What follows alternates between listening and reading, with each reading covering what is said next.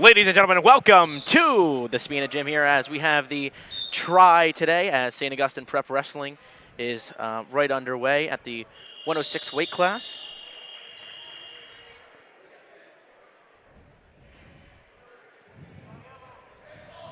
As Mason Massa is going to be the first guy to wrestle for St. Augustine in this matchup versus Washington Township.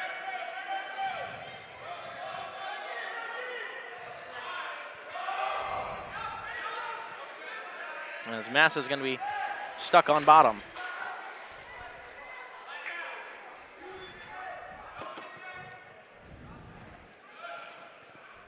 This should be a good team match here to start off the day. Township's a really good wrestling team.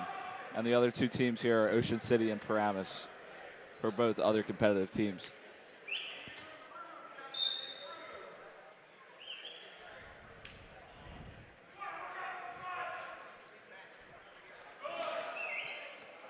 As it'll be Frank Albright for Washington Township. Yeah.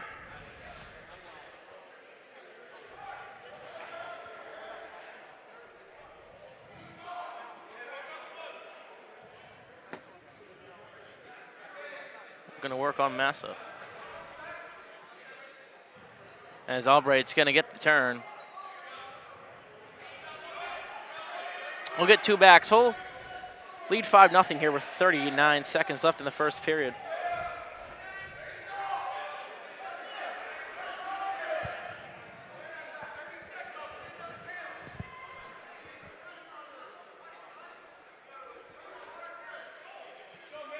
Albright still committing on top, 5-0 left with 20 seconds left in this first period.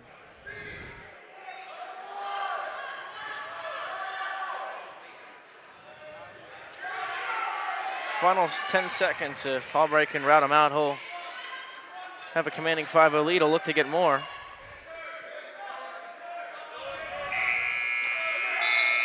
As Albright will come out of the first period with 5. It's his choice. He'll start bottom.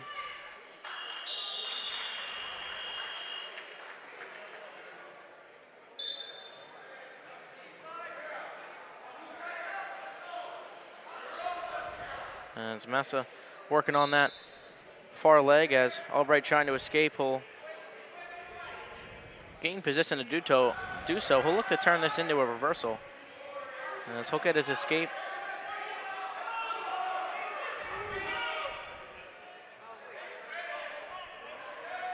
And working that far leg of Massa. He's got the far ankle. He's going to turn him. He gets his 3. He'll get the takedown. He'll lead 9-0 here early in the second period. As Albright's been the guy on attack so far for Washington Township.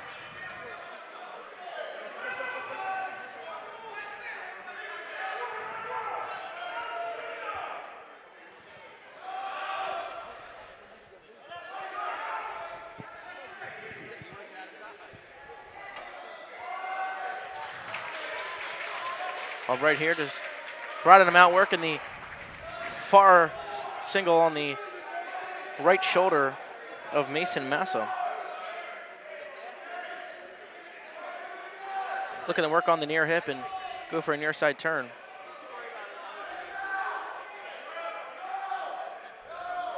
As he looks like he's just going to cut him. Massa will get his first points of the match as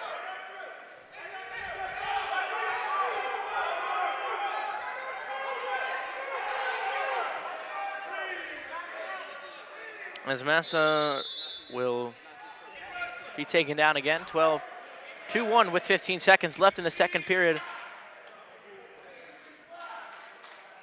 And it was working towards the edge of the mat.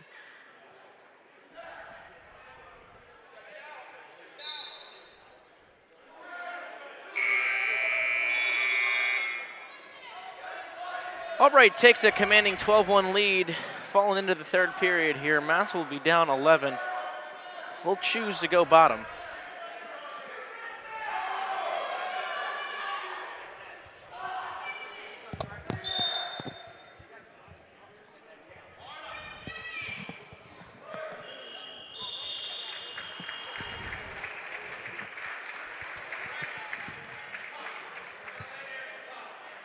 Albright's going to cut Massa. Massa will get his escape. He'll look for one more, as he will get that takedown. Not yet. Sprawling away scramble, as he will pick up the 3, 15-2. Massa's going to try to not get turned here and give up the tech fall. He's got a minute and a half to survive. He's on the near side headlock. Albright looking to turn Massa. I'll have no luck. He's just going to cut him again one more time. Looking for the near side cradle. As Albright's going to go in for another takedown. Massa trying to scramble. He'll get the 3 and the tech fall, as Washington Township will take a 5-0 lead here. Township coming out setting the tone, you know, very, very light, very cold in here. And just coming out at 106 fire, and I mean, that just lets you know it's going to be a good match today.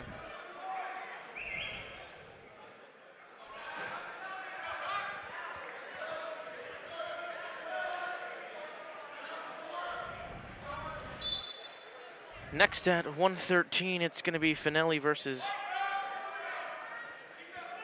it would appear, Dylan Hertzer, as he's looking to go to work early and find him on his back.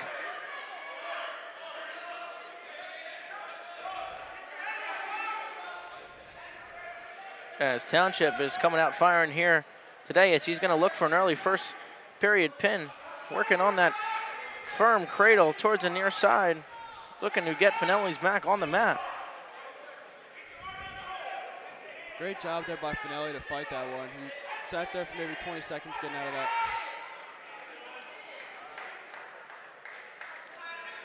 As Finelli is near a pin and he'll get stuck. So Township coming out first 2 matches, first 2 victories, both by double digits. As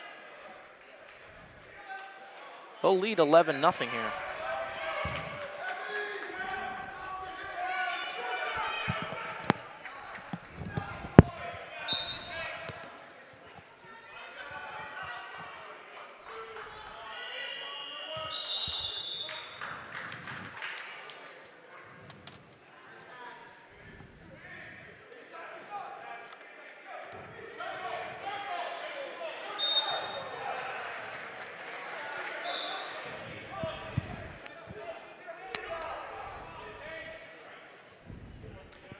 As now we're in the 120.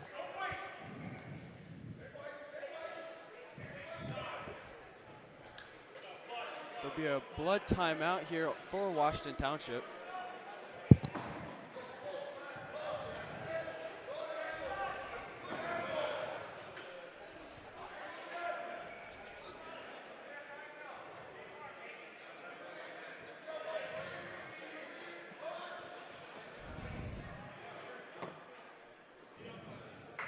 As during this timeout, Hermits obviously have the 3 matches today. They'll have Lower Cape May next Tuesday, and arguably the biggest match of the year versus Delsey on Wednesday here in the Spina Gym.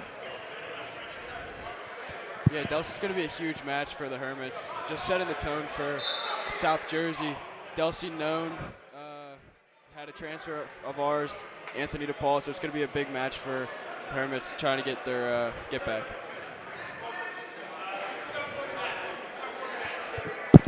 As we're at the 120-pound class, it's going to be Casey Fokula wrestling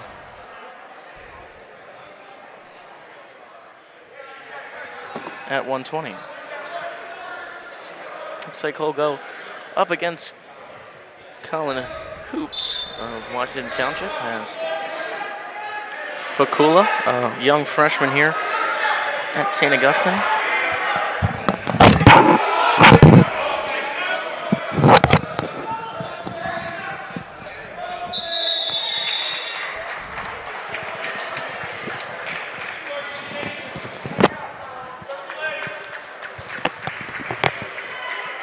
Scoreless first period, 14 seconds in. Fokula will look to score. Working on that hip of Hoops. As he'll get the takedown, as it's the Hermits' first time leading today. 3 points will be awarded as working towards the far side of the mat.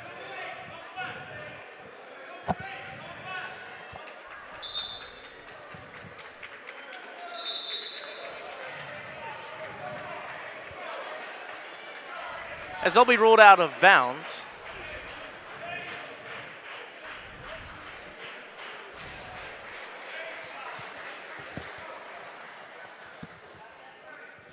Pakula will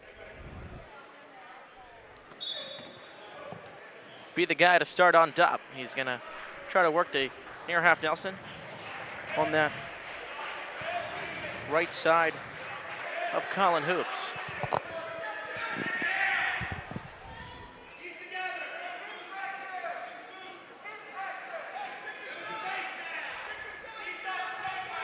As he's got the near left wrist of Hoops, he's trying to work to find that near side turn as he's going to stick his head inside. As there's 15 seconds left in the first period.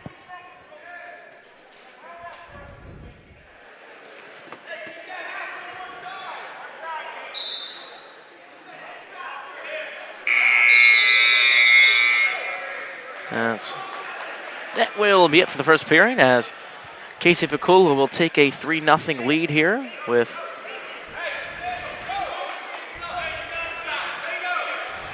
close start neutral. As Pakula found success in that first round on that outside single. Defensive wrestling here so far. 10 seconds in for Pakula, working on that right knee of his. Hoops will take a shot on that near side. Pakula looking to scramble. He'll find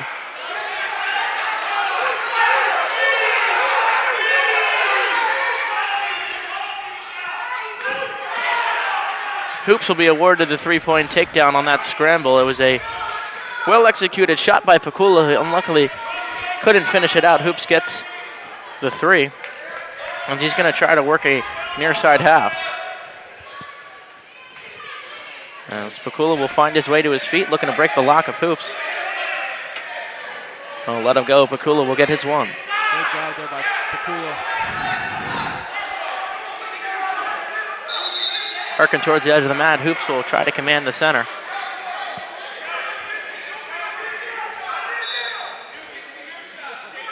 Hoops on that right shoulder, tries to tuck a fireman under. He'll have no luck. He'll try to scramble his way out of the lock of Pakula.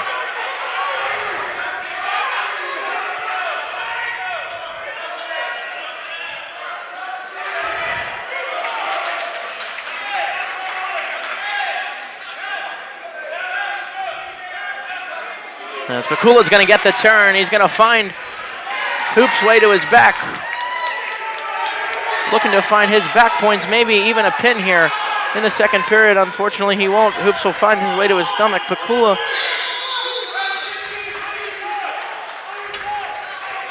looking to get some boots in here with 10 seconds left. As he'll get the 4-point near fall. He'll find the 4 up. 11-3, looking to get more as time will expire. Casey Pakula with a commanding 11-3 lead here. This is a great freshman versus freshman matchup right here in the 120 class. Could look to seeing them face each other in regions or districts depending on the alignment.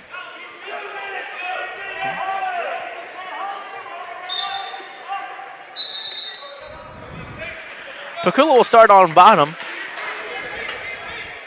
As upheat here, he will have the major decision if he gets out. Have a chance for a check fall with one more takedown prior. As Hoops is going to try to work the upper body of Casey Pakula.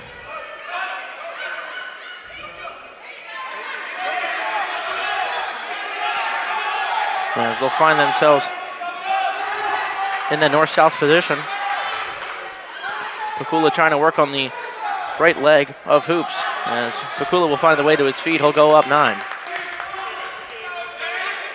Pakula working that low right knee on the ground stance. He's going to look to find the lower half of the legs on Hoops.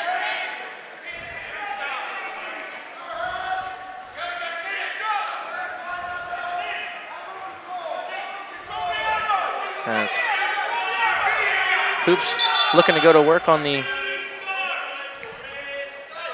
right side. It'll be an injury timeout.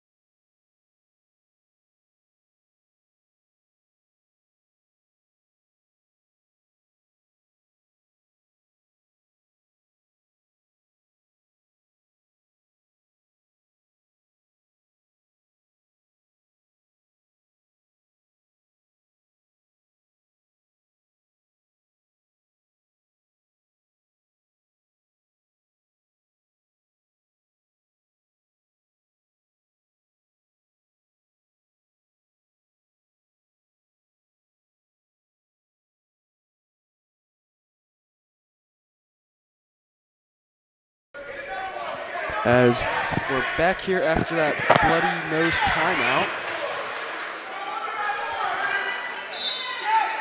Pakula's going to look to work for 3 more. He's got the leg of Hoops. Will find his 3. Pakula up 12 here with short time remaining here.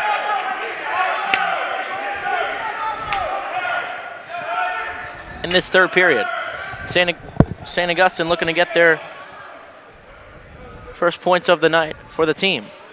As Pakula working on the back of Hoops, looking to maybe find some back points here in short time. 10 seconds remaining on the clock as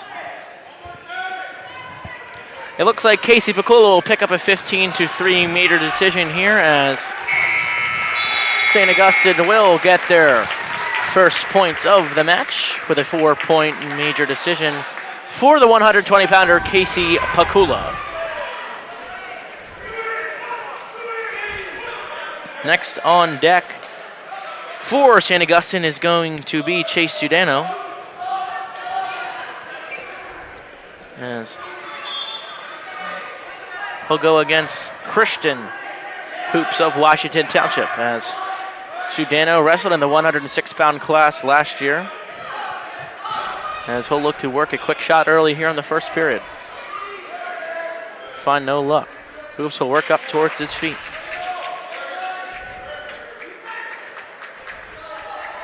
Sudano, a long wrestler, especially in this 26 class, as he's going to work to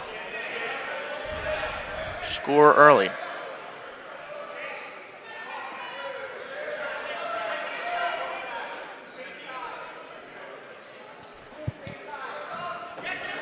Sudano looking to get the 3. Hoops is going to try to find the right foot of Sudano. He'll have no luck. Look to turn around and find that rear hip.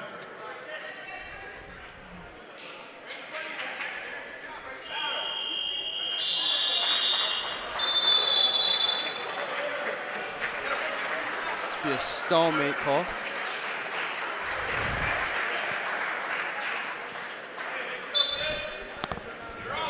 One minute left in this first period. No points scored yet for Sudano or Hoops, as Sudano is going to be in on the right leg, try to finish this takedown out. Hoops looking to push that head towards the mat and roll out. Sudano looking still to score. He has a grip on that inner right thigh, trying to finish out. He's going to turn around.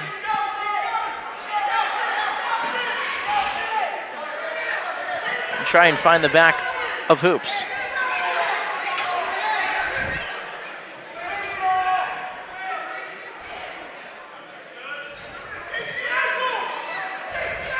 Sudano looking to score here with just 20 seconds left in this first period. He's looking to try and find that far leg here, as he's want to not be ruled out of bounds. You want to try to get him towards the inside of the mat. And short time here, Sudano trying to scramble his way into 3. It looks like he'll have no luck. It was a good scramble by Hoops to close out this first period.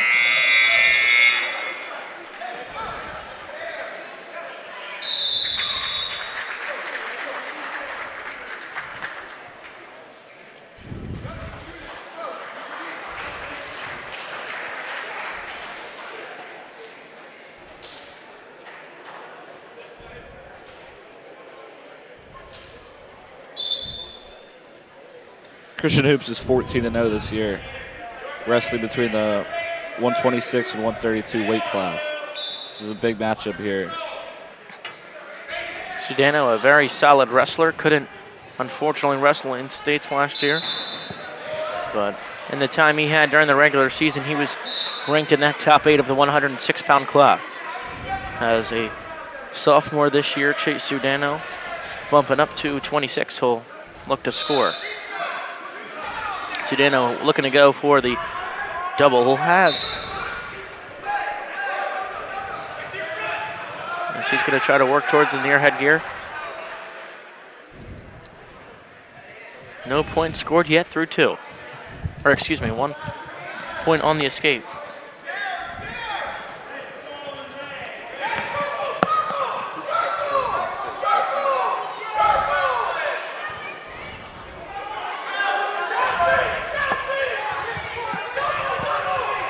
Sudano looking to finish his 2 out.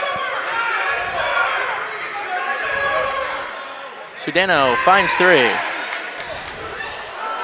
Or nothing, excuse me, no points were awarded with 40 seconds left here in the second period.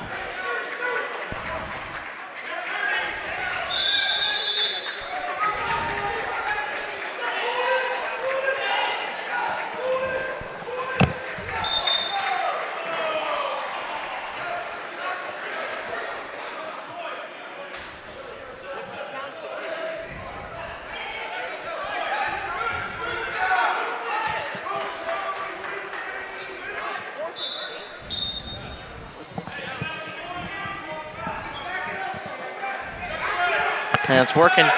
Hoops on Sudano with 17 seconds left here in the second period. We'll go out of bounds.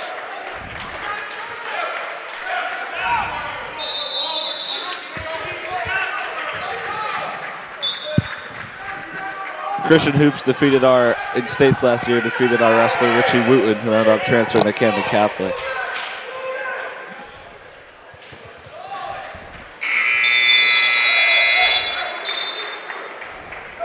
And he will have the 1-0 lead on Sudano with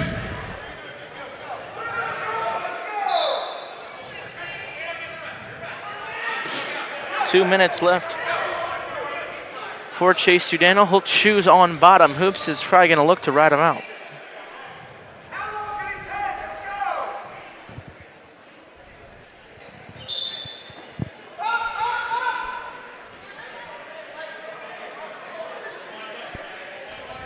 Sudano looking to get this point back here. He's going to have to work out of the grip of Christian Hoops as he gets to his feet, and he'll find the one. Next point will take the lead as we're tied up here with 1-1 in the third period. Sudano working towards the far side of the mat. He'll try to circle in, look for a quick shot. He'll have no luck. Hoops will scramble chest down towards the mat. As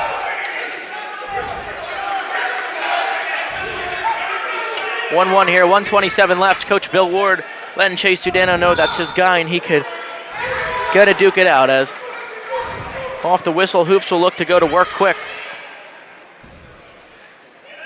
Wrestlers have worked a lot in this north-south position.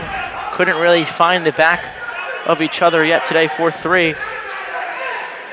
As Sudano looking to find himself out of a tough position here with just above a minute in the first. Hoops looking to turn towards the back of Sudano. He will find his 3. It's a big takedown there for Hoops. Now it's a slight chance that Sudano can get up and get his takedown to win this match.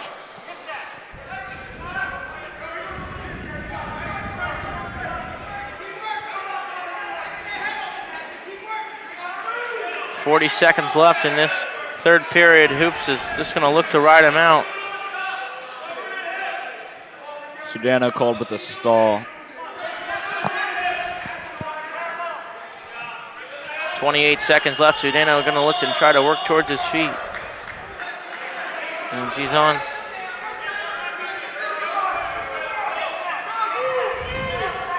In that sitting position, Sudano just trying to break the lock of Christian Hoops. He finds his way to his feet and just gets knocked down as Christian Hoops with the late third period takedown is going to take this match 4-1 here today in Richland. Chase Sudano. Overall, a good performance there by Sudano. The coaches will be happy with his effort. Only gave up 3 points to an undefeated wrestler.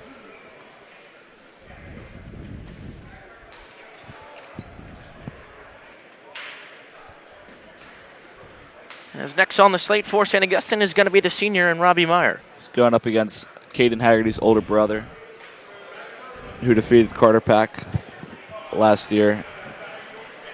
Haggerty, a long, very long wrestler at this 32 class, a tremendous wrestler in that itself. He's found much success here at Washington Township.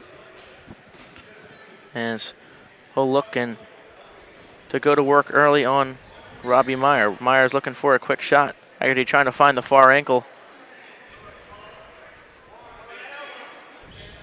He's got the underhook on Meyer's left arm. Working towards the far side of the mat. Haggerty commanding the center. He'll look to find 3, and he will.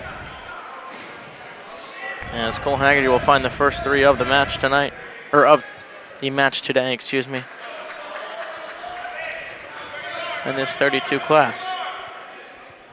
Haggerty's such a good wrestler. It's nothing against Meyer, but Meyer in this match is going to be looking to help the team out, to give as little team points up as possible in this match.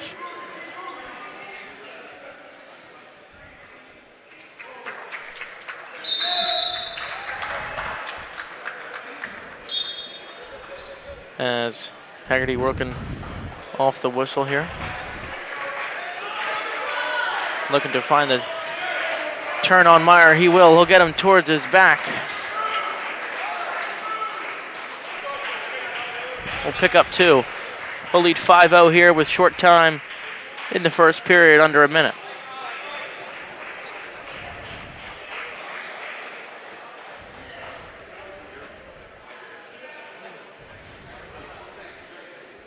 As Meyer looking to hold his own here with 38 seconds in the first.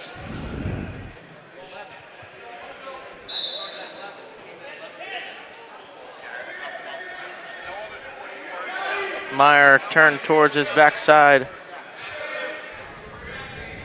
Haggerty will go get 2 as a 7-0 lead here with 20 seconds left in the first period. A commanding start for Caden Haggerty and this Washington Township team.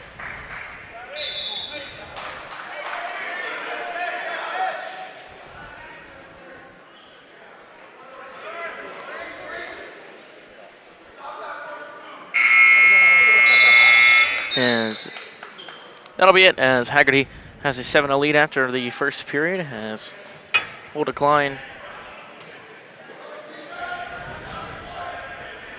And Haggerty will start on bottom.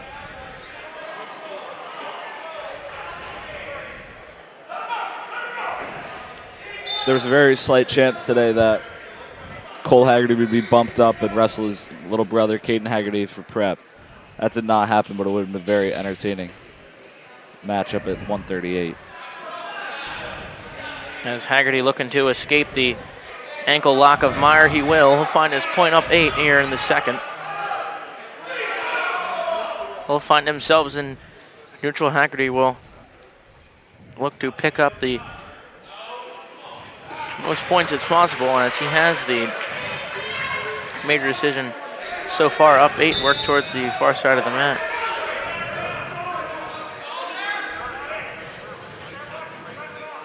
.124 left in this second period.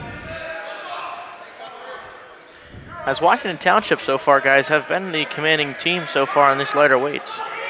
Yeah, we're getting into our dominant weight classes, I believe. So this is kind of going how I've expected to start. Yeah, it should turn towards the Hermits' favor soon. Like you said, they're also very light, but they're also very young. Hermits are very young this year, only had 3 seniors, a lot of sophomores, a lot of freshmen. And I think that's just like a good path for later on, next 3-4 years for this Hermits wrestling team. As Meyer looking to not get turned here with short time in the second period, under a minute. And Haggerty's going to find the half Nelson on the left side of Robbie Meyer.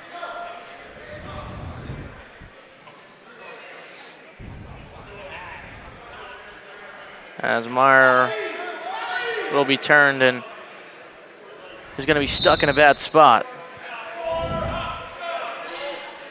As that's the tech fall there for Cole Haggerty. He'll pick up a flat 15-0 victory.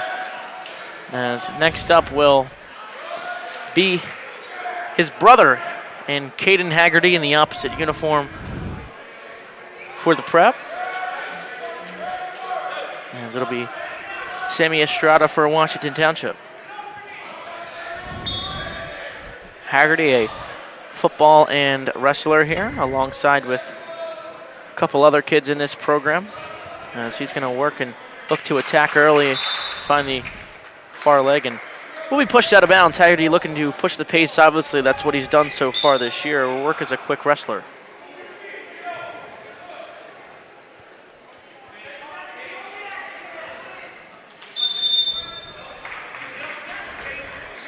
This will be a stalling call on Washington Township.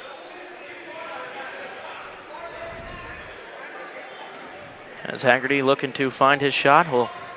Always a forward wrestler, looking to wrestle downhill, as he'll find the near side headlock of Estrada, working on that left elbow. Haggerty has a taped up wrist, it would appear.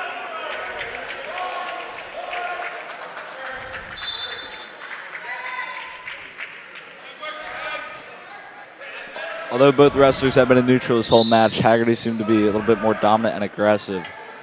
So Township kid's got to be careful for getting called for a stall warning soon if he keeps wrestling the way he is. And he is called for a stall. Haggerty looking to just keep pushing pace here, work towards that end of the mat, as so many times you can only be pushed out of bounds before that stall will get called. As Haggerty going to work on that left tricep and right side of the neck of Estrada. He'll have the right hand underhook working the left elbow as he'll find the trip and find Estrada on his back. Haggerty looking for 6 here. He'll get his 4 backs, looking maybe for more. Haggerty trying to turn Estrada over, looking to work towards the upper side of the neck. As he'll get the pin as Caden Haggerty gets 6 back for St. Augustine on an inside trip fall.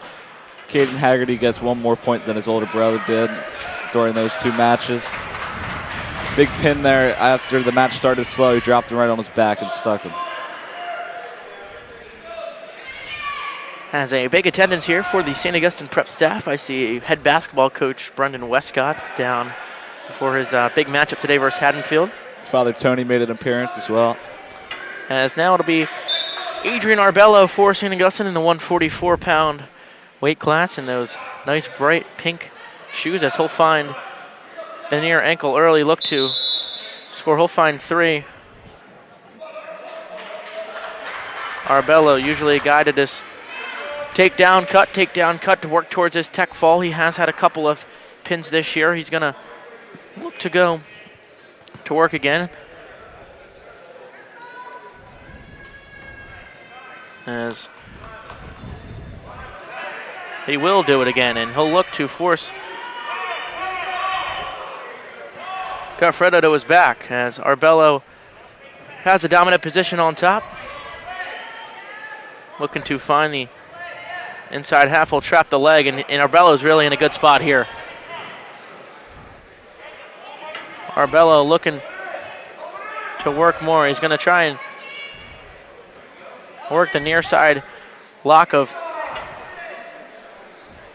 the head, as he has an 8-1 lead out here early in the first.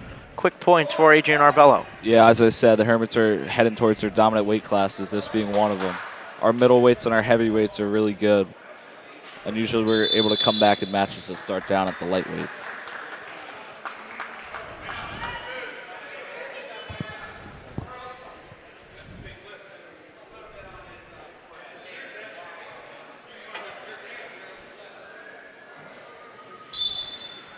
Arbello going to work on that near side of Goffredo.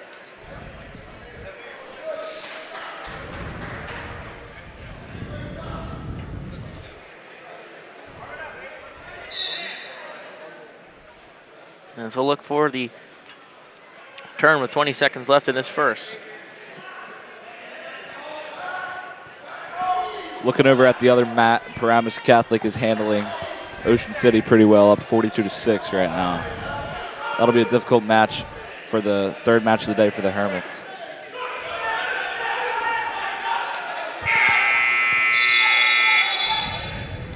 As that'll be the end of first period. Arbello takes an 8-1 lead.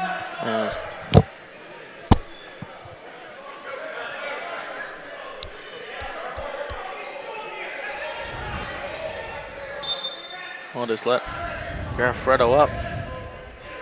Arbello working towards that far side of the mat. Garfredo takes a shot. Arbello's got the near side headlock, and he'll find his 3.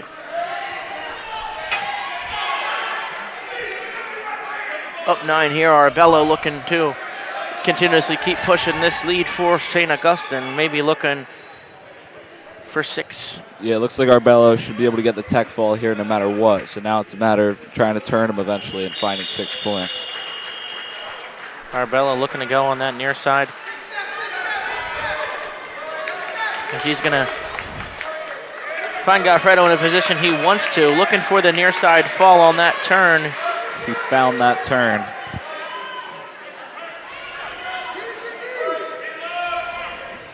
I just got to find the left shoulder blade of Garfredo on that mat. He's just got to turn that inside arm and keep driving towards the outside, and as he will,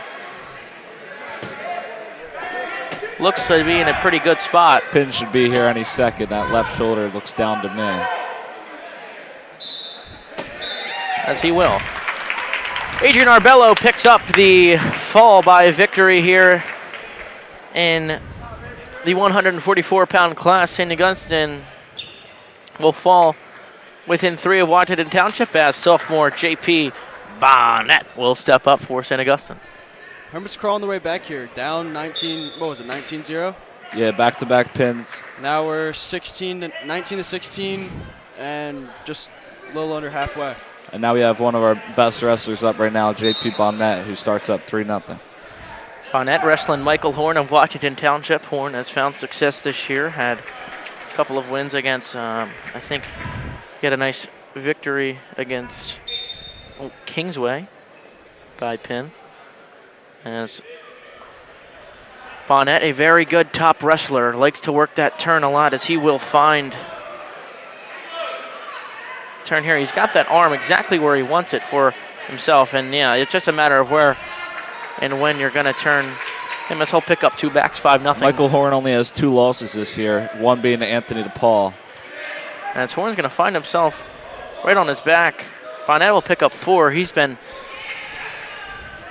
so dominant here in this first period, looking to continuously work and work for these back points, as looking to turn him yet again. And working towards the far side of the mat. If you're J.P. Bonnet, you want to stay in this position, keep him inside as possible. He will. Great wrestling by J.P. Bonnet, as he'll find himself in another 4-point turn. He'll go up 13 here, short time. Horn's got to get out of this if he can.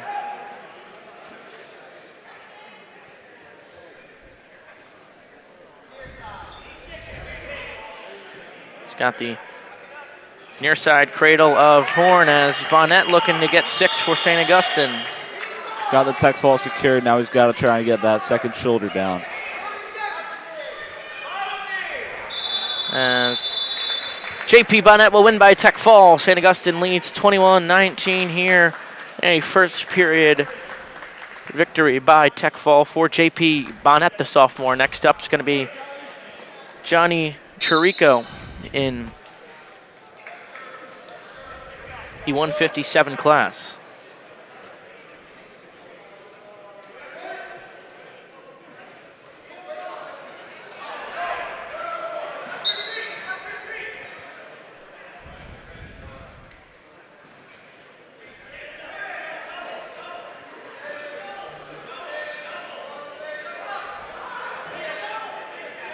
Does it look like it'll be Jake Gledhill for Township up against the stocky Johnny Chirico. As Chirico will look to score here early, and looking in that near side headlock. He's got the near side leg, looking to work a cradle. Chirico's known for his first period starts. He comes out really hot every time.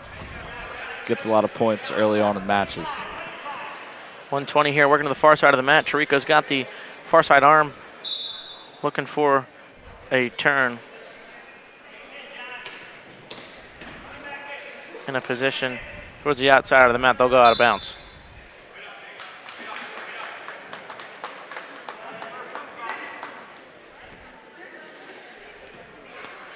Johnny Chirico wrestled in the 150-pound class last year. As we'll look to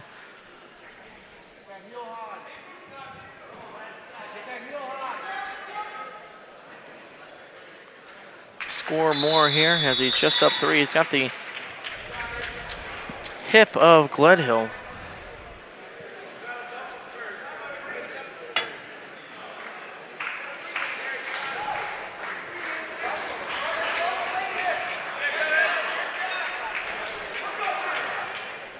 As Chirico will cut him with 30 seconds left. Chirico looking to go to work again. He'll look for that fireman's carry, find the outside of that right leg of Gledhill. He's got to finish here or could be in a bad spot. He would appear, working towards the center of the mat. Nothing yet. Good scramble by Gledhill as he's going to pick up the leg of Chirico. 3 called for Chirico. Good late period points for Johnny Chirico. As 2 seconds left. He'll come out of this period with a 6-1 victory and a nice takedown with the final 20 seconds as full decline in the decision of Gledhill.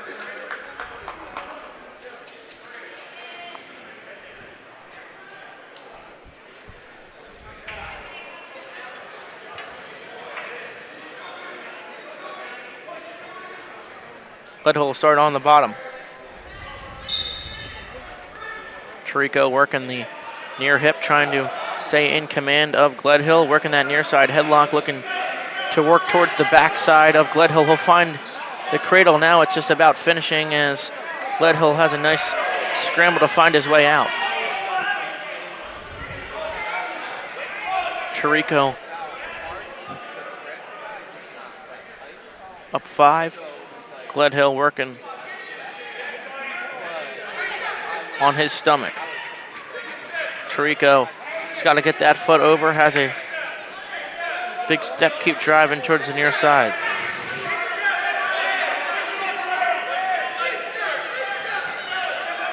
As Chirico will looking to find backs for Johnny Chirico. Chirico doesn't want to overextend here, find himself in a bad position, looks to find the backside of Gledhill. He'll find himself 4, backs up 9 here with under a minute left.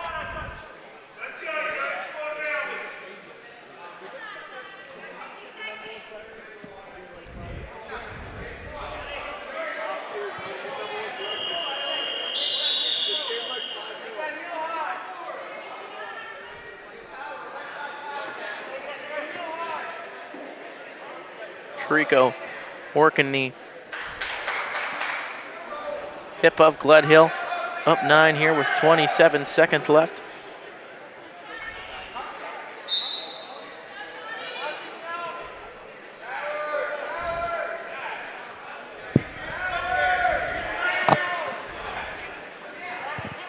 Looking to get a leg in is Johnny Chirico. Gledhill will find his escape late here in the first with under 10 seconds. 2-1, that's it for the second period of wrestling here for Johnny Chirico and Jacob Gledhill as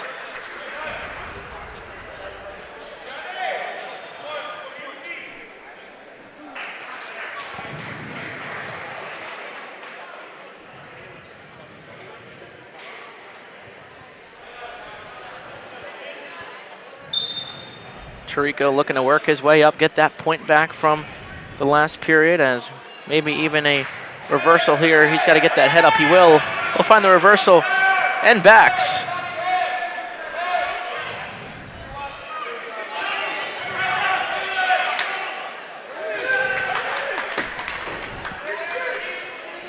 Chirico's got to get that left side of Gledhill down. He's getting a good position to do so.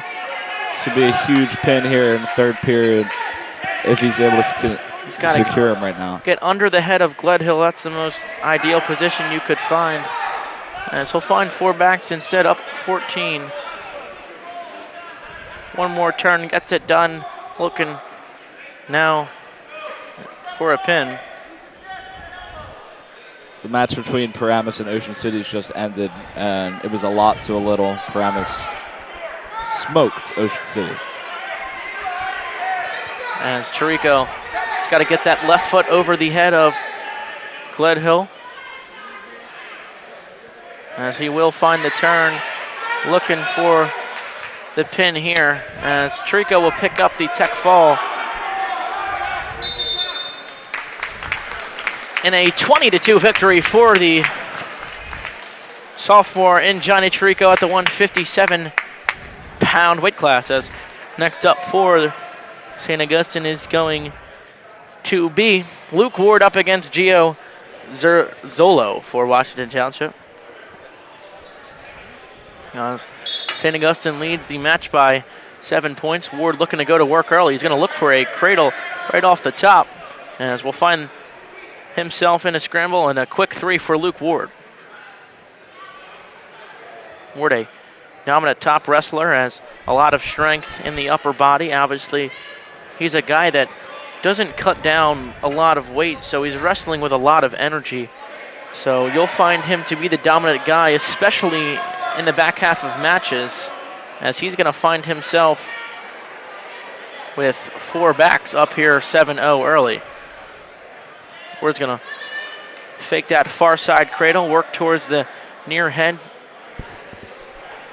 Hermits have been securing extra points in every match this past 20 minutes.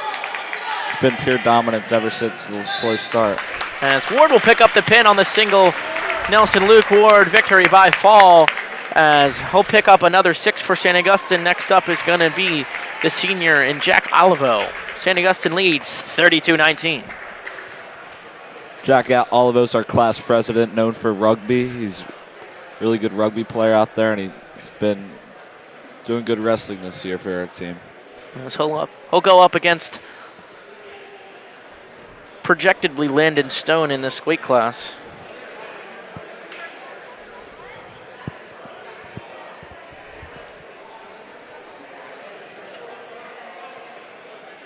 Both the wrestlers check in with Mr. Morris. This match should be underway soon. Mr. Morris, the voice of the Hermits.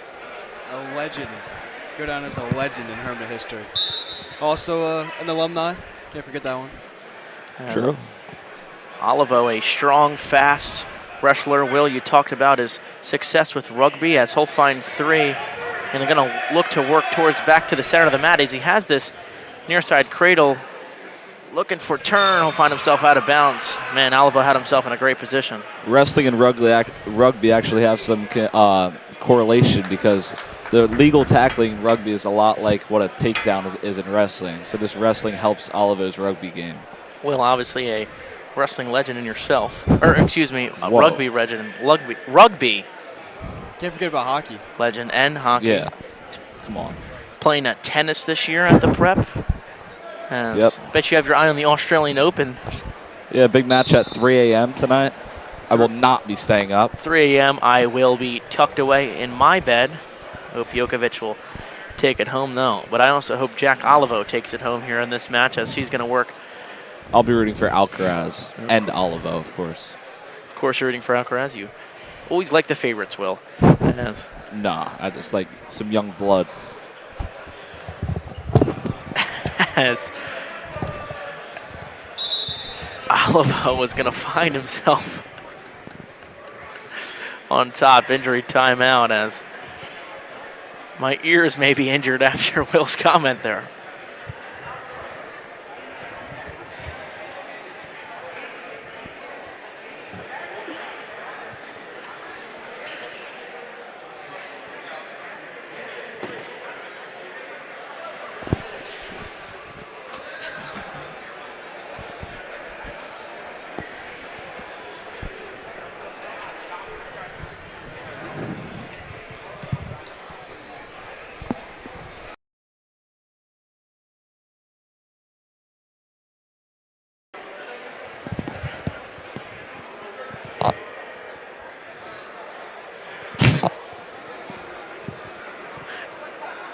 Getting a good look at Adrian Arbello and the coaches discussing right now.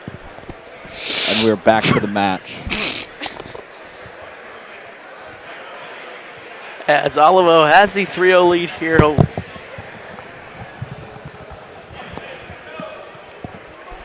Olivo will work from the top.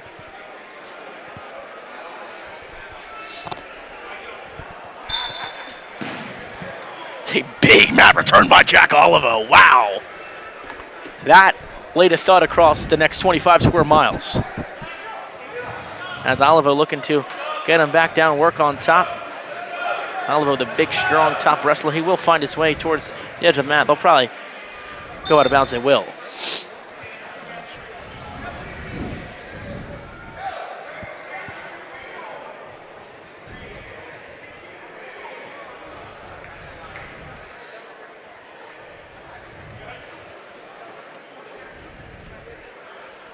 Olivo with a 3-point really lead. Bringing the boom. Yeah, right now. like Big Justice and Big AJ.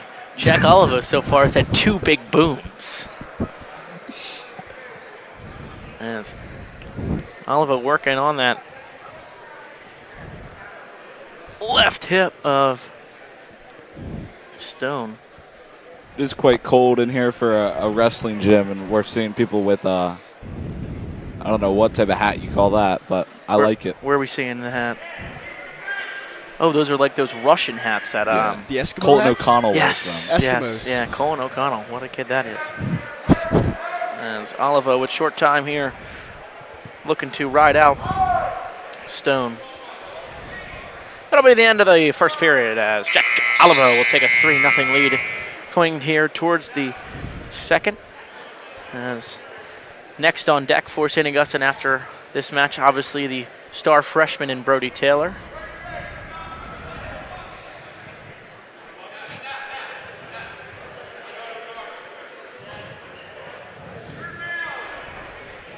As Olivo will start on bottom in this third period.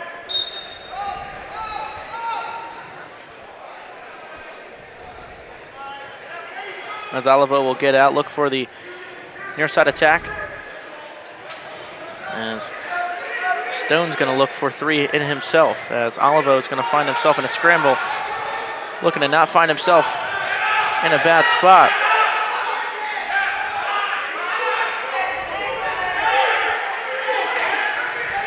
As Stone will find 3 here. That's only trail by 1. Olivo looking to not get turned here.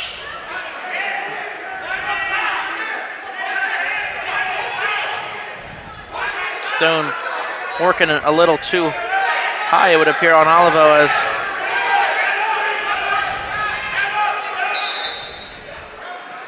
potentially dangerous called. On another topic other than wrestling, Paul George has just been suspended for 25 games. Due to what? Violating the league's anti-drug policy. Unbelievable. Really just the classic Sixers right there. Get people's hopes up and then collapse. Shout out Joel Embiid. Embiid was the greatest athlete in Philadelphia sports right now. I hope that was a joke. Who is better right now currently? That's playing sports. That's playing right now? I mean, I hope he's better than any of the Flyers.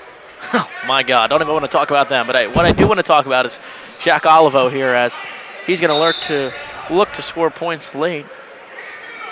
As I think this scoreboard wrong? He just got the escape. No, he was up 5-3, he got the escape. Or no, he was up 4-3, he got the escape. Now he's up 5-3. Oh, Jack, excuse me, my good sir. As, a mighty barrel. Watch out for Willie. Mr. Morris almost found himself getting trembled there by Jack Olivo. And Stone's working on a single leg shot in that waterfall position.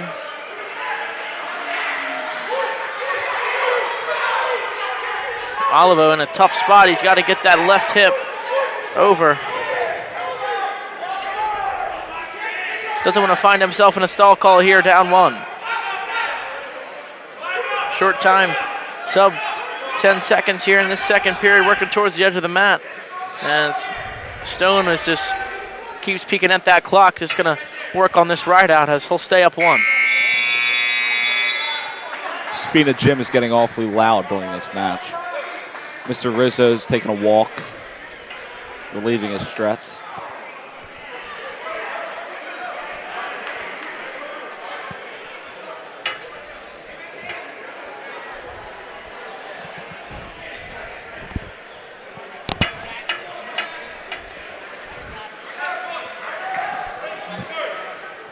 As Stone will be on bottom, up 1. So if you're Jack Olivo, you're probably just gonna let him up and look for the 3, unless you're gonna work a turn. For these first 45 seconds, you'll look for that turn. If you have no luck, you're gonna have to cut him and get up. And what also can't happen is Stone picks up a stall call here, so Stone has to be a working wrestler too, is the rules of stalling. He has to be compliant in the play. As Olivo seems to be letting him up. Olivo's going to get a quick cut, find the near ankle. Good shot on Stone. Olivo, this has to finish here. You got to take your time with this shot. He's got to get to that backside. As Stone will be the guy on the reverse shot on the leg. He'll find himself 2.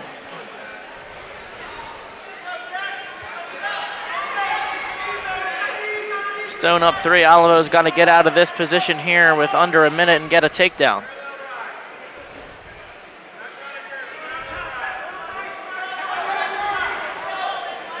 Coach Ward looking back at the clock. He's about ready to tell Olivo he's got to get up right here. Stalling's going to be called on Stone with 46 left. Coach Ward letting his guys know that you got to work.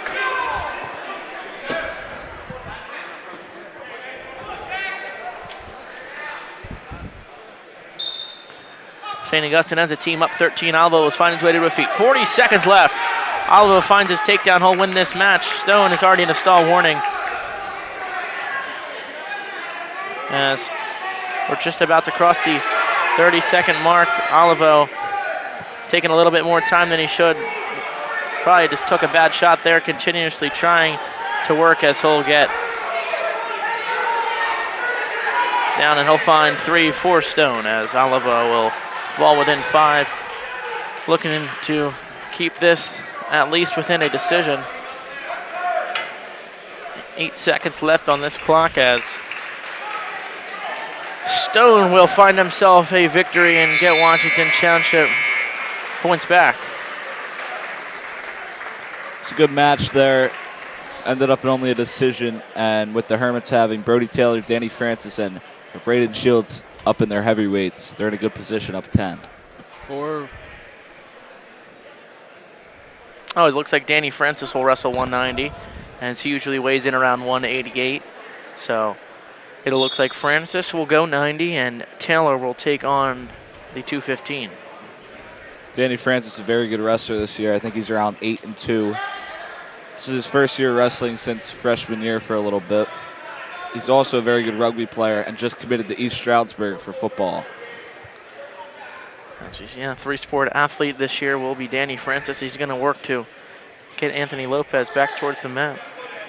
As he'll get back points. And he got the pin. As Danny Francis will pick up the pin, get St. Augustine 6 back here in the back half of this match. As now the big Brody Taylor will step on for St. Augustine. He'll wrestle against Jalen Suarez, the junior. So this match has officially been won by the Hermits according to my mathematics. Good win here against a good team. Will obviously a calculus, or pre-calc or calculus, excuse me. Calculus. Calculus with Mrs. Cheney? Cheney. Yes, Cheney. Cheney. Wonderful teacher here at the prep. Sure. New teacher. Very nice teacher. Will, obviously, not that smart. What? So, Feel like I'm being disrespected. Smartest ones are on the ends. obviously, going to Harvard myself alongside Flanagan with Princeton. Right. Get out! I transferred to Yale. Oh, Yale, you're going to it. Flipped my commitment. Yeah. Brody Taylor is a Coach Aaron Taylor is helping clean the mat before his son, Brody Taylor. Coach Aaron Taylor, a wonderful baseball coach, coached me back in the 12U with the Mid-Atlantic Show. Placed second in Cooperstown. Unbelievable experience. Great place to be, as my baseball days are fortunately over, as Brody Taylor will work on the near side. Single and find himself 3, and looking for a pin here. Brody Taylor is an absolute monster. Looked like a WWE move there. That was like Roman Reigns. Spear. That's the only guy I know. As he'll work Suarez on his back. What about John Cena? John Cena retired recently, I heard. Heard he's for real, and he's not coming back. We'll see how true that is. As Taylor has the chicken wing arm lock on Suarez, looking to find the turn. Taylor obviously wrestling a guy that's 25 pounds more, so this turn isn't going to be as easy. But, of course, Brody Taylor will find it, and he's in a great spot here. And he'll find himself the pin as Brody Taylor gets 6 for St. Augustine. They'll go up double of Washington Township, 44-22. As this mat is just getting bloodshed everywhere. It just appears that Washington Township must be a dry land, and these bloody noses. That is true. Miss Shaner told me that a humidifier can help bloody noses. As we see the St. Augustine lacrosse team, a couple of individuals here. It's an interesting appearance. Ryan Diamond and Max Ferroni don't even live near each other, so must have been had a sleepover last night after the great win versus Mainland for the Hoops team. I mean, how about that? Great environment last night, wasn't it? Yeah. It was all around amazing. I mean, you guys were there? I was there, yeah. I was standing right next to you. Yeah. I don't know really where you hope went. you'd remember that. I was there. Oh, I bet you were. But all around, great job by Joey Brennan putting that all together. I didn't put much together. That was just a pep rally. Great event that was. Mr. D'Annunzio really needs to work some arc on his shot. Yeah, just pushed it too much. I mean, that was like a line drive. He did outperform Mr. Nichols, though, but I think any one of us could have done that. And as Will, you were in the 2-ball yourself, outplayed Chris Triolo. Don't know what sport that guy likes the most, but he hits a lot of iron in all of them. As Bubba Shields, Braden Bubba Shields for St. Augustine will look to go to work and find himself 3. Braden, obviously a big guy. It's a 285 class.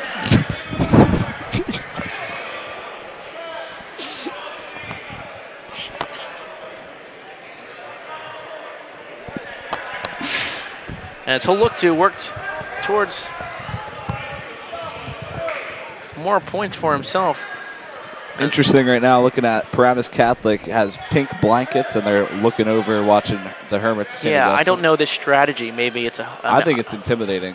If I saw a pink blanket, I'd think I would be not playing. It seems like a confident thing to do. Yeah, I feel like you got it. You better win after you put pink blankets on yourself. So, it's Bubba Shields up 3 here with 45 seconds in the first period.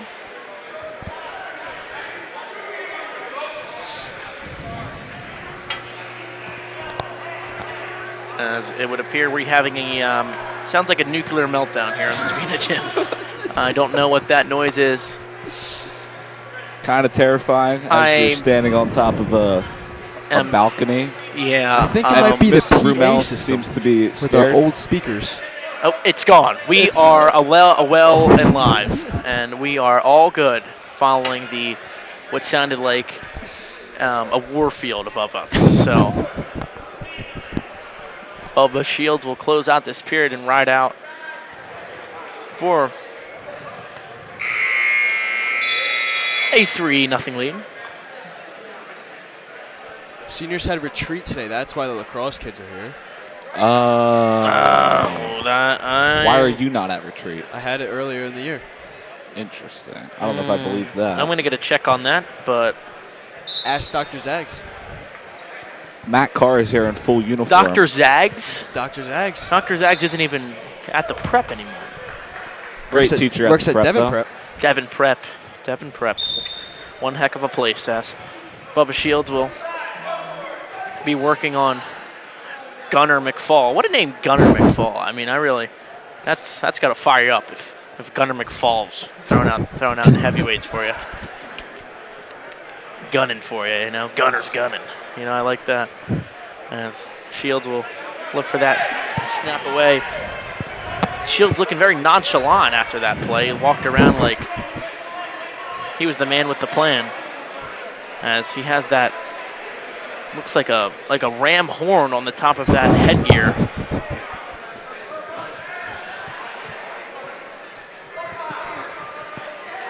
As with 1:10 left in this first period.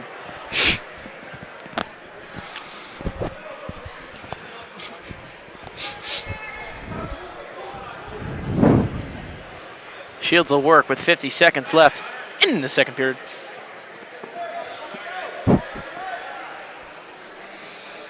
I wonder if it's a strategy, like knowing that you have 2 other matches today and the team's already secured the win, if you just conserve energy in the first match, save some up. I mean, that previous wrestler like myself back last year, I would just go full 100% every match. That worked well. What was your record last year? A 1-2. Counting JV matches. Yep, of course I am, because that's the type of wrestler I am. I am a JV wrestler. A good one. Yeah. As undefeated in my JV career, 100% pin rate. Don't know if I believe that. You could go check NJ.com, but you know what I'm going to check out right now is Bubba Shields and that left overhand tie that he has as the period will come to an end. I don't think NJ.com does JV stats. No, they do not. Well, I actually made him put mine on there. So, oh, yeah. And you said counted as varsity? No, but I probably should have.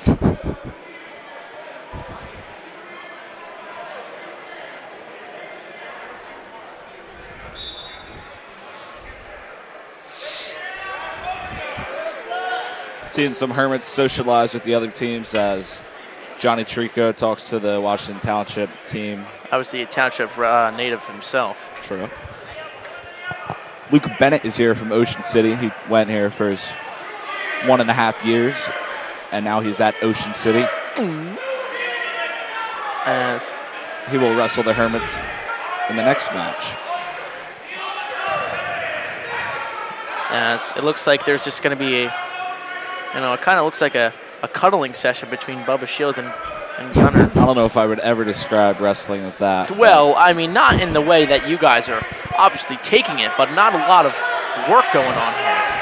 But now there is. Bubba Shields looking for the turn. There he goes. Bubba Shields. Oh, he's so close. Bubba Shields. Oh, my. Bubba Shields is going to pick up 4 backs.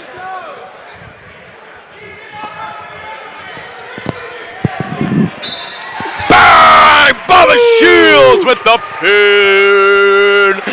As St. Augustine will take this victory 50-22 against Washington Township. As we will be back for the Ocean City match.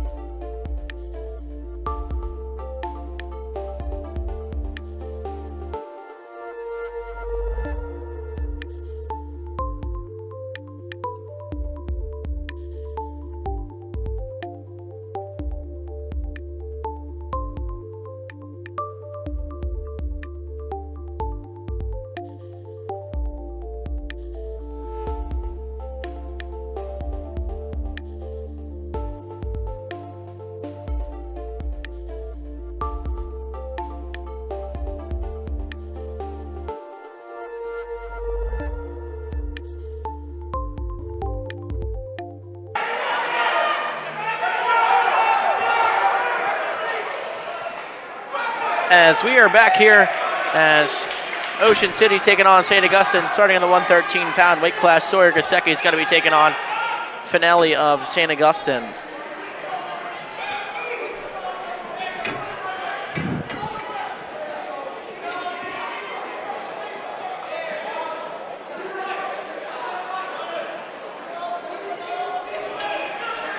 As Finelli taken down early, going to look to try and work up as he'll find himself on his back.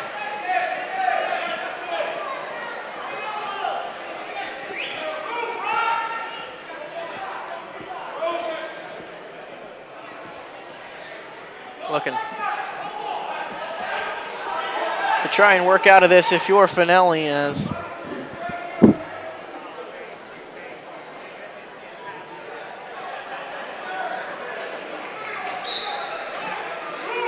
Gasecki's going to try and work up. He's going to be on that hip line.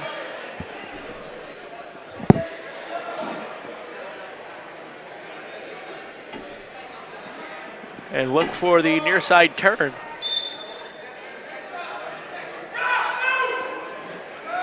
Finelli working bottom. As he'll find himself in the near side cradle. If you're Gasecki, you got to work back towards the center of the mat here with short time.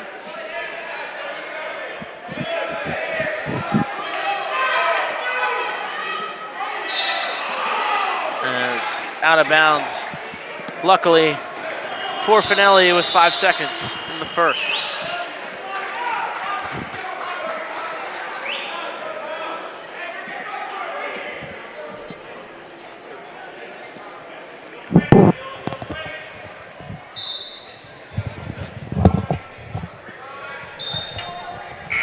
And that'll be the end of the first period as Gasecki will command a 3-0 lead here on the right of Finelli. Finelli will defer, and they will. Gasecki will be on bottom.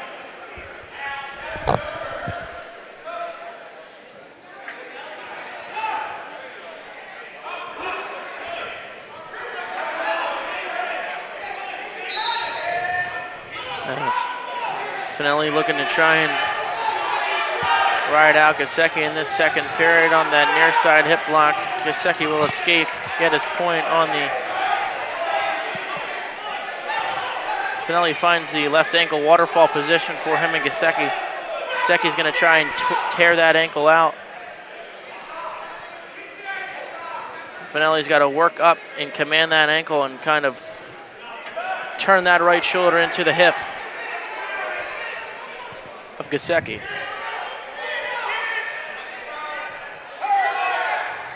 As no points awarded yet, as Finelli has that right leg of Gasecki. As Gasecki's going to try and work that left ankle of Finelli. Gasecki is just in a dominant position, but as long as that leg is commanded, he'll find his 3 up 7. With 55 seconds left in the second period. Gasecki trying to work a far side turn, working Finelli to his back, looking to roll through. Finelli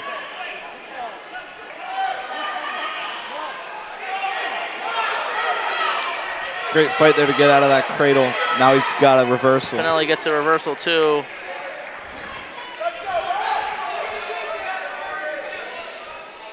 As Finelli trails by 6 here with under 30 seconds left.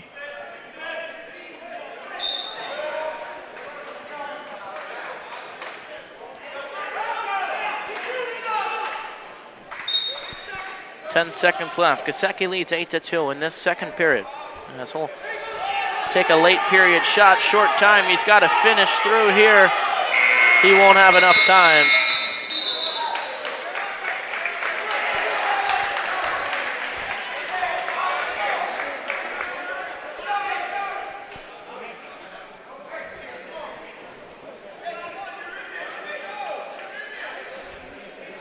Finelli will choose bottom. He's going to work out of this bottom position early. He'll trill 5 if he does. Has to work for a shot and turn.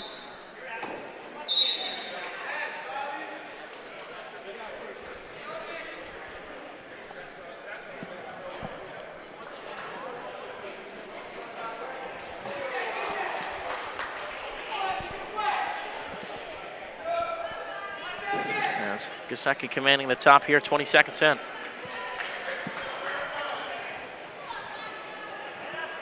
.113 class as Finelli's going to be turned towards his back, working towards the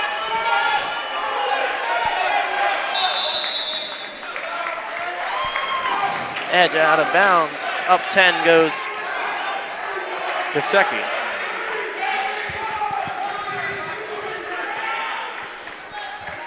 Finelli has entered don't give up 6 territory. There's maybe even 5, obviously, are okay with taking a major over the tech fall. If you're Finelli, obviously, you're not in a good spot here as Gesicki working on that near side ankle, looking to crank Finelli's head towards his back with just over a minute here.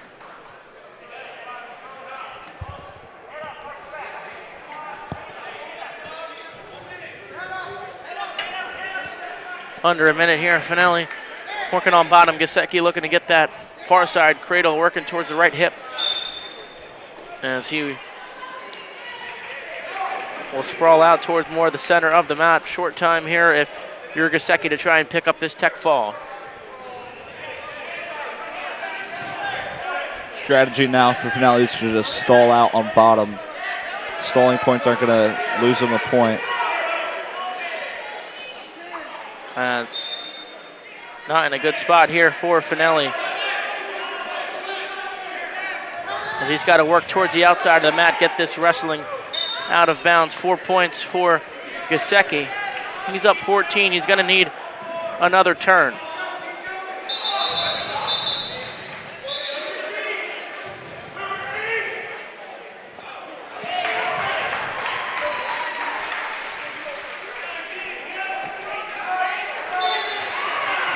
As that's the would appear to be the match.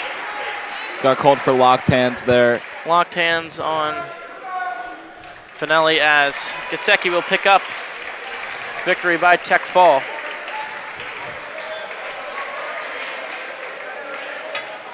As next is going to be Casey Pakula for St. Augustine and will probably face Bobby Dranowski of Ocean City.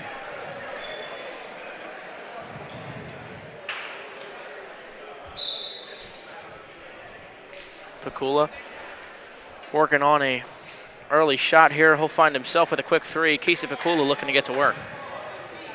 Pakula, a freshman wrestler, obviously.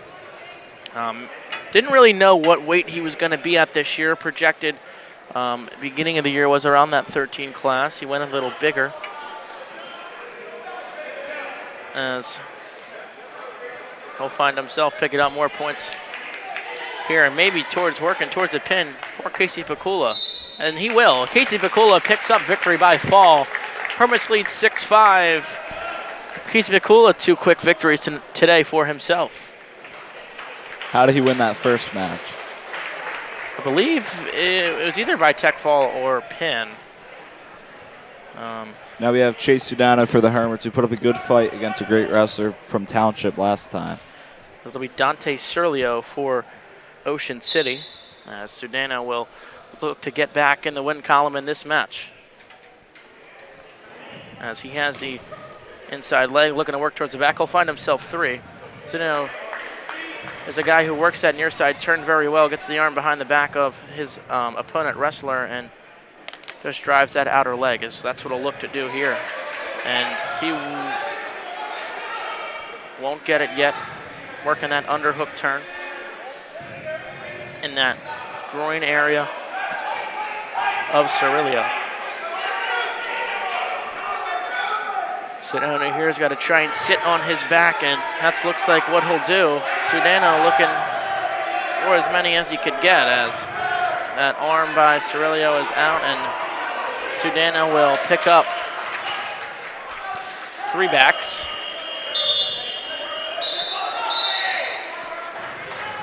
Up 6-0 here with a minute left.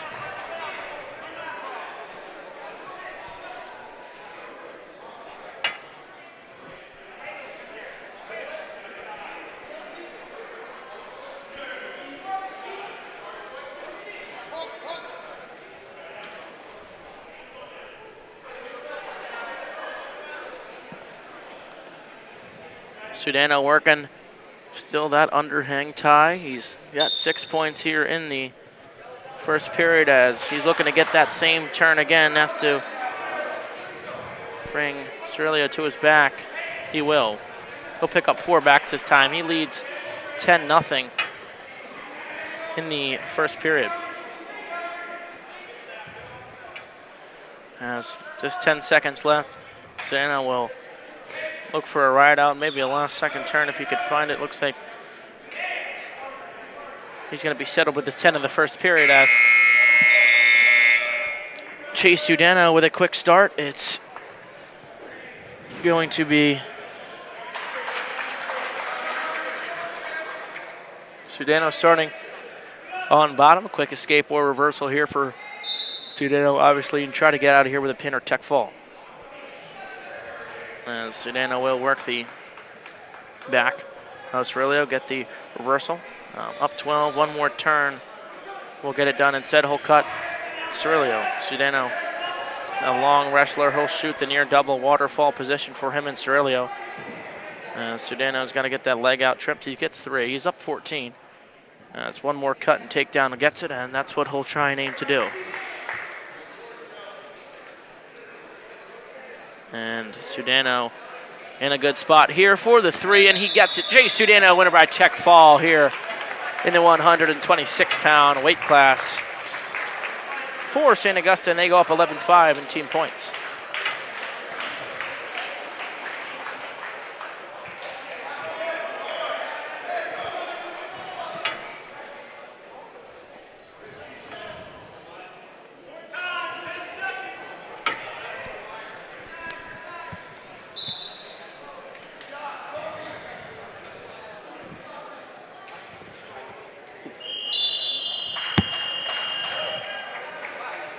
That's Robbie Meyer, the next to go to work. It was Archie Schreiber on that last match in 26. Now it's going to be Dante Cerullo for Ocean City.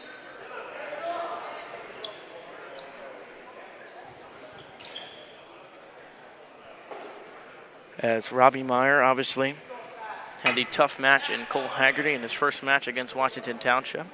Wrestled well for the team. Did not get pinned. So now he'll look to pick up a victory here in his second match of the day as both wrestlers work in neutral for the first 50 seconds. Meyer looking to get that outside single. He'll have no luck. Both wrestlers will fall to a knee, wrestle low.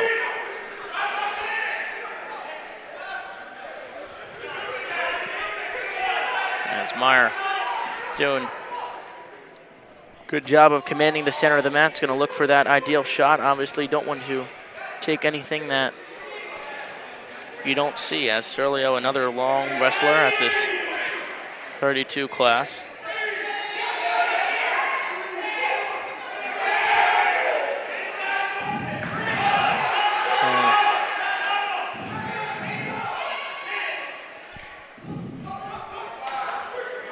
Cerullo has action on Meyer here, looking to tip towards his back. Meyer commanding towards the center.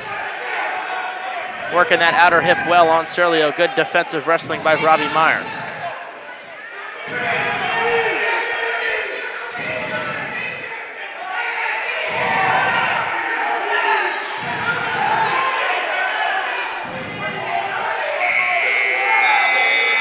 Crazy match between Christian Hoops and the Paramus wrestler over there on the other mat. Hoops is down 8-6, but he's making a huge comeback after being down 7-0.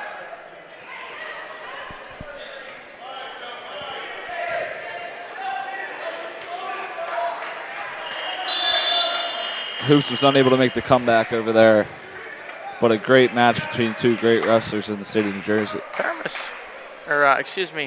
Township up 12-3 on Paramus, but back to the center of the mat here on mat 2. Robbie Meyer will start on bottom, look to get the escape, but Cerullo obviously working on that crossface on Meyer.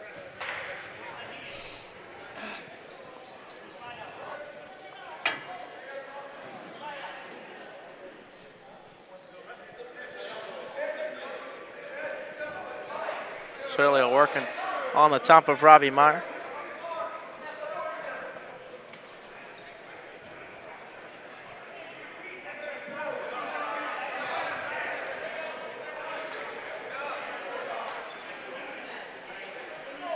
In a really low-scoring match like this, it's crucial to get your escape in the period you start on bottom. As Meyer almost got turned to his back there, but good, quick recovery to not give up anything.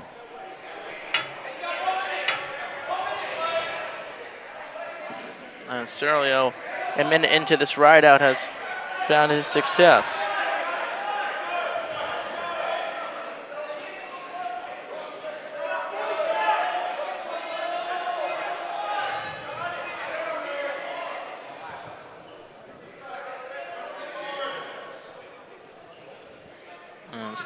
Serlio still working this rideout with just passing the 30-second mark. In this second period, Meyer obviously looks to get this escape point, as they'll be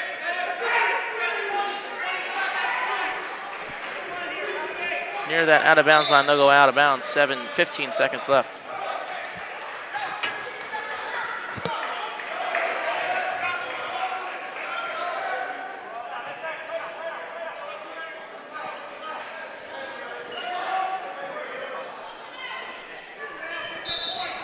As Meyer, short time, looking to get that escape, pop those hips up. Looks like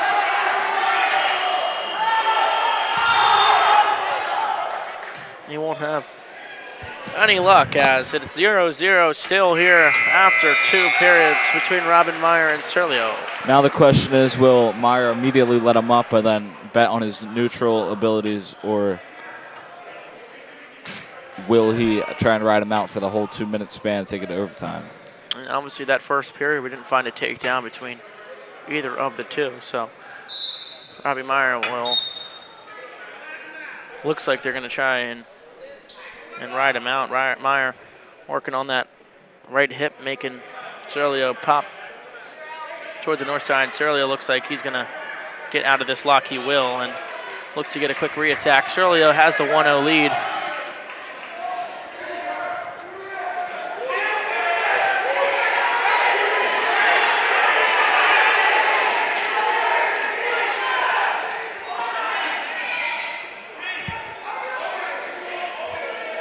The other Matt is having a crazy match right now. Cole Haggerty had a tech fall, looked like secured, and now he's on his back.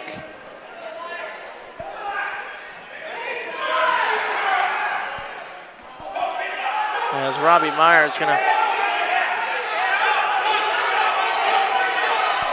try and work.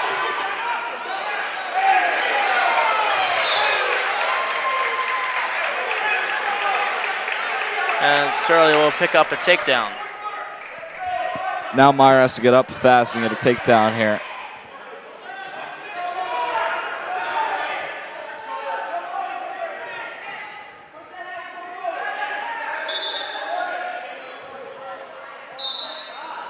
As Meyer will find himself on bottom with under a minute left here.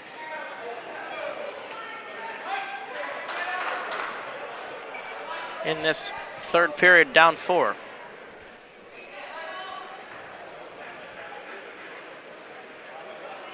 Meyer's got to work himself up to his feet quick here and get a 4-point play.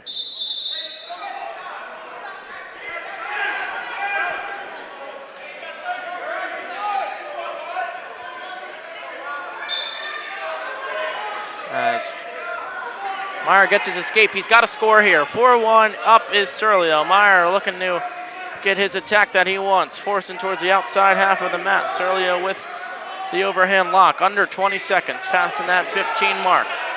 Short time here if you're Robbie Meyer, looking to work that double. He's got to walk around him here. He's got to walk around. It looks like he won't have time. Instead, Dante Serlio picks up the victory. 4-1 here by decision.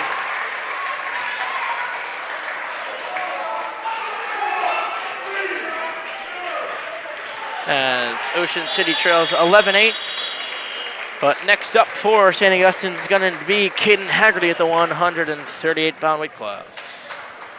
That'll be against Matthew Joe Hansen.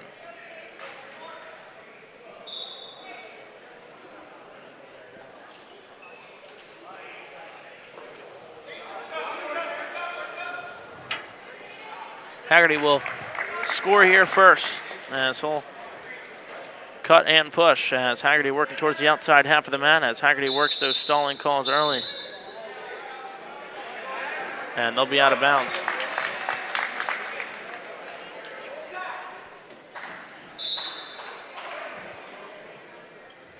Haggerty, a very fast-paced wrestler, likes to work around that lock as he's in a quirky position there. Near turn for Joe Hassan.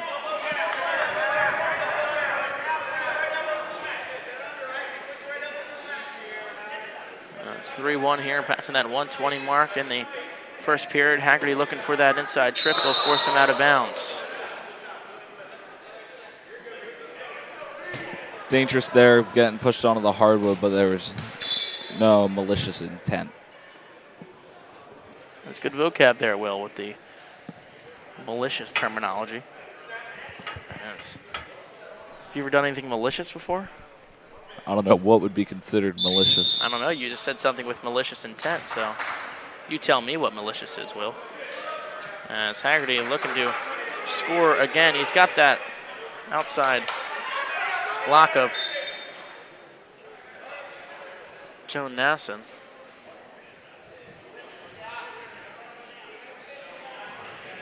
Haggerty, a very push wrestler, likes to push the pace. He likes to wrestle downhill, as some would say.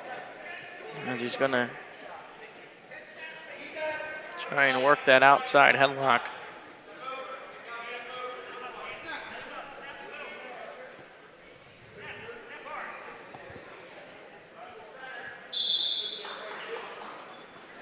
As Haggerty's look to wrestle underneath. He's got to get that head out. He will. That's 3 for Haggerty. As now he's going to look to work towards back, says Joe Nesson's in a tough spot. Haggerty's got that leg locked up. That'll be the end of the first period. Haggerty with a 6-1 lead.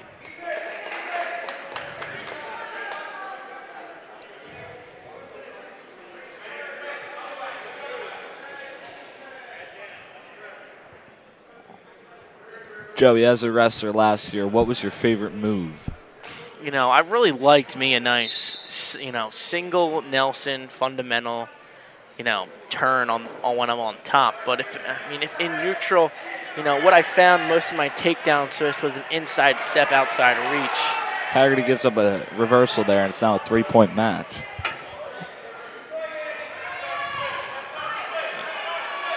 Haggerty's got to get out of this position on bottom against Joe Nesson.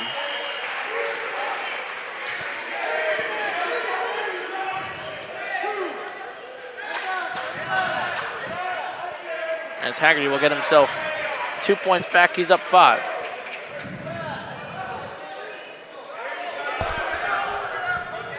Haggerty's got that neck of Joe Nesson locked up, and he'll find his way on top.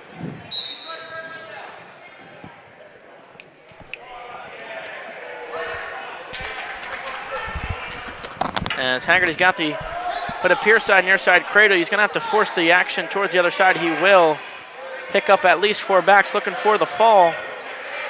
As he'll spin through and work for a more dominant position. This is great wrestling by Caden Haggerty. It's an athletic roll over there to put all his weight on top of him. And he's got to force the action over. He's got to get that head of John Nesson forced a little more right. John Nesson grabbing the foot of Haggerty. I don't think that's going to do much, as Haggerty's dominant foot's going to be that left, as he'll pick up 4 backs.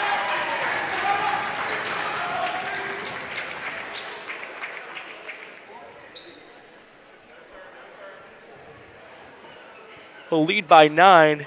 Short time left in the first period. Don't want to let up anything late if you're Caden Haggerty, as John Nesson trying to go to work for this reversal. They'll be forced out of bounds. 1 second left in this first period.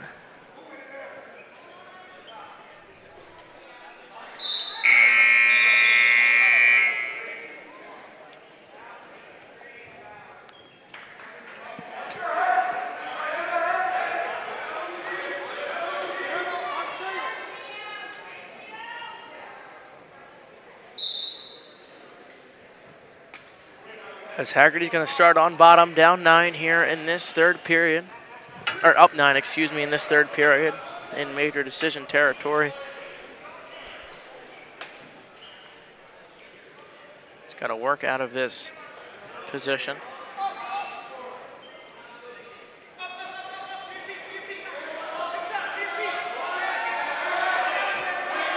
Jonessen getting the left wrist of Haggerty, trying to work that arm side turn, forcing that right shoulder to the back of the mat.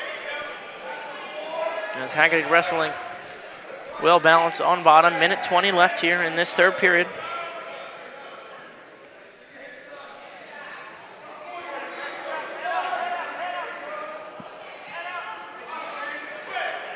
As Haggerty trying to work the reversal, and he will. As Haggerty up 11 here in this third period. One more turn for 4 gets it done for Caden Haggerty. If you're Joe Nesson here, you're trying to not let that happen.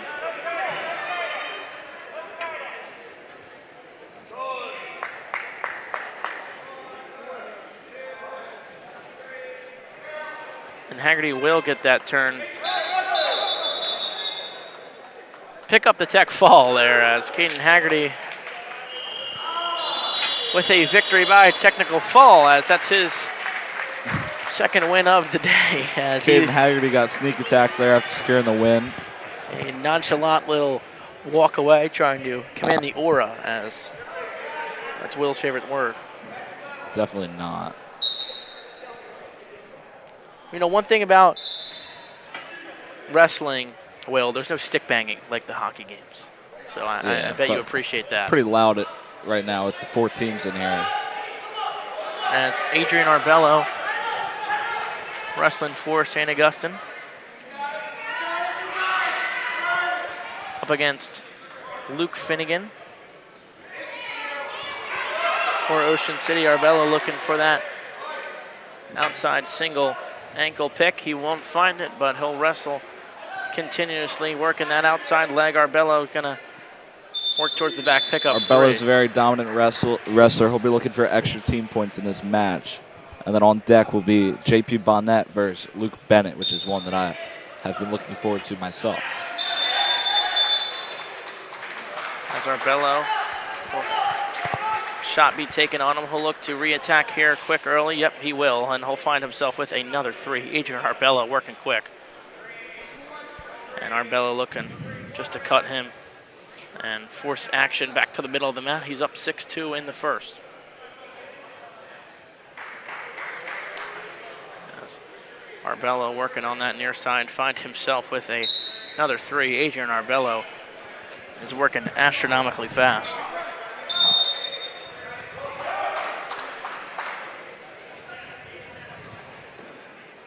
As Arbello working low, he's going to find that outside trap attack of Finnegan. Arbello's being persistent with his strategy of taking him down, immediately letting him up, and then taking him down again. He'll be looking for a tech fall in this one.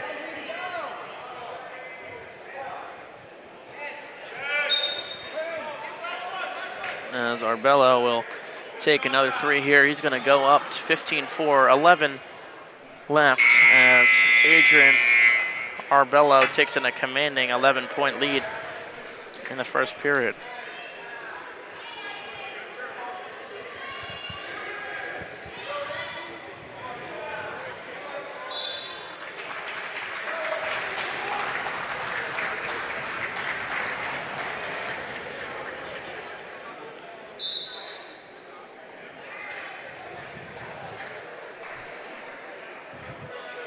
As Arbello is going to look and try to go to work, command the pace as a near turn for Arbello. Will find himself back neutral. Adrian Arbello will find himself an escape, will give up an escape as he's up 10.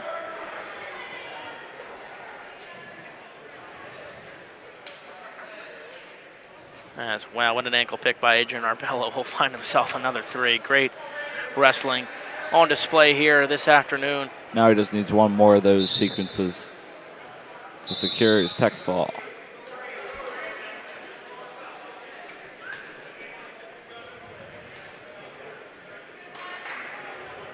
Arbello up 13. Let him get up neutral. He'll go up 12. One more takedown will secure the victory for Adrian Arbello. With 1:07 left in this second period. Arbello just has to work towards the back here. Dominant performance all together today for Arbello so far. And in the next match against Paramus, he'll be facing a state finalist. As Coach Leon laughing at Adrian. Adrian was also laughing as he let up a takedown there, and he's still laughing. Looks like he must have made a mistake there. A little hiccup in the system. Has now only be up 9. We'll have to extend this match as what the heck is going on here? It looks like potentially dangerous is going to be called. As that was like a piggyback ride. That was something that I did not expect to see that today. That was very interesting. I don't know how I feel about that, but Adrian Arbello looking to work back up here. Short time left, he'll get his escape, and he'll look to re-attack for another 3. Wow. Oh. I mean, what the man, Adrian Arbello, something else. As he'll look for the turn, and that will be it tonight as Adrian Arbello. Victory by tech fall as St. Augustine leads 21-18 points. As next up is Will, the match you've been waiting for. This is my self-proclaimed match of the night. Former Hermit Luke Bennett comes back and faces JP Bonnet. They were close friends throughout Luke Bennett's time here at the Prep, and now they'll have a friendly but competitive match. As Bonnet and Bennett wrestling low. Bennett trying to work towards that outside of Bonnet. Bennett's always been extremely strong for his weight class, so he probably does have the strength advantage here. But Bonnet is very fast on his feet.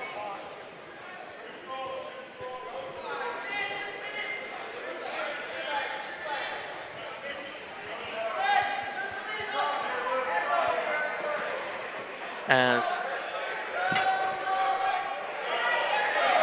Bonnet and Bennett in a near side tie-up. Bonnet will find the first points of the match and find Bennett on his back. 4 points for a near fall. JP Bonnet leads 7-0 in the first. That last match was also a match between friends. Adrian Arbello wrestled Randy from Ocean City. Another pair of friends facing off here today. As Bonnet looking to score more here late in the first period, under a minute left, and he'll look to work towards the back of Bennett, and he will. As JP Bonnet picks up victory by fall here today. As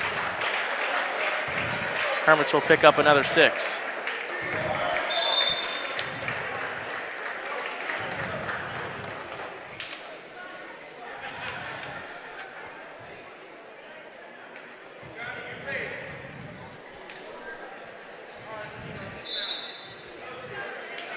As next up, Johnny Chirico going to work.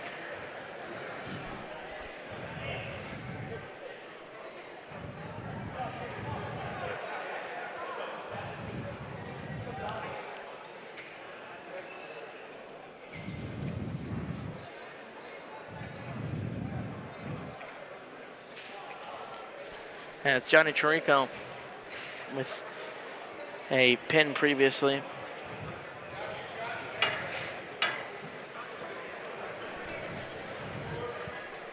In the match against Washington Township.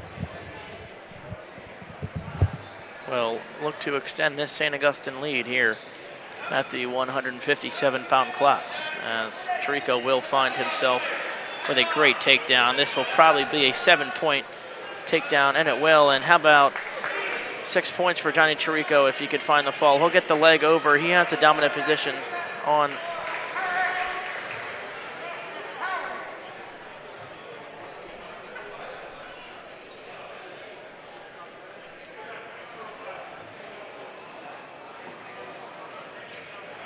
Johnny Chirico up 7 here with 40 seconds left.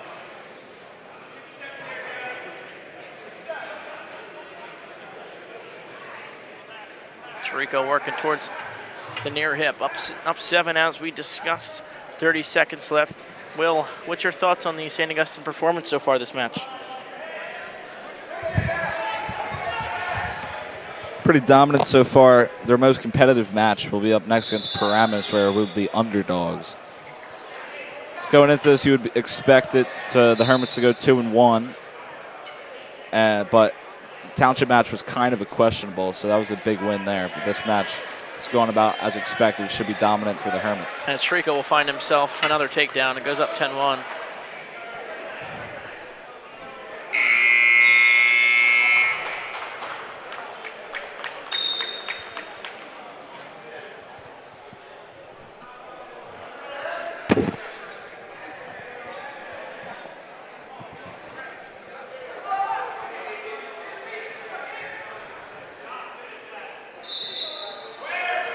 Chirico is going to be the guy on top. Warning called on Chirico, potentially dangerous.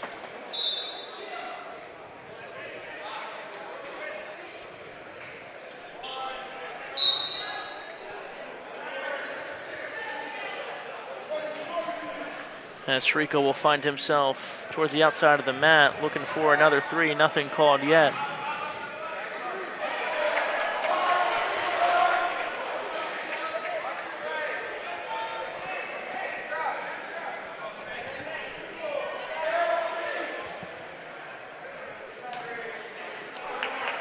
As Chirico picks up another 3 in the second.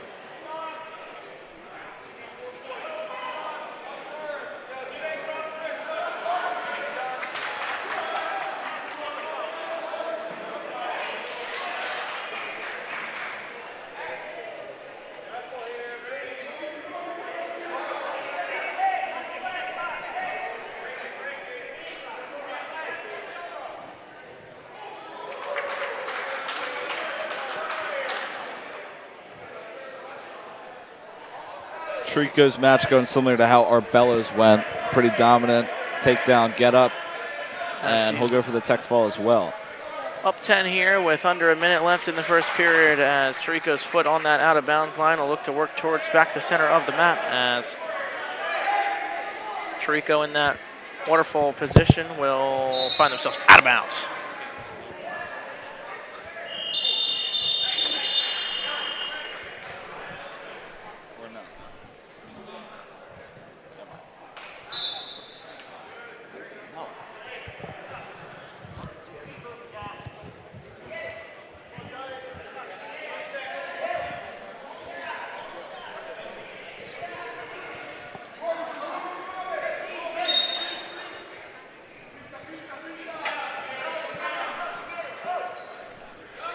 There's Chirico looking to go to work up 10 late here in the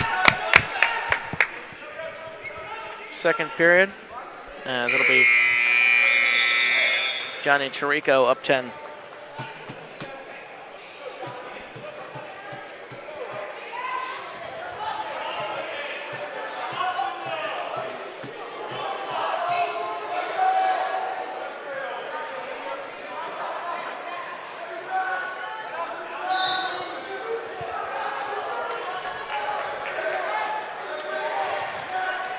As Chirico starts on bottom in this third period.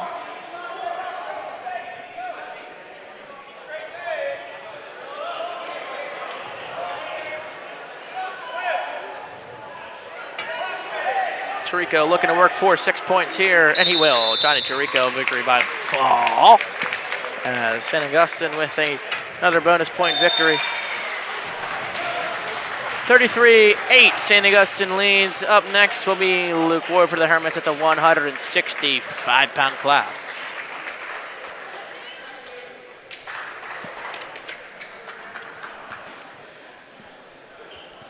Luke Ward is up for the Hermits at 165. It's going to be against Zarian Coblo for Ocean City. As forced out of bounds. Stalling warning called.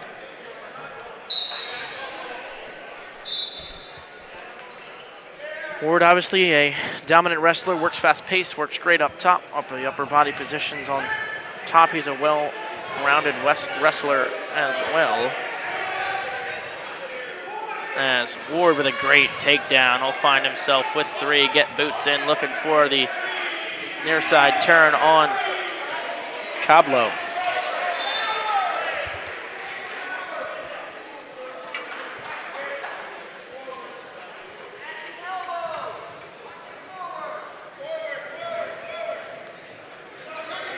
As Ward will pick up 4 backs, it would appear here on a good side turn.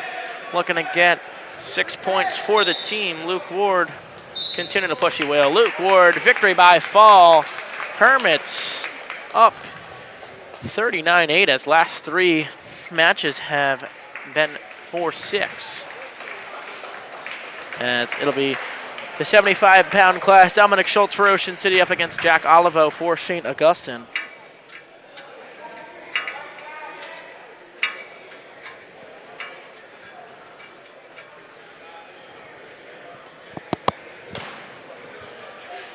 As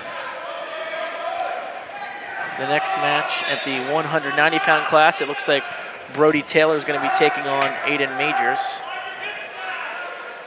As Jack Olivo in for a quick 3 on Schultz, no points yet. Schultz trying to scramble. Olivo's got to get that second leg. Aiden Majors and Brody Taylor likely also know each other due to their CL connection. As Olivo looking for another bonus point victory for St. Augustine. He's got to force this near side over towards his back. Got to get a big step over the right head. He will, and he's got to hold this position for 6. He will. Jack Olivo by pin as St. Augustine 4 for 4 in their last 4 matches by pinfall. Jack Olivo seemed unaware that the ref had called a pin. He looks a little bit confused, but pleasantly surprised.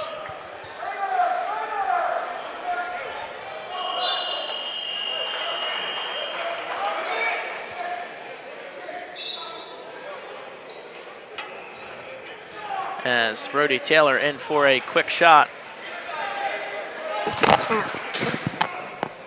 on Majors.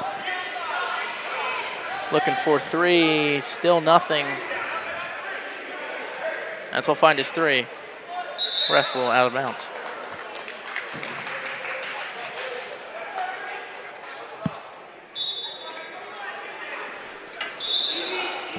Taylor going to be the top guy for St. Augustine.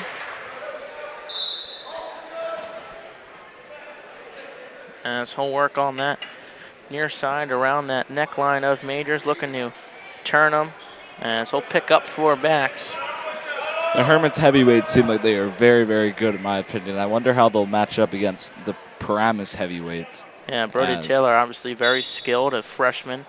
He's had success at the youth level. I mean, it's crazy to think about that he's even a better baseball player than a wrestler, but as he's looking to go to work and find another pin for St. Augustine. But he'll be up 7 here. With a minute left, he'll be up 10 now after that. He's in kind of a tough position now as Majors has his leg, but puts him in a chokehold. Headlock, has that arm locked around, and he'll pick up another 4. I mean, absolute domination by Brody Taylor. And Skadoosh on the other mat. 6-point pickup for Township. As they only trail 8, that's a good match over there. Maybe the Hermits do have a chance.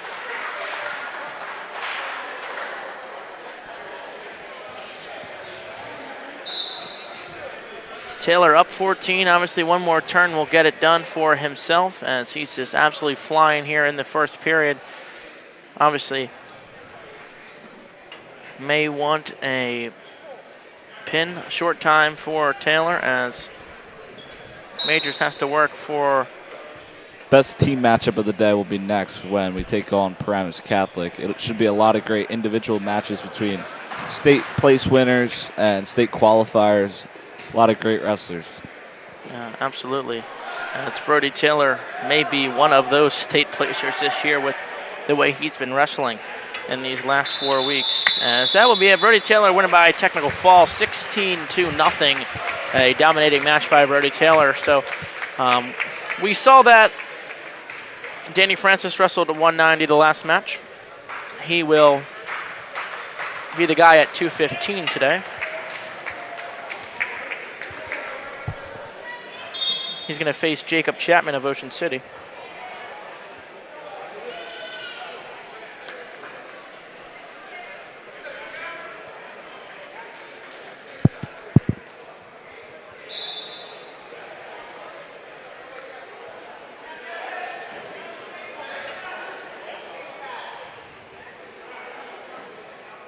As Francis is in on a shot. Marking towards outside of the mat.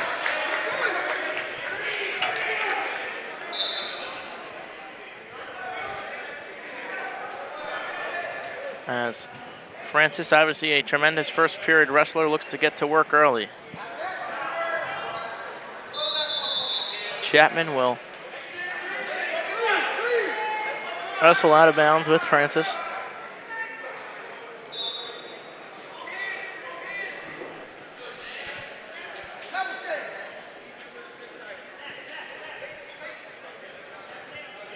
Francis around that right collar tie of Chapman.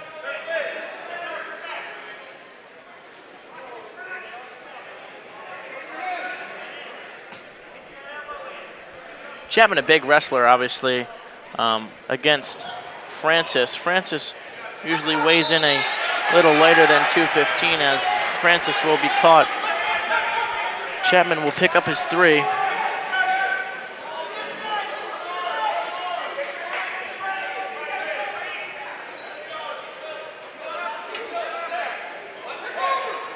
As Francis not trying to get turned, and he'll look for the reversal.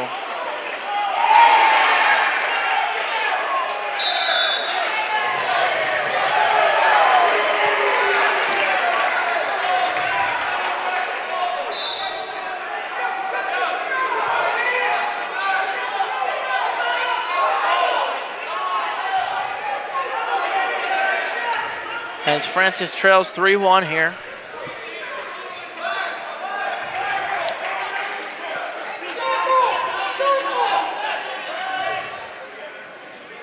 Francis has to work towards this area of the mat before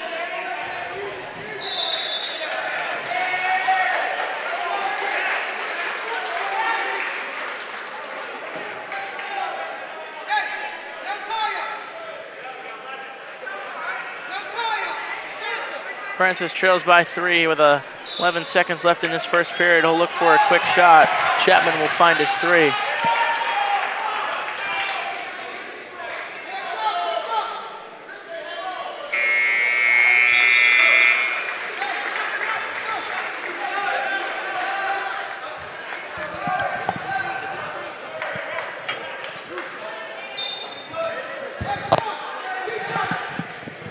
As Hermits superfan Marquez is in the house wearing a Delsey wrestling shirt. Is that a hate? I think he's trying to. Oh, Mr. Wooster's telling him he's got to go. I mean, we can't be wearing a Delsey shirt on our sideline. I mean, what are we doing here? As Danny Francis is going to look to go to work, find that outside trip. Oh! 3 from Francis. Wrestles out of bounds. Mr. Wooster is not happy. The refs call. Might have to tee him up. Maybe not. Caden Haggerty is mad. Injury time out.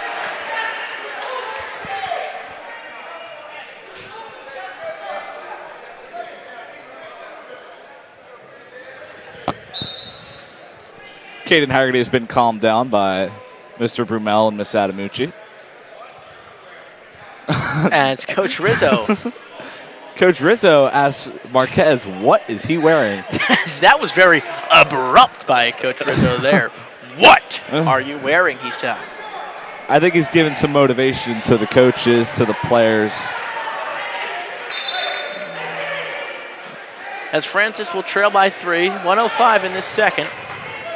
A lot of screaming and yelling here on these both sides.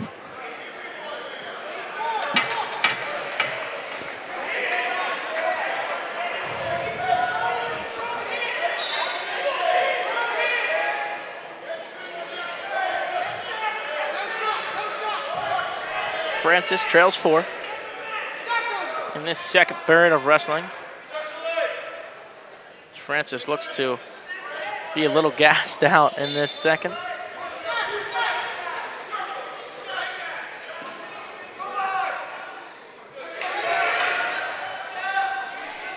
Francis commands the center of the mat as Chapman will try to circle back. Collar ties for both of them. Francis trying to work a near side underhook with 1 minute and 6 seconds left in this second period of wrestling. Francis trails 4. As Francis has to circle.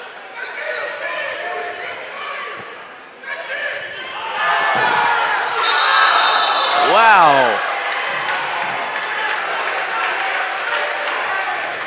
That was a chaotic play there on the far side of the mat as Francis is out of bounds. That was really dangerous. Injury timeout called. I don't know what was going on there. That definitely should not be allowed, in my opinion.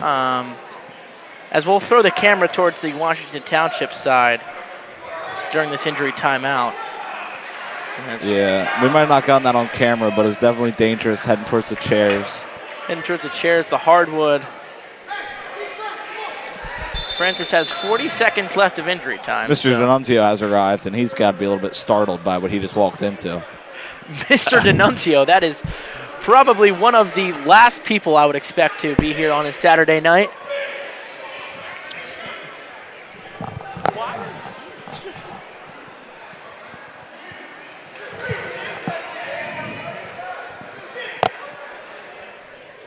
Playing some teachers basketball on a Saturday, I think. Is it that? I don't know. Maybe the senior retreat. I know they do have a league between the friendly teachers. As Francis will be up with 4 seconds left of injury time. Francis is definitely in pain, but he's a tough kid. He's going to wrestle on here. Hopefully the match kind of calms down in terms of violence. You know, there's no room for too much violence in this sport. You know, obviously a lot of it in already. 3 seconds left on this clock. Period will end. Francis goes 5. 49. 49 seconds. Sorry, that was the injury time clock.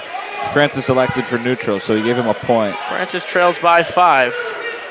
Francis is just looking to ragdoll him here as he just head down and command the center of the mat. Interesting style by Darny Francis.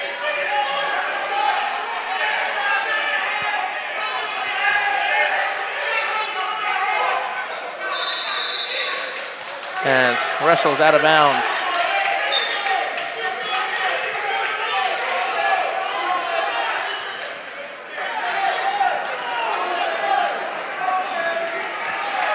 Francis trailed 5.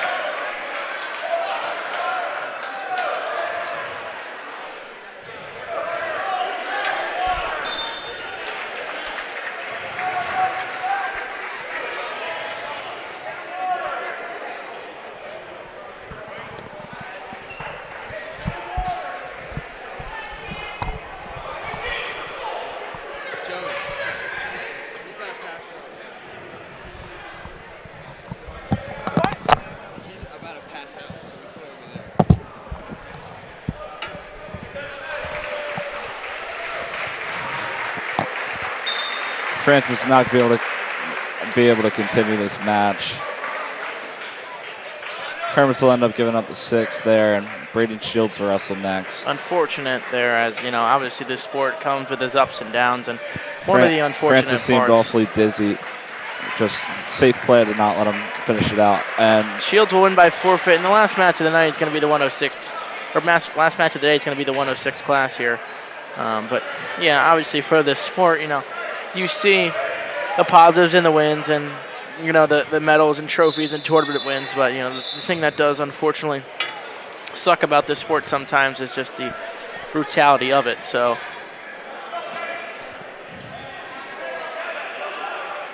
it'll be Massa up here in this last match of the day. 2-2 us starting at 113. St. Augustine is up 56-14.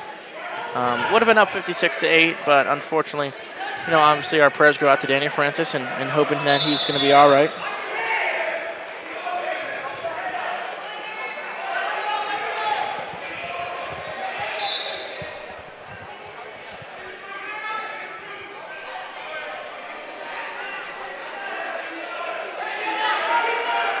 as Massa will look to score in this waterfall position. And it's no points awarded yet for both sides. As Jackson Cruz is going to work on top. Nothing yet. Massa with a great scramble. He's got to keep turning that left tip inside with a minute left in this first period. No points awarded yet. Massa is showing what a great scramble can do, and he's just got to watch out for this near side cradle.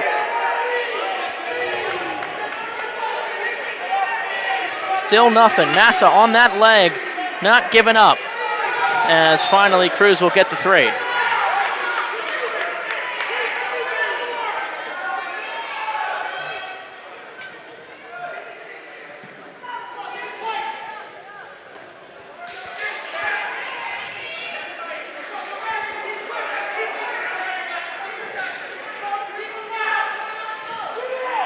Mr. Nunzio seems to have gone over to the gym. Probably a nice matchup against Wes Scott today. Two great basketball employees of St. Augustine Prep. And as Cruz is working on Massa on the top position, that'll be the end of the first period. And as Cruz will be up 3-0 here.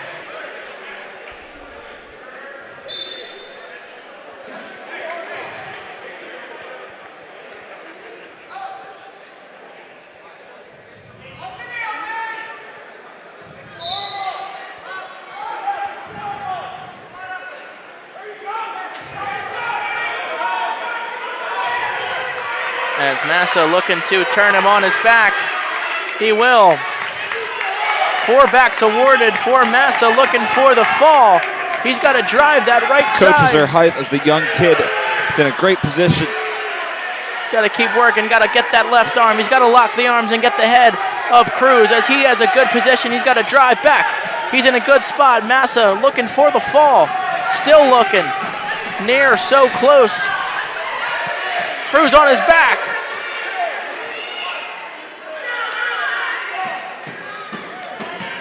As he gets it, that's a pin for Massa as he picks up a 6 here. St. Augustine wins this duel 62-14 as a great display by Massa to get the late victory or early victory in the second period. So that'll be it for St. Augustine and Ocean City. They take the 62-14 victory. We'll be back for our third match versus Paramus Catholic.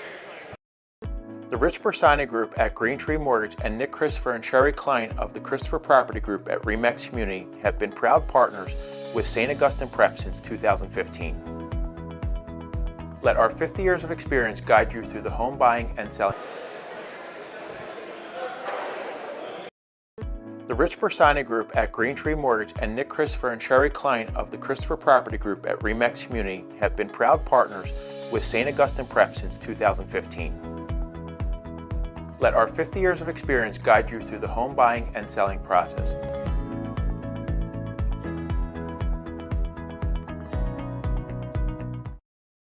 The Rich Bersani Group at Green Tree Mortgage and Nick Christopher and Sherry Klein of the Christopher Property Group at Remax Community have been proud partners with St. Augustine Prep since 2015. Let our 50 years of experience guide you through the home buying and selling process.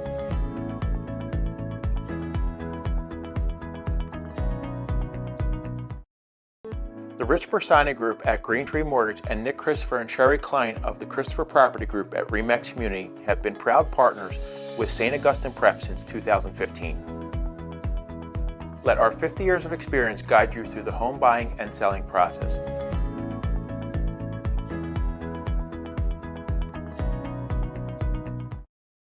The Rich Bersani Group at Green Tree Mortgage and Nick Christopher and Sherry Klein of the Christopher Property Group at Remax Community have been proud partners with St. Augustine Prep since 2015. Let our 50 years of experience guide you through the home buying and selling process.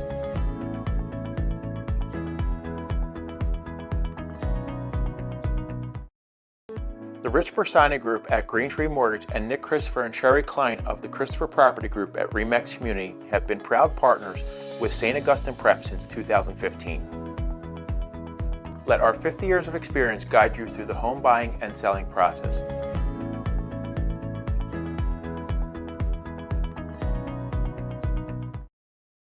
The Rich Bersani Group at Green Tree Mortgage and Nick Christopher and Sherry Klein of the Christopher Property Group at Remax Community have been proud partners with St. Augustine Prep since 2015. Let our 50 years of experience guide you through the home buying and selling process.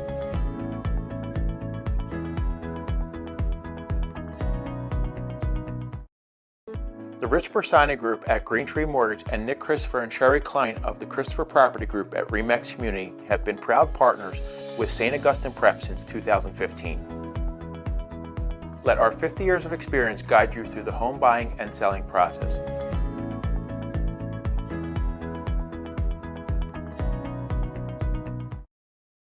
The Rich Bersani Group at Green Tree Mortgage and Nick Christopher and Sherry Klein of the Christopher Property Group at Remax Community have been proud partners with St. Augustine Prep since 2015. Let our 50 years of experience guide you through the home buying and selling process.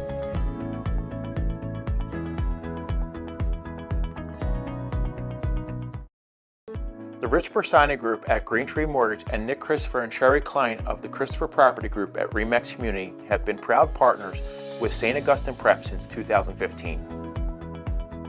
Let our 50 years of experience guide you through the home buying and selling process.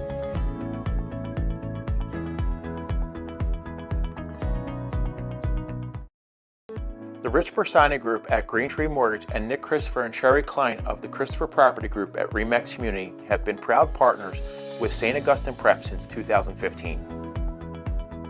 Let our 50 years of experience guide you through the home buying and selling process.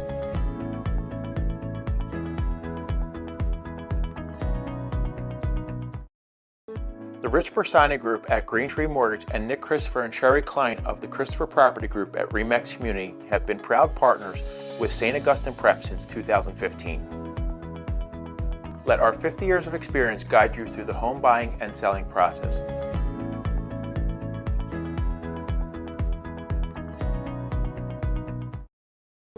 The Rich Bersani Group at Green Tree Mortgage and Nick Christopher and Sherry Klein of the Christopher Property Group at Remax Community have been proud partners with St. Augustine Prep since 2015. Let our 50 years of experience guide you through the home buying and selling process.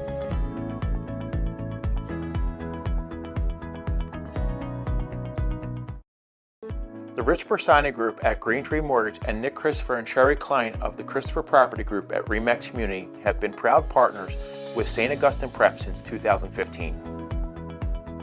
Let our 50 years of experience guide you through the home buying and selling process.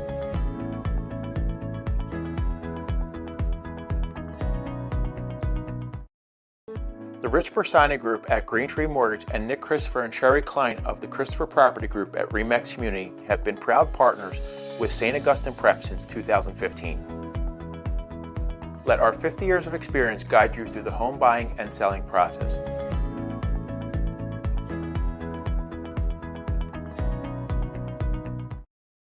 The Rich Bersani Group at Green Tree Mortgage and Nick Christopher and Sherry Klein of the Christopher Property Group at Remax Community have been proud partners with St. Augustine Prep since 2015. Let our 50 years of experience guide you through the home buying and selling process.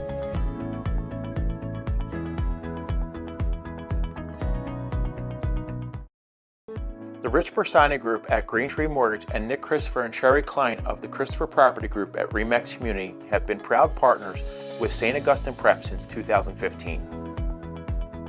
Let our 50 years of experience guide you through the home buying and selling process.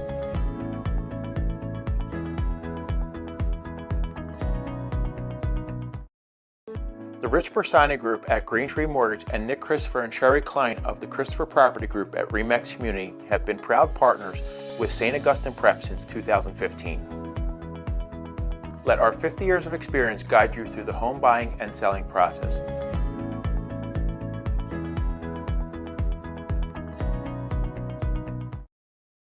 The Rich Bersani Group at Green Tree Mortgage and Nick Christopher and Sherry Klein of the Christopher Property Group at Remax Community have been proud partners with St. Augustine Prep since 2015. Let our 50 years of experience guide you through the home buying and selling process.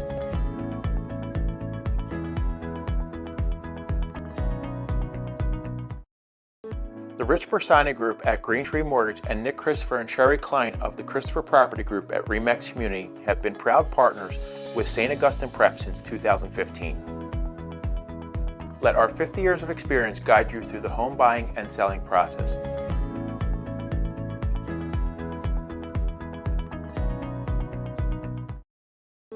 The Rich Bersani Group at Green Tree Mortgage and Nick Christopher and Sherry Klein of the Christopher Property Group at Remax Community have been proud partners with St. Augustine Prep since 2015. Let our 50 years of experience guide you through the home buying and selling process.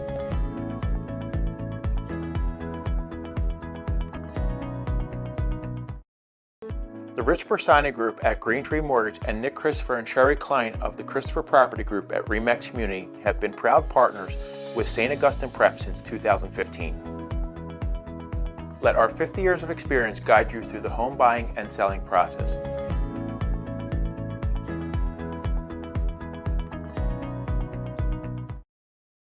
The Rich Bersani Group at Green Tree Mortgage and Nick Christopher and Sherry Klein of the Christopher Property Group at Remax Community have been proud partners with St. Augustine Prep since 2015. Let our 50 years of experience guide you through the home buying and selling process.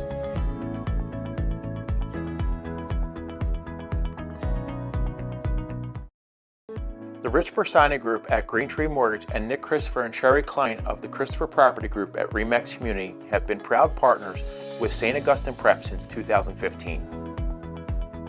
Let our 50 years of experience guide you through the home buying and selling process.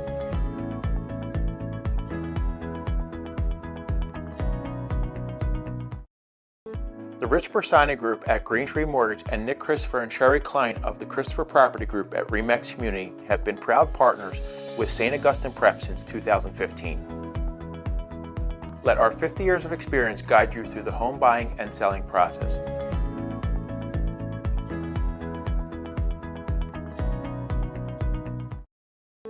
The Rich Bersani Group at Green Tree Mortgage and Nick Christopher and Sherry Klein of the Christopher Property Group at Remax Community have been proud partners with St. Augustine Prep since 2015. Let our 50 years of experience guide you through the home buying and selling process.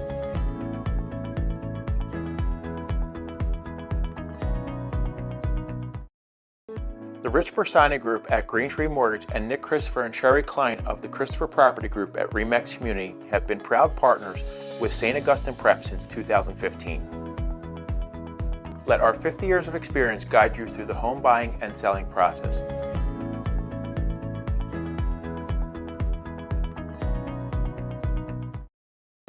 The Rich Bersani Group at Green Tree Mortgage and Nick Christopher and Sherry Klein of the Christopher Property Group at Remax Community have been proud partners with St. Augustine Prep since 2015.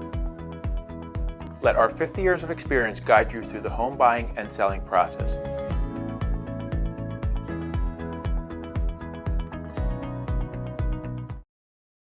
The Rich Bersani Group at Green Tree Mortgage and Nick Christopher and Sherry Klein of the Christopher Property Group at Remax Community have been proud partners with St. Augustine Prep since 2015. Let our 50 years of experience guide you through the home buying and selling process.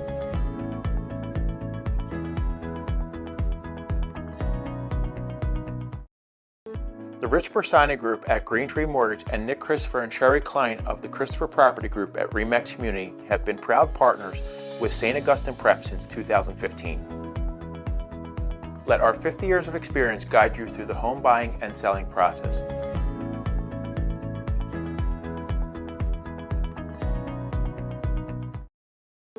The Rich Bersani Group at Green Tree Mortgage and Nick Christopher and Sherry Klein of the Christopher Property Group at Remax Community have been proud partners with St. Augustine Prep since 2015. Let our 50 years of experience guide you through the home buying and selling process.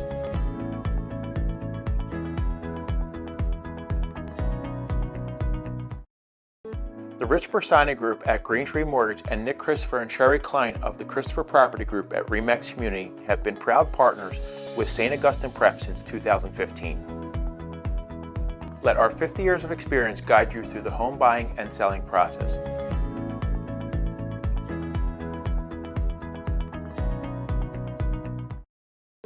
The The Rich Bersani Group at Green Tree Mortgage and Nick Christopher and Sherry Klein of the Christopher Property Group at Remax Community have been proud partners with St. Augustine Prep since 2015. Let our 50 years of experience guide you through the home buying and selling process.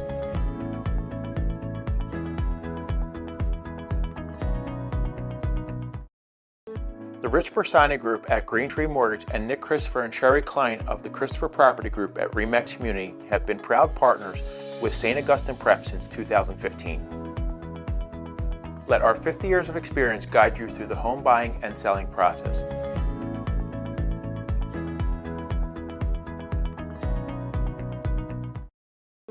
The Rich Bersani Group at Green Tree Mortgage and Nick Christopher and Sherry Klein of the Christopher Property Group at Remax Community have been proud partners with St. Augustine Prep since 2015. Let our 50 years of experience guide you through the home buying and selling process.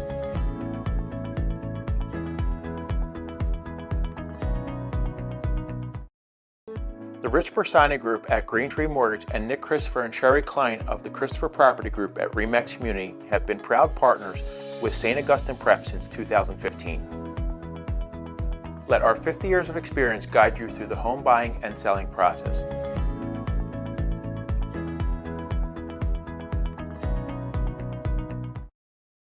The Rich Bersani Group at Green Tree Mortgage and Nick Christopher and Sherry Klein of the Christopher Property Group at Remax Community have been proud partners with St. Augustine Prep since 2015. Let our 50 years of experience guide you through the home buying and selling process.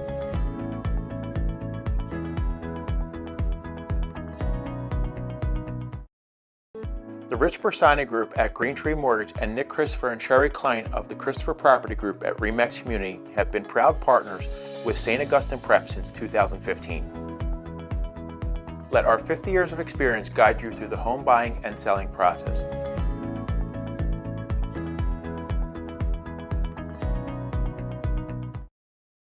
The Rich Bersani Group at Green Tree Mortgage and Nick Christopher and Sherry Klein of the Christopher Property Group at Remax Community have been proud partners with St. Augustine Prep since 2015. Let our 50 years of experience guide you through the home buying and selling process.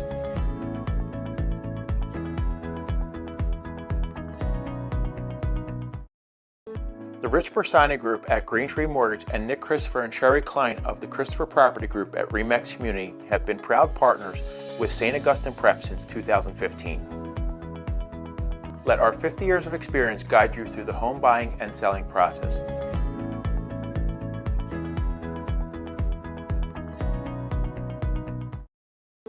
The Rich Bersani Group at Green Tree Mortgage and Nick Christopher and Sherry Klein of the Christopher Property Group at Remax Community have been proud partners with St. Augustine Prep since 2015. Let our 50 years of experience guide you through the home buying and selling process.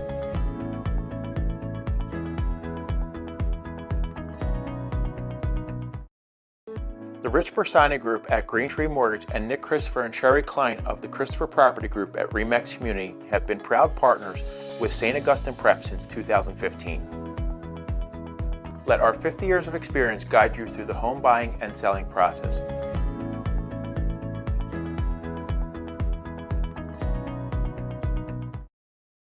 The Rich Bersani Group at Green Tree Mortgage and Nick Christopher and Sherry Klein of the Christopher Property Group at Remax Community have been proud partners with St. Augustine Prep since 2015. Let our 50 years of experience guide you through the home buying and selling process.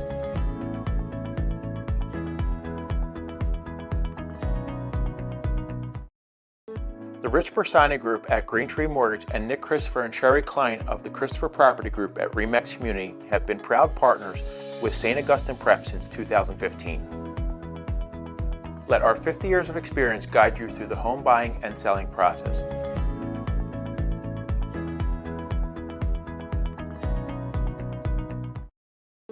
The Rich Bersani Group at Green Tree Mortgage and Nick Christopher and Sherry Klein of the Christopher Property Group at Remax Community have been proud partners with...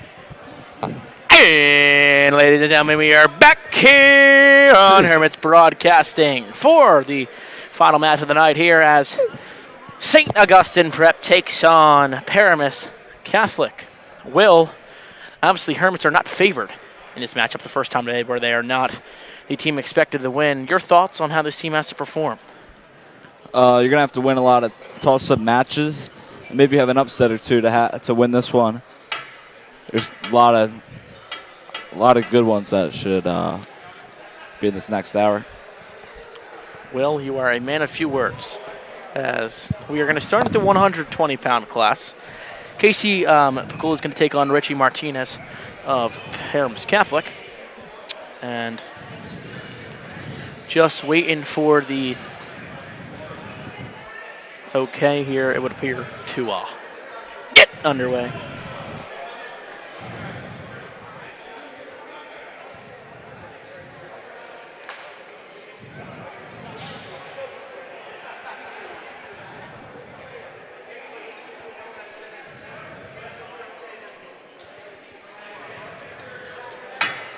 As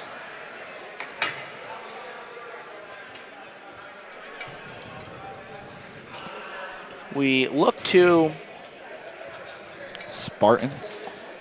Correct. The Spartans of Paramus Catholic. As we are underway here, Casey Pakula versus Richie Martinez at the 120-pound weight class. Here in this final match of the evening, both teams 2-0. Pakula inside on the shot. He'll score first. 3 points for White. As Pakula looking to get boots inside of Martinez. Can force a near side turn on this outside headlock. He's got to keep driving as he has both legs in. Now he just has to work that right arm, flatten him out, get him on his stomach, and he's going to be in a good position.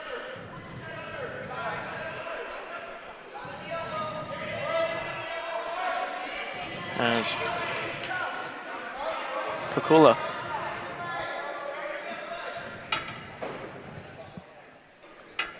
will work a roll on attempt. So I'm not exactly sure who's favored in each individual bout, but it'll be good for seeing Pakula start up 3-0 right now. If this is Richard Martinez, looks like he only has two bouts in NJ.com. Or excuse me, Jacob Palter for Bergen Catholic in the 120-pound class. Paramus Catholic. Paramus Catholic. As looks like stalemate's going to be called. Paramus plays a really hard schedule, so it's hard to see how much a record means, but it looks like Jacob Palter only has 3 losses so far this year.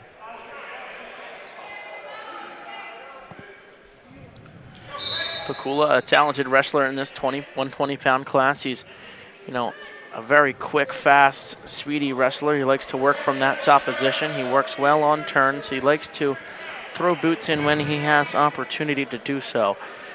Short time left here in the first period. Pakula is just going to look for this ride out. As 5 on the clock. Casey Pakula will have a 3-0 lead going into the second.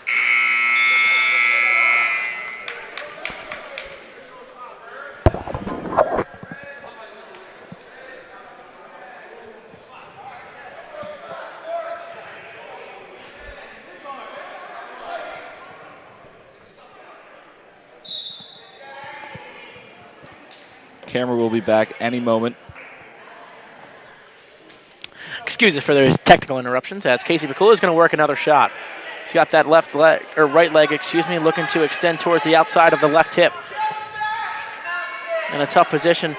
Palter looking to scramble out here, not go down quick early as Pakula is in a scoring spot. He'll get his 3. Pakula's going to want to wrestle continuously here in a tough spot. They'll be forced out of bounds. Pakula go up 6-1 and a dominating start so far for Casey Pakula. Yeah, good job by him getting 2 takedowns in the first 2 periods.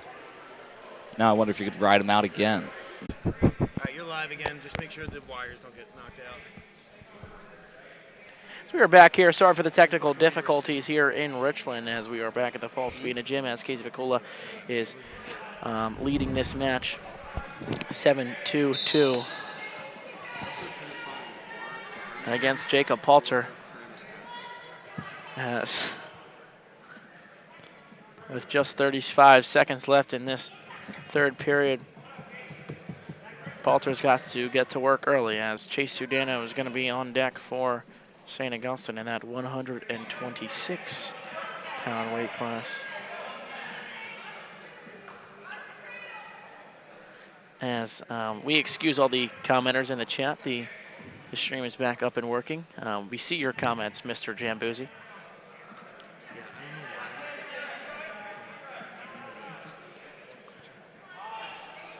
As Casey Piccola will come around with a 7-2 victory. They'll take the first match against Paramus Catholic. Casey Piccola victory by decision 7-2-2. St. Augustine leads 3-0.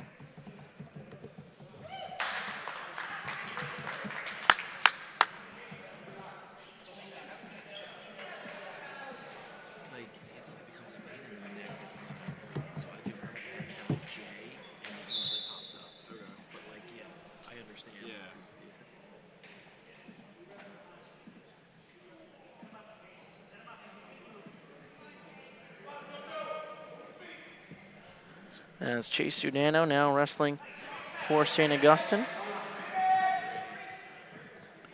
As in on a shot, Sudano trying to scramble out towards that far side. He's got to work up and away.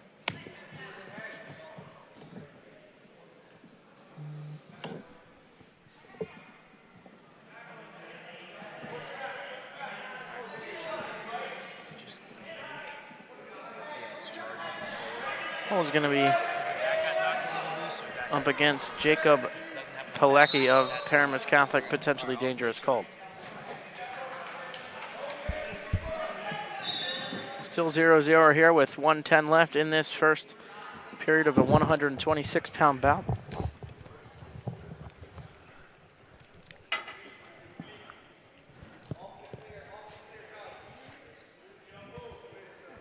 And Sudano wrestling very long, working towards on that supporting back right. As he's got inside on a shot on the leg of Pilecki. He's got to drive that left foot up. Pilecki's got a hand under it. If he can escape that, he'll come away with the first points here. He's going to work on a double. He's just got to turn him around now. In a waterfall position falls Sudano and Pilecki. Stalemate will probably be called.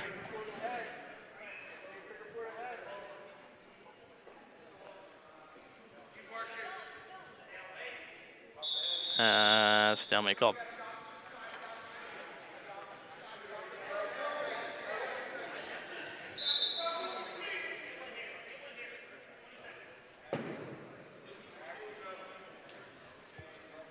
Sudano is working up against Pilecki.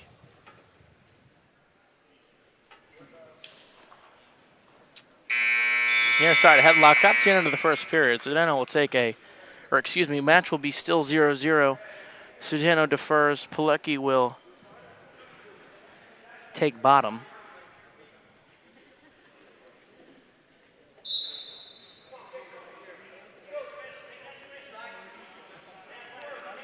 Sudano working towards the left side of Pilecki. Pilecki will escape. 1 point goes to Pilecki. Also be the first score of this match.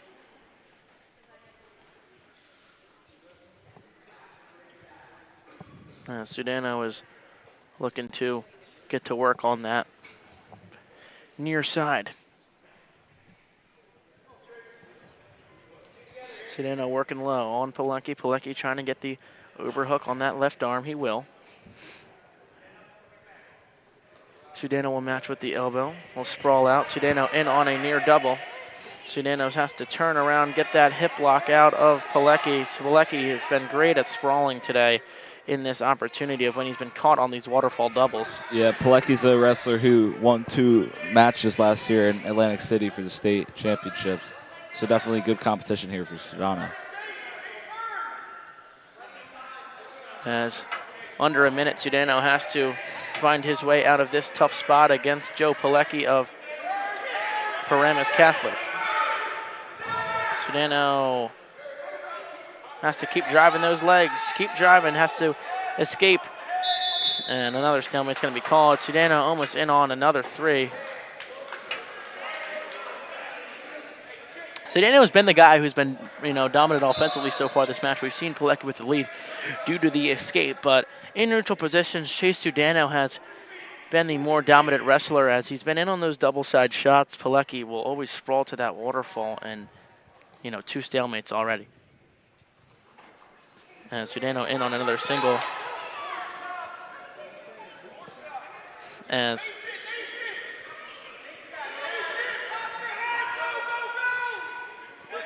Sudano's got to keep working, keep driving, keep driving, keep driving. As Pilecki gets his leg over on Sudano with short time here, 3-2-1 left in the second. As Pilecki will lead 1-0 against Chase Sudano. Sudano will most likely choose bottom.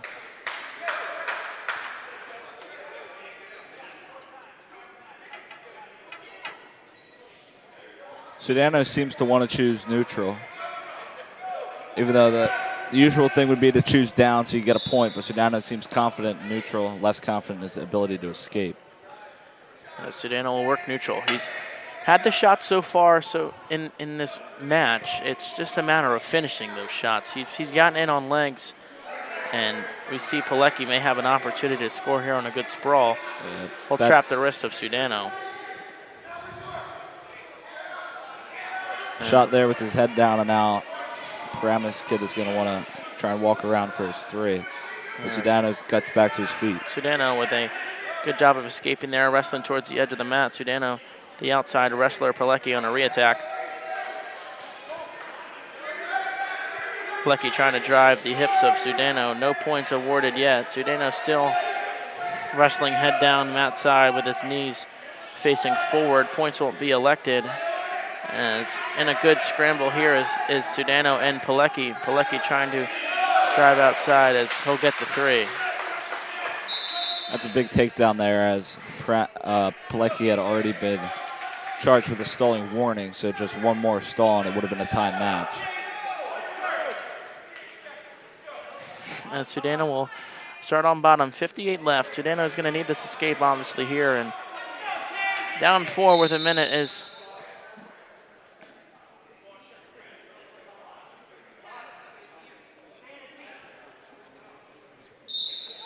Sudano trying to work those hips outside. Pilecki gets the right leg inside. It's going to be tough to escape here with short time.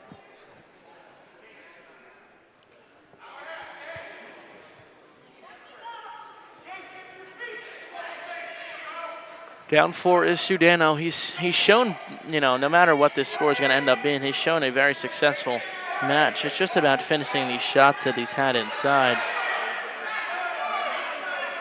Pilecki's going to be 2 legs in on Sudano, trapping on that outside ankle.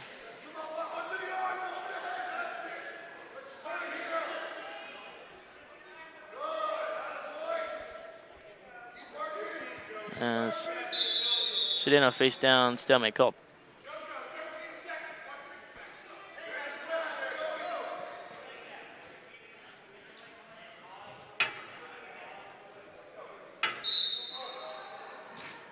And Sudano will try to get to his feet. Pilecki will get that leg in. And that'll be it, as Joe Pilecki will come away with this victory 4-0, winner by decision here in the 126-pound weight class. We are all tied 3-3. Will, I think Sudano wrestled a good match overall. He had good shots in, as we talked about. He just couldn't really finish. Yeah, he won't be happy with the outcome, but put up a good fight in 2 of the close matches today against Christian Hoops and Pilecki. And now Meyer has a tough one here, going up against a good wrestler at 132 for Paramus.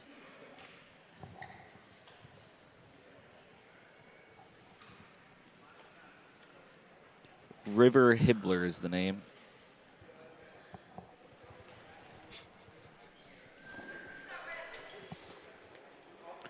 As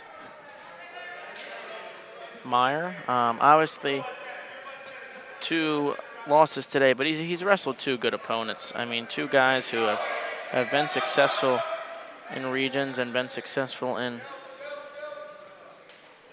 the state competition as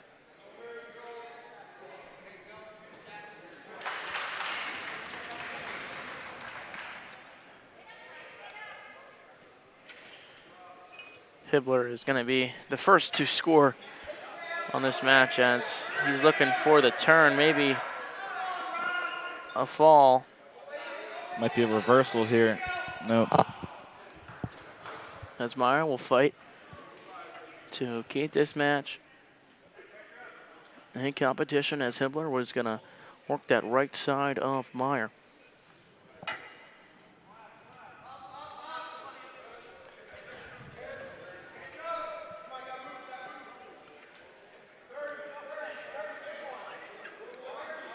.30 seconds working toward the outside of the mat is Robbie Meyer and River Hibbler.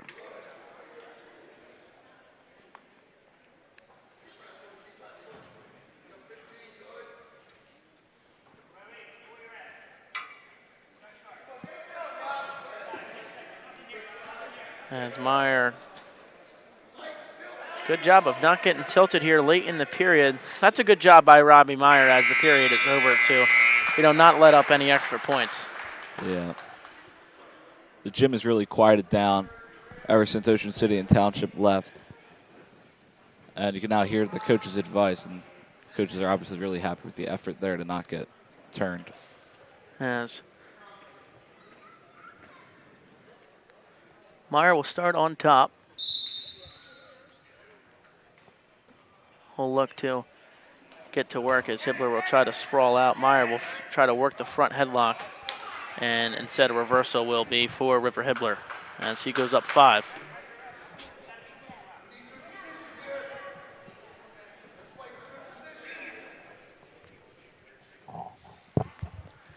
As Hibbler is going to try to work on Meyer.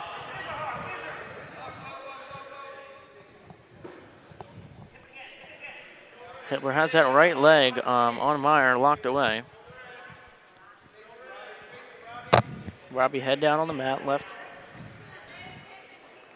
leg sprawled out left.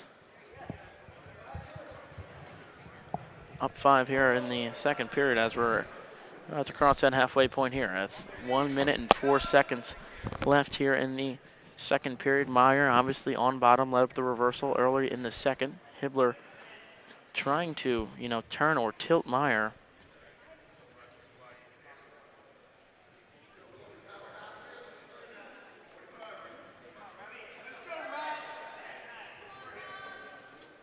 Nothing yet. Robert wrestling a gritty match on bottom.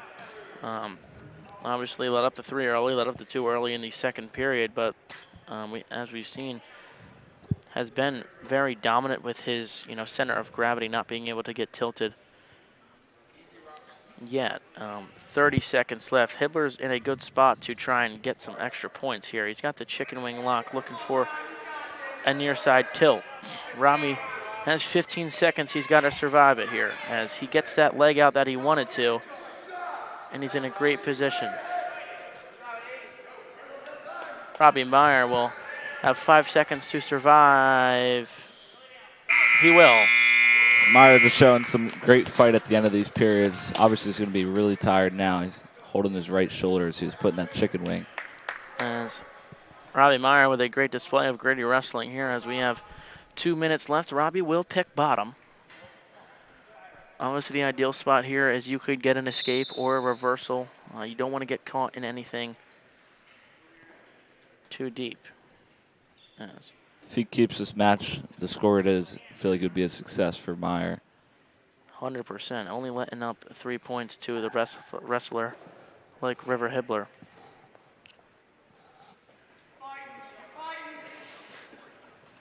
As Hibbler's got a leg in, he's going to try to turn Meyer to his back. He's not in the most dominant position to do that yet. He doesn't have the arm in the position he wants. Meyer's laying on that right wrist as much as he can. Hibbler will finally get that wrist out, but Meyer will roll back to the opposite side. Meyer's done a great job of just offsetting these tilts by Hibbler. We only have 1 minute and 15 seconds left. Seems to be working a cradle here, maybe? No. Meyer's got to work down. He can't let this River Hibbler forced the top position like that. And Meyer, what a great job by Robbie Meyer as he's going to pick up 2. Robbie Meyer looking to score some more as Robbie Meyer 2-point reversal, only down 3. Robbie Meyer with top position. He's the guy in command here with only 50 seconds left. Meyer working on that near side hip. You don't want to let him escape up here. If you're going to let it. I think the coach just keeps looking at the clock. He wants him to cut him now. Meyer cuts him up, down. Re-attack by Meyer. Meyer's in on a waterfall position. He's got to finish out here. He may have the opportunity. Nothing yet. Hibbler's still got an arm lock on that hip position. Meyer only down 2. 27 seconds left. Meyer's got the dominant spot to be in as he's going to get turned over. 3. No points awarded yet. Interesting call there by the referee. Meyer's got to work up. 15 seconds left in this match. It's going to come down to the wire. Meyer's going to twist away. Looking for 3. He's got his 3. Robbie Meyer. Wow. 3 seconds. 2 seconds. 1. Wow. What a match by Robbie Meyer. What a victory. Wow. Oh, my word. Robbie Meyer with an upset here in the 132-pound class. Gotta love when a senior just puts his heart on the line and then wins an upset match there. I mean, you talk about being absolutely resilient. Down 4 points with a minute left in the period. You get an unexpected reversal to an absolute tremendous takedown. And the whole team is hyped now. That's exactly what they needed. They're going to need an upset in this one and to win the toss-ups. And there's an upset right there. As now we're headed to the 128 class. It'll be Nick Polito up against Caden Haggerty. As Polito will be the first guy, no score yet. Haggerty sprawled out well. As working towards the far side of the mat, out of bounds call.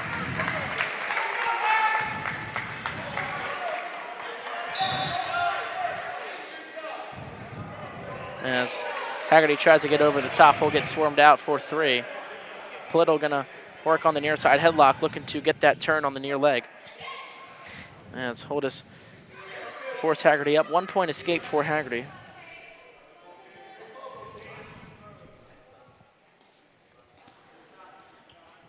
And it's Haggerty looking to. Haggerty going up against an even better Paramus Catholic wrestler. This kid had 3 state wins last year in Polito. As he will score. Polito wrestled a lot of matches this year so far. One of the higher match counts on this Paramus squad. As Haggerty will get the escape down 4 here in the first. Haggerty working that right-handed underhook. He'll go over the top of Nick Polito. As Haggerty will find his way to his back. Tough spot for Caden Haggerty to be in. As he Another good fight by a Hermit on bottom. gets out of the pin as he trails 11. As Polito will go for another shot.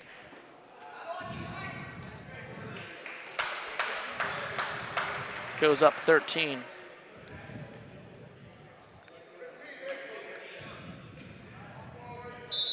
As they'll wrestle out of bounds. I mean, if you're Caden Haggerty here, just don't want to let up the 6. Save as many points as possible.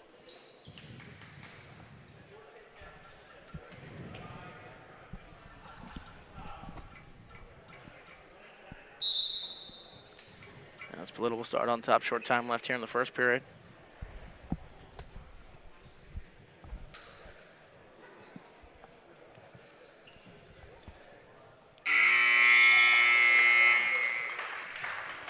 As Polito will defer in the choice of Haggerty.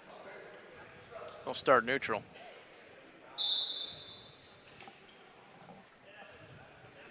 Haggerty's just going to want to not get pinned here, put right on his back. And that'll be it. As Caden Haggerty will get tech followed to Nick Polito.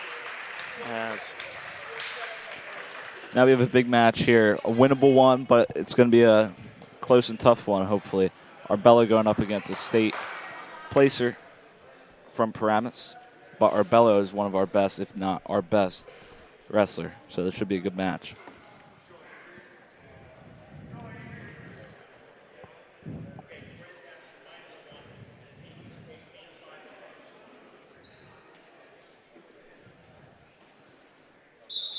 This is actually a senior who only has 2 losses that he's going up against, and one of those losses to Antipal, which is who Adrian will wrestle next week on Wednesday in the biggest match of the year. Arbello, obviously a guy who's wrestled very well today, commands his pace well, very strong up top. He's got that long reach. He'll wrestle out of bounds again. Hit with an early stall there. The other kid just came out with so much intensity. Adrian's going to have to match it now. Yeah, so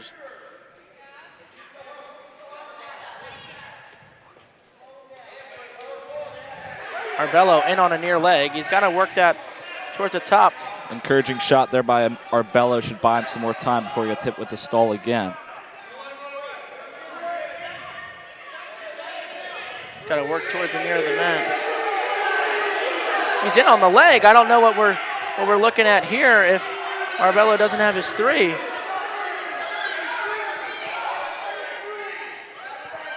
I mean, what else could change? I'm not sure how he doesn't have 3 yet. Arbello maybe has to work this near leg. 59 seconds left in the first period. I mean, the kid's barely touching his right knee. Now he just gave it up. He's got to pull him in. Stall. I mean, if got to pull him in and then pounce on his back. Arbello working a match here. I mean, if I'm the referee, I don't see why Hibbler's not getting called for a stall here. I mean, he's just continuously wrestling out of bounds.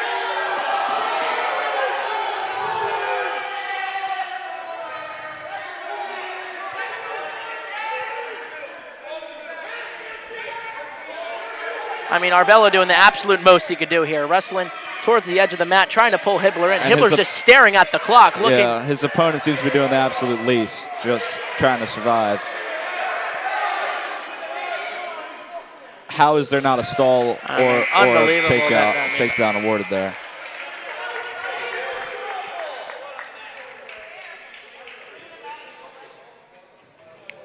Either way, it's an encouraging first period for Arbello, as he basically dominated besides the first 30 seconds. As obviously this was going to be a match where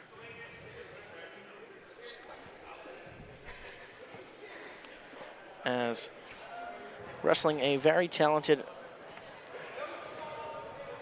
wrestler at this 44 weight class.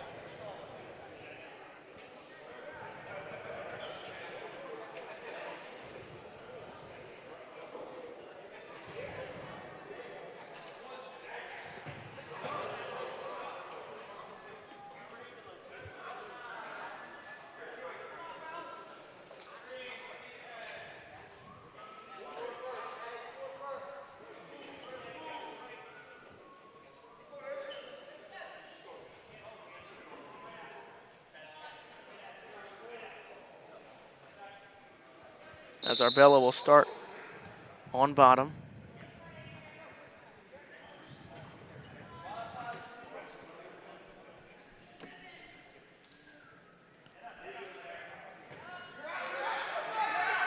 As Arbello will try to work up, sprawl out.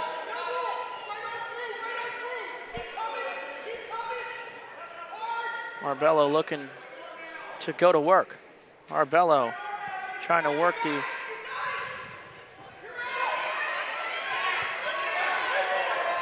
Arbello's got to get a leg up.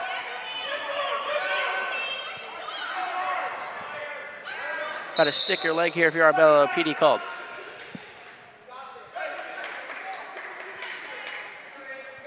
Arbello wrestling a very tough match, a very fierce match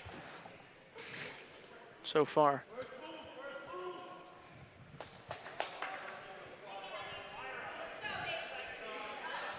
.120 left in this second period. Arbello is obviously starting on bottom, 0-0, 144-pound class. He's going to work up to his feet.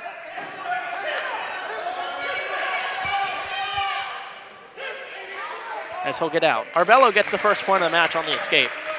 The escape there now is a minute to survive in neutral, or to get 3 here. Minute to go to work. Arbello, obviously, we saw the good shot earlier in the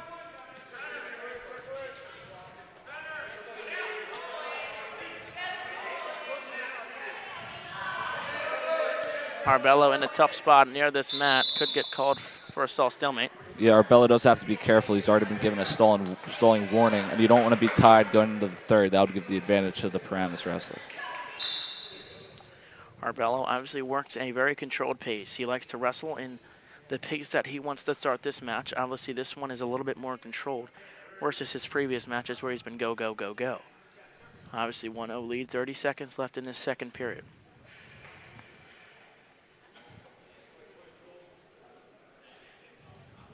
Facing a very talented wrestler. 15 seconds left for Arbello.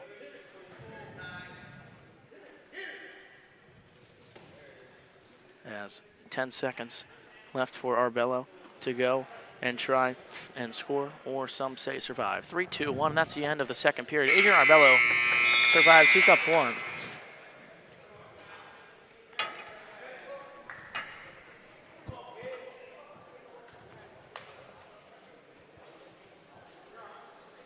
Really quiet and intense in the gym now for this close match.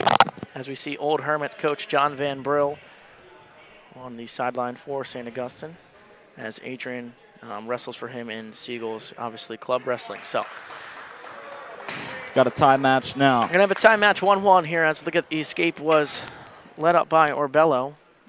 And 1 minute and 35 seconds to go to work for both these schools. Arbello, good defense, looking to get out on that leg. Deep control here. As Arbello looking to get to work on the high crotch. Arbello's got to work forward. He's got to work forward continuously with this leg. Get it up in the air. Arbello in on a tough shot. Instead, Polito will score.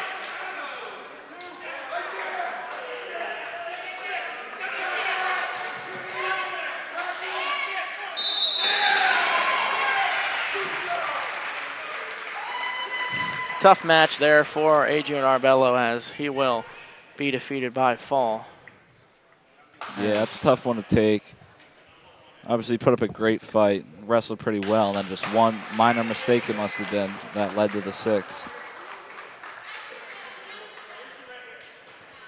But I like to pick his head up and look forward to his next match, or one of his next matches will be against Anthony DePaul, where the Hermits will need him in that one. As J.P. Bonnet will be the next man up for St. Augustine.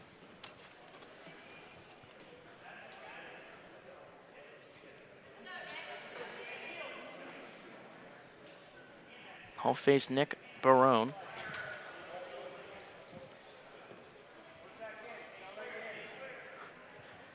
Paramus leading this match 14-5.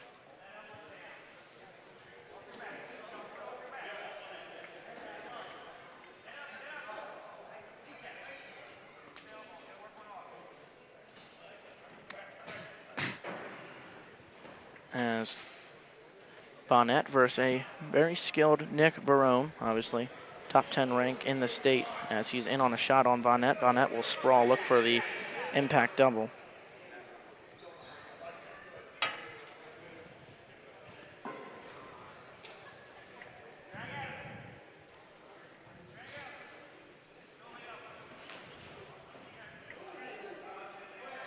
As in on a near shot towards the sideline. Barone looking for 3. Bonnet looking to work out of this position. 47 short time. Similar position to what we saw in the first period in Arbello's match, where they didn't award 3 or a stall. He'll wrestle out of bounds. 35, J.P. Bonnet gets out of that position. Very well wrestled by himself.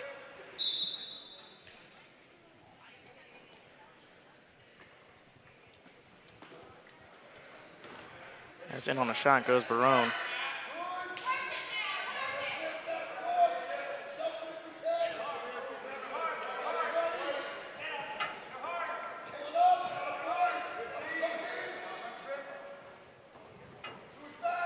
As Bonnet scrambling well. In on a crank is Barone.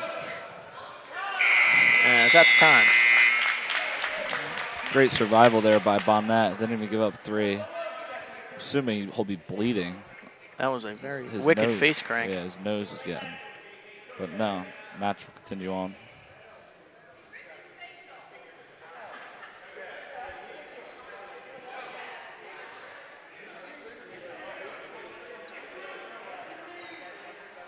As we'll have an injury timeout. I mean, that was, if I don't see potentially dangerous there, I don't know what we saw. I mean, it looks like the eyes of Barone were, or the fingers of Barone were in Bonnet's eyes. Yeah, he's getting eye drops now.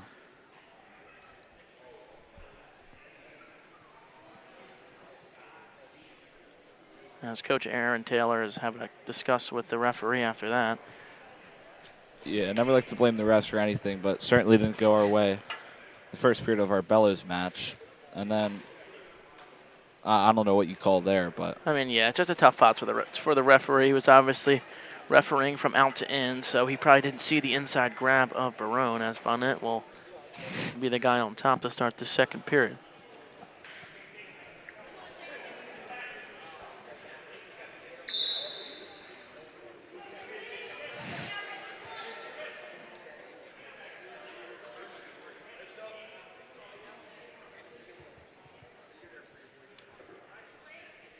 As Bonnet working and try to ride out Barone here. Barone's in a spot where he could probably find himself in a reversal unless Bonnet can continue to wrestle upwards. Bonnet has an arm inside of Barone looking for this, possibly a tilt. Potentially dangerous is going to be the call. 1:32 left in the second.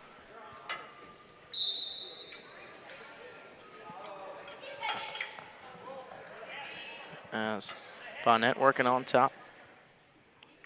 A ride out here for Bonnet will definitely be a major success. Yeah, still has more than half the period though to survive this. As Bonnet working. He's got to make sure he's not going to get reversed here. As right on cue, he will, and he may try to find himself with backs. As he'll be caught with 4 backs, as Barone will look to pick up 6 points for the team, and it looks like he will, as Bonnet's going to be in a tough position.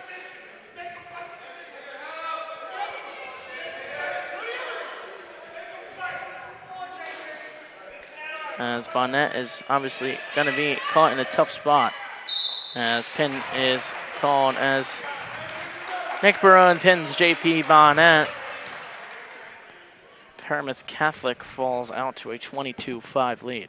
Really similar turn of events the past 2 matches, the one against the Hermits.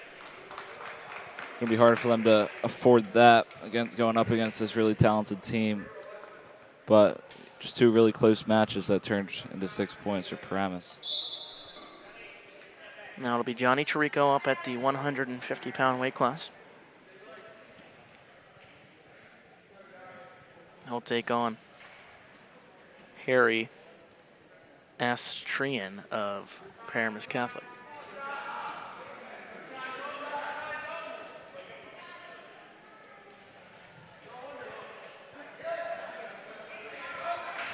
As it looks like Astrian's good on the shot.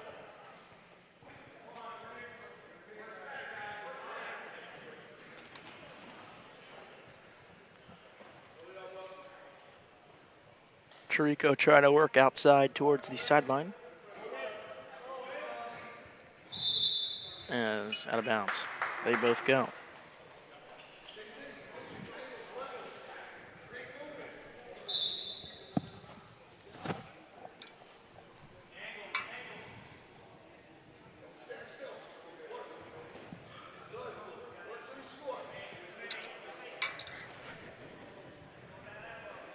Chirico working that overhand clinch lock on Astrian. As he'll try and take a shot, he'll sprawl out. Astrian on a fakery attack. Johnny will look to go to work, sprawl out on the near side headlock. Tirico has a good sprawl. Could be getting a good position here for Johnny Tirico. He's just got to get one of these legs out. They'll wrestle out of bounds.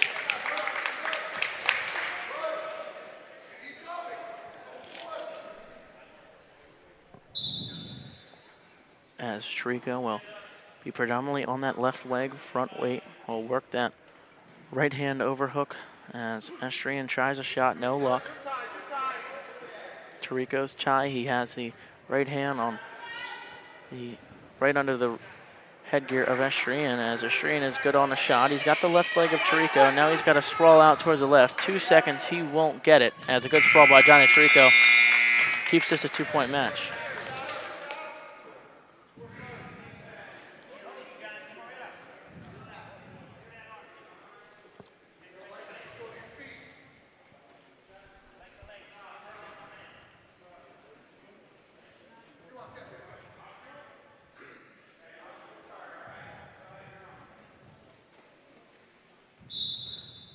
As hold is cut, Tirico. Tirico will get up clean. Trails 1 here in the second period. Estrian is obviously going to trust his neutral wrestling so far. He's had the only takedown of the match, as Tirico has 2 escape points. He trails by 1. Estrian looking to work the right wrist of Tirico. Tirico and Estrian wrestles out of bounds.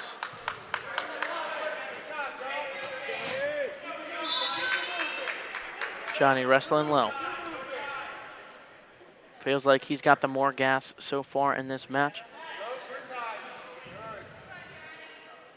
Tirico has to command the center of this match. He's been successful so far today when doing that. Estrian's good on a shot, but Tirico's going to waterfall and try to find his way out of it as Tirico's on the right hip. Tirico primarily has to roll Estrian out of this position as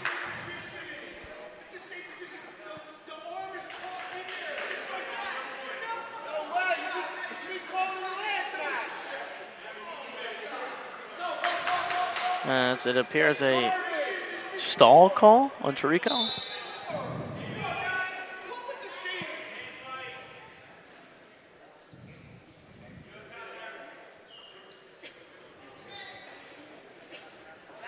As Tirico's got the primary position as a good takedown by Estrian, a quick shot. As he's looking to get that left leg around the left hip of Tirico. Tirico gets up to his feet. He's primarily out. They'll wrestle out of bounds. Seems like one of those toss-ups that the Hermits are going to have to win in order to have a chance in this team match. Hermits obviously trail 15 due to the previous. Yeah, they gave up 12 in 2 matches where we didn't seem that outmatched.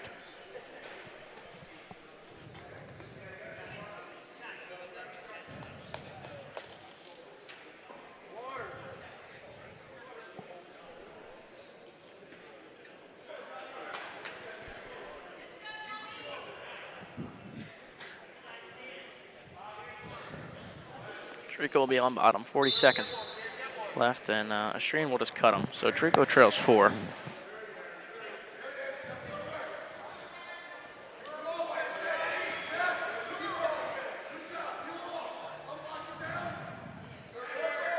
As they'll wrestle out of bounds.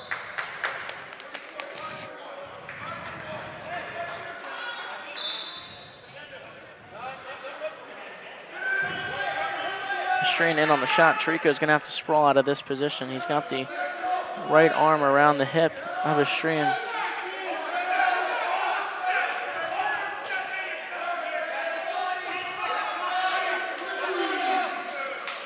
Three is awarded.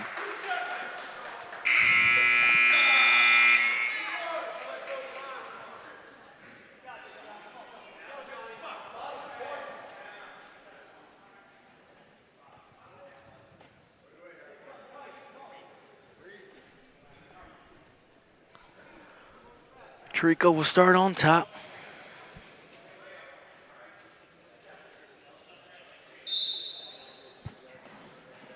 Estrian will try to roll out. Tirico will try to find the wrist, and Estrian will find the escape. He'll be up 8.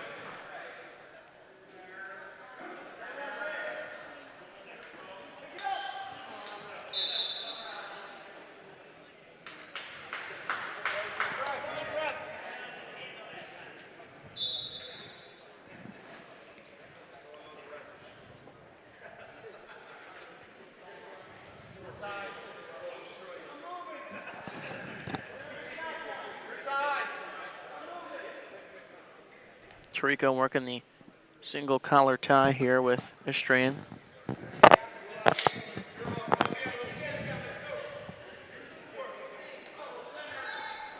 120 left to Stream with a good ankle pick. He may find himself 3, he will. Now he's entered major decision territory.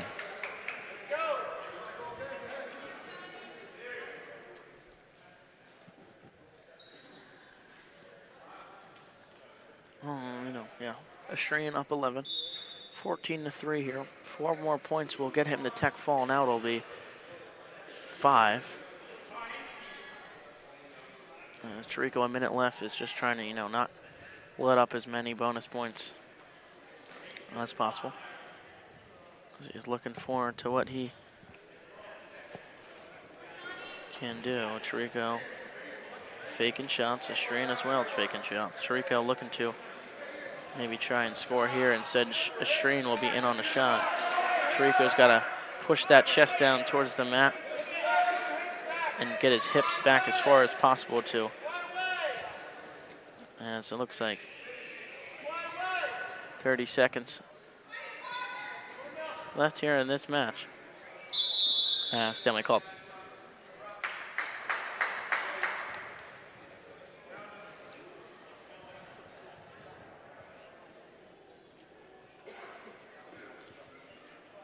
Just seems like after Robbie won that match, you would have thought we would have the momentum, and then it immediately shifted back to Paramus.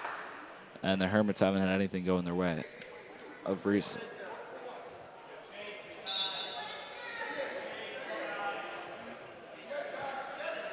Tarico down 10. Estrian obviously looking to score points late in this match as much as he can. There's 10 seconds left. Estrian will take a major decision victory here as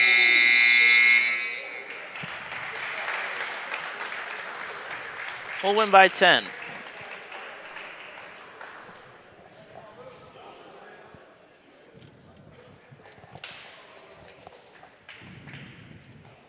Unplug it.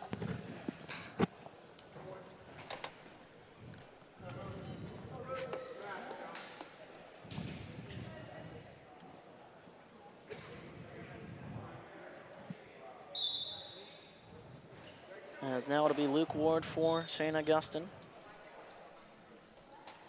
at the 165-pound class up against Gia Giordano.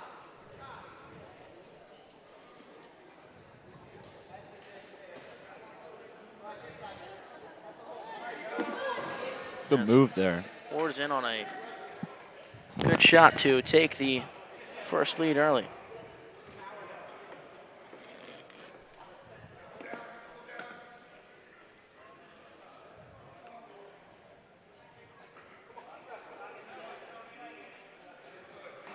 Giordano, this is the first year he's wrestled double-digit matches. Ward looking to turn his kid. He'll get at least 2. He will.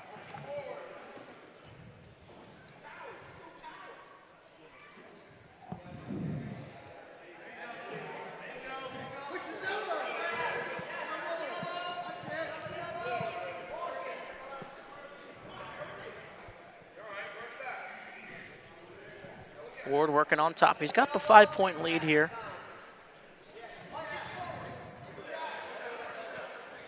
As Ward looking to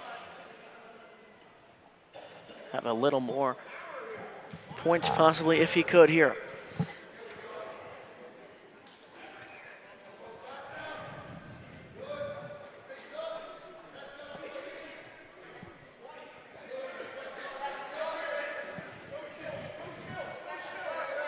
Ward, 10 seconds left. Possible tilt opportunity here, late time. 8 seconds. Ward looking to drive it. Ward will go up 5 this period.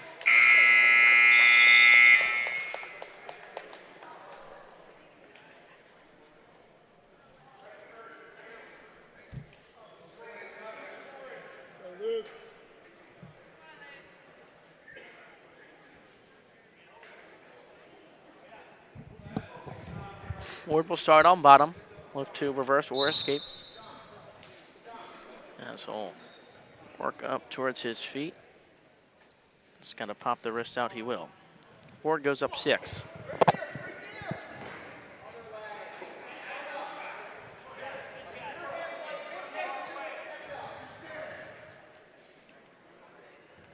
Ward up 6. Obviously looking to score as many points possible as he can down the stretch. Give these Hermits a chance to get back in this match as a team.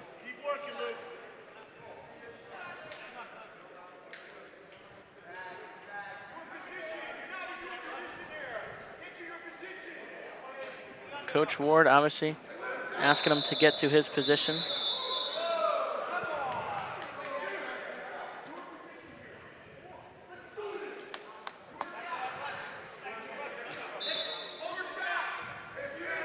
As up 6, Ward has only had the escape this period.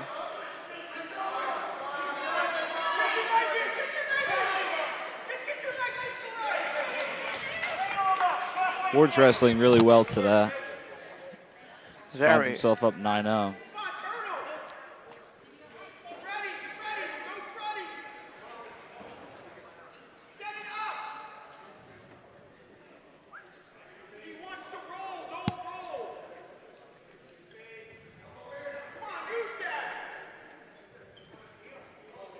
Ward up 9. 35 seconds left in this third period. Ward looking to get his near side tilt here if possible. That's been his go-to move in his time here at St. Augustine.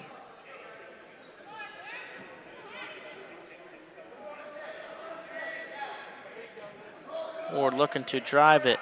Short time, 10 seconds left on this clock for Luke Ward to score.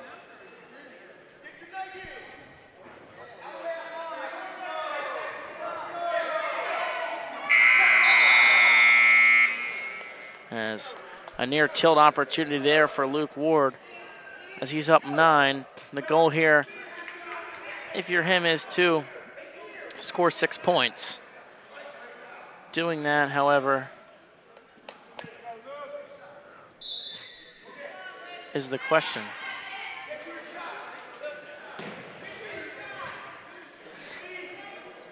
Ward trying to break this single leg shot as he's in the dominant position, having his weight forward on the body. And now he's looking for maybe a re-attack spladle.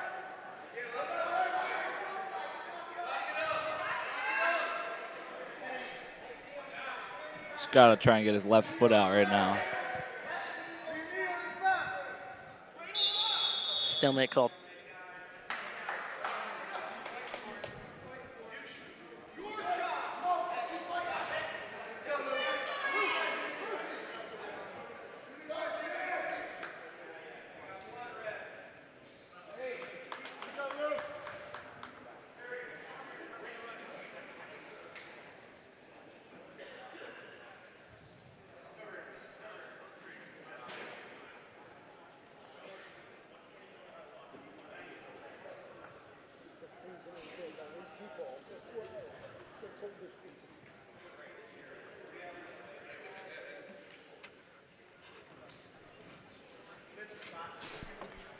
Ward is going to be up 9 here. Obviously, his father and brother going to be, the two main guys for him to go to.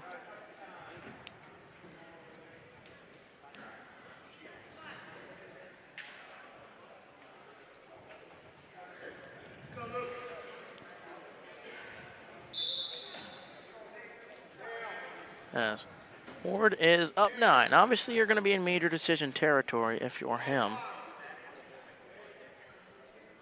It's just a matter of getting the tech or major short time. Ward's got to get in on a shot if he wants it.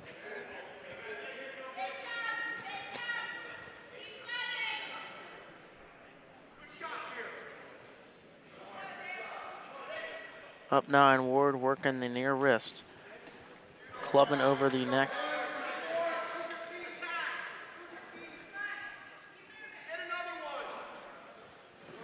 38 seconds left in this third period of wrestling between.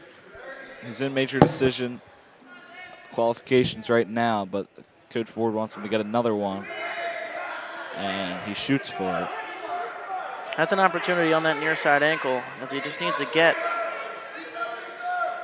himself in, and he will. 3 points goes to Luke Ward, as Basically just secured the major decision with 8 seconds left.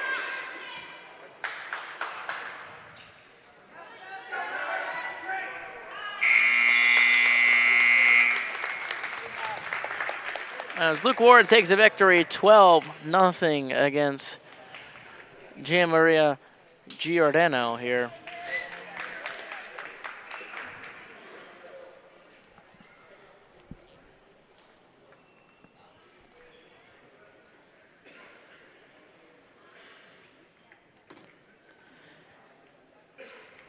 As for St. Augustine, Jack Olivo is not going to be the wrestler at 175. It's going to be Joakim Egba. Why do you think that's the case? Is it like a matchup thing? Olivo just pinned his last opponent. I think I saw a couple. I mean, Olivo looks like he's ready to wrestle. Maybe Olivo goes 190. Maybe it's that. Due to Danny Francis not maybe being able to wrestle after that injury.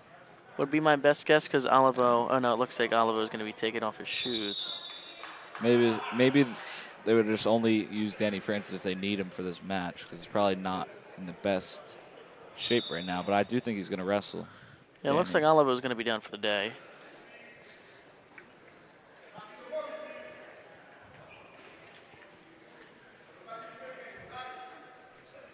As Egba gets caught on a fake shot, he's trying to sprawl out. He will. Successful.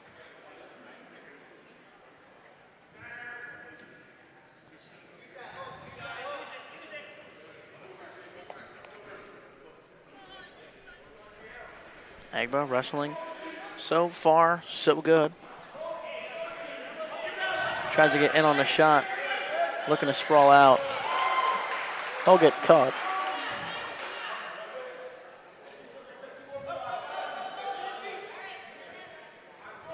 As Egba will escape.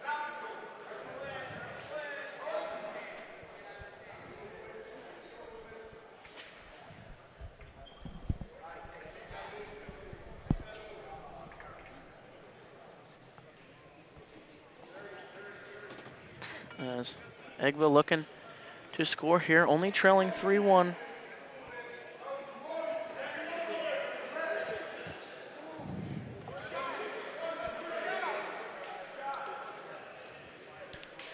$20 seconds left.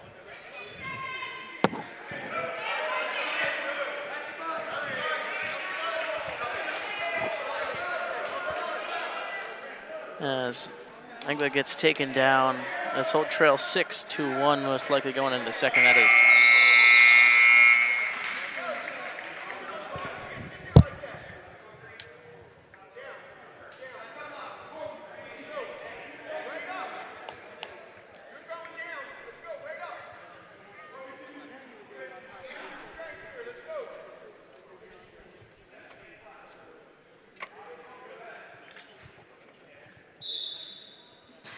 As Egba will just be let up. Whole trail 4 here with just getting started in the second period. Will, is that Coach Laws I see in the far corner in the yellow jacket?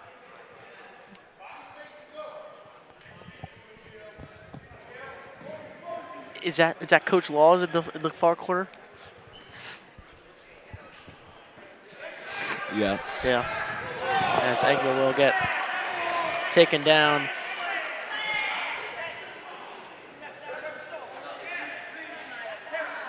And get the escape.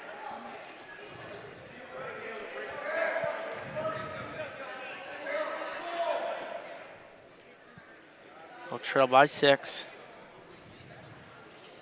As Egba gets in on a single, it would have looked like.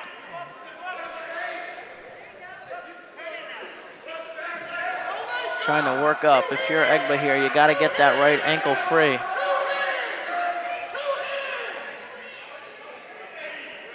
as 3 will be let up, excuse me.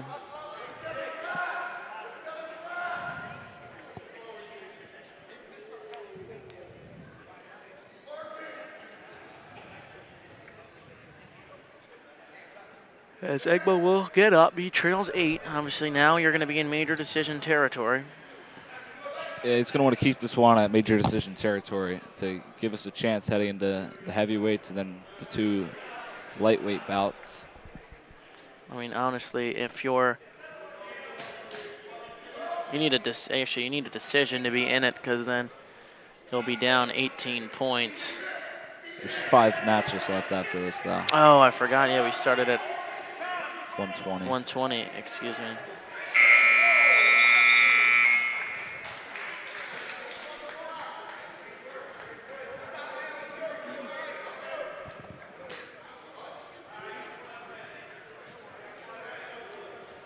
Hermits, I would not call them out of it yet, just because the talent we have at the heavyweight positions. And then maybe we need a lightweight, 2 lightweight victories in order to win this one. Not in a great position right now, but I wouldn't call them 100% out of it.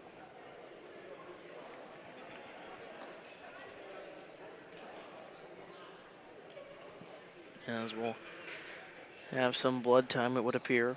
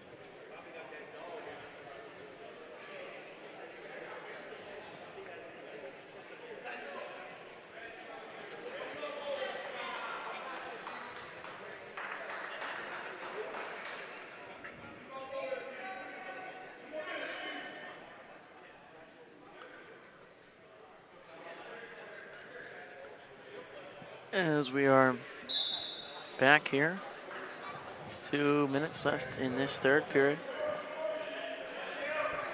Egba trails by 8. Working on that outside reach.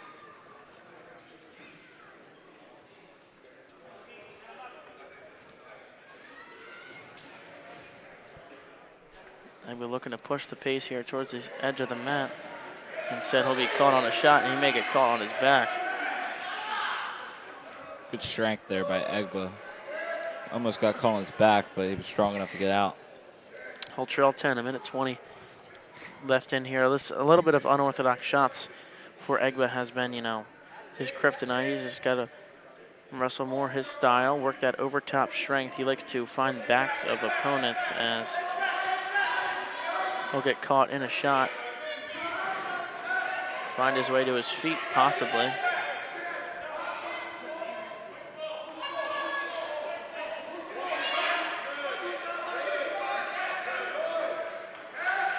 Good coaching there by Paramus Catholic. Yeah, exactly. He told him what he needed him to do as Egba will trail 13. Don't want to get tacked here. Yeah, I'm surprised they're not letting him up. Now they will let him up. That's down 12. Egba's got to survive the next 30 seconds. It'll be a hard task here. And that almost did it.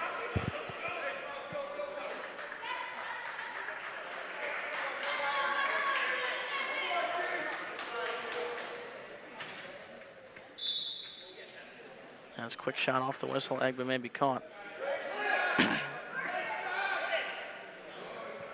There's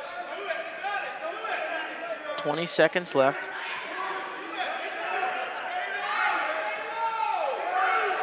Stall warning call, but that's stalls don't irrelevant matter. late Just here gotta in the survive. match. 5 more seconds.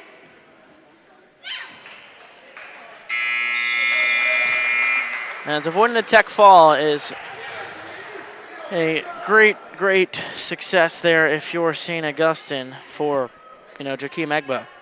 Yeah, that's a minor victory there. Now, Brody Taylor, hopefully, I'm not sure the accolades of his opponent, but hopefully he has the ability to pick up 5 or 6 here. Number 3 ranked in the state, his opponent is. Well, never mind, maybe.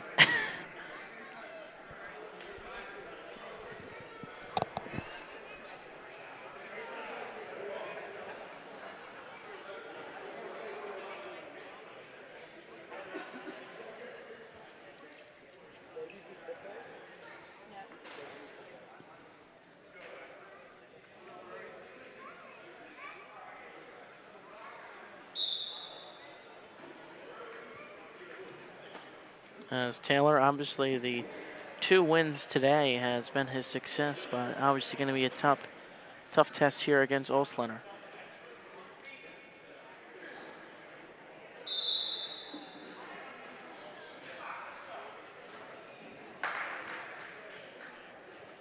Paramus, Catholic coach, not having it with the eye poke.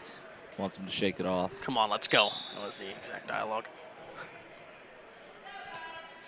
As Taylor, a obviously aggressive wrestler, he cut down as he has the fireman's carry shot. Taylor's got to work out of this, though. It's going to be a tough finish as Olsner will get out. Taylor could really have a statement match here as a freshman.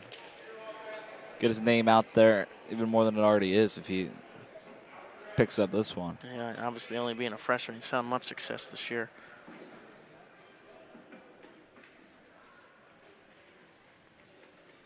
And it's 0-0 here, a minute into the first period. Reminder that, after this match, you still have Danny Francis, you still have Braden Shields, and you still have Mason Massa and Mr. Finale at the 113. So a lot of points on the board for both sides. Stalemate call.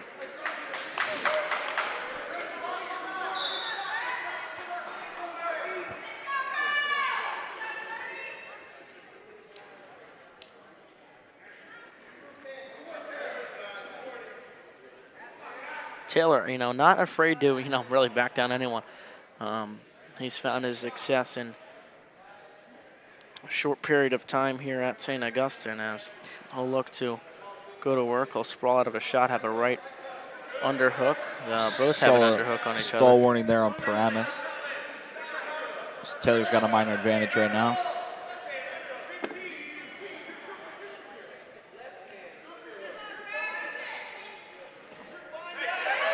As Taylor will look to find a shot. 3, he gets 3. Brody Taylor finds a late period 3.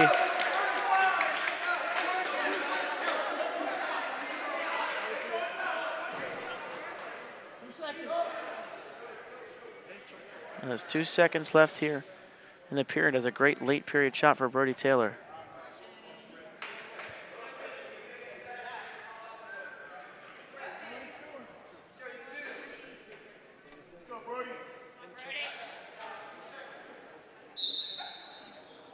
As Brody Taylor will get the 3-0 lead here going into the second period. As obviously his father and Aaron Taylor here, as he just joined the coaching staff of St. Augustine, wrestled at Cornell himself. Brody, obviously, tremendous baseball player, #1 in the state of New Jersey, but still with the love for wrestling, as he's found success in both fields. So Brody's going to be working on top here on Olsner. So interesting, the size difference between Brody and his dad. Assuming his dad probably wrestled somewhere near the lightweights. 126, I think. 125 in college, I believe, was the weight.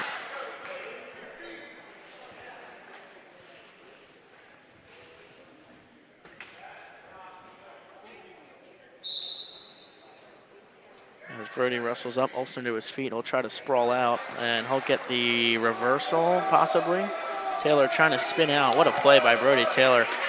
Tremendous wrestling to not let up a reversal there. It's going to be 3-1.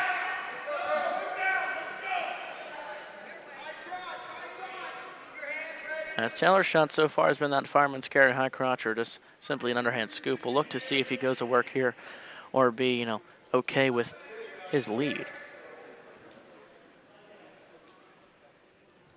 Olsner, obviously a state placer last year. He placed 7th in the state. And Brody Taylor with a good showing so far here.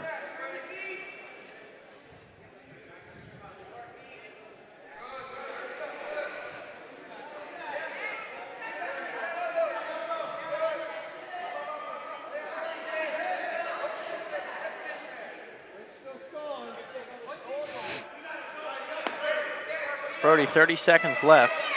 Not much action going on here. Short time, 20 seconds in this second period. Taylor leads 3-1. Will try to snap down and re-attack. In on the leg, Taylor. Short time, 13 seconds left. Gets his 3. Brody Taylor has to hang on here. Brody Taylor, being 3, told to hang on for the next 3. 1. He gets his. Oh, and also a stall call was on Olsner there, so Taylor will get an extra point. So he'll be up 4, and if he starts on bottom this period, we'll look to make it 5. I think he's up 6. Oh, excuse me, Will. Up 6. I mean, I just cannot count today. Up 6, looking to make it 7. 6-7. As Taylor will start on bottom.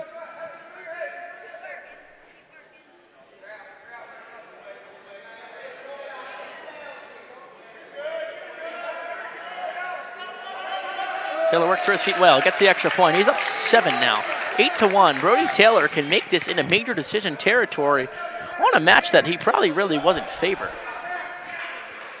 So 1.5 minutes left. Olsner's gonna have to get to work if he wants to make this a match. I mean, obviously the ideal for Olsner here is gonna get the takedown and 4 backs possibly, maybe even stick Taylor, but Brody has been the dominant wrestler this match. Injury time called.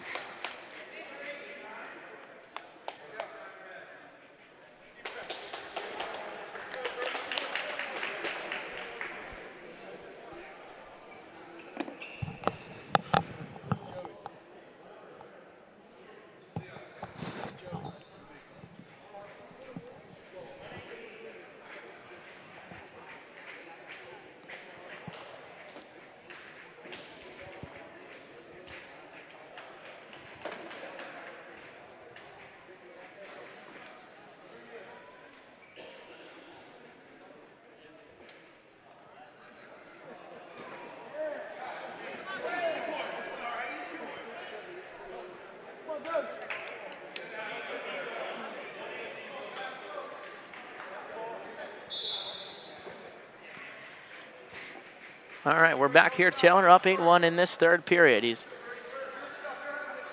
probably going to wrestle a little bit more, defensive. Maybe try and get a attack as that high crotch hold to sprawl out of. As Brody Taylor just matching everything Olsner gives him today. Ref probably wants him to wrestle towards the mat. Look out of bounds.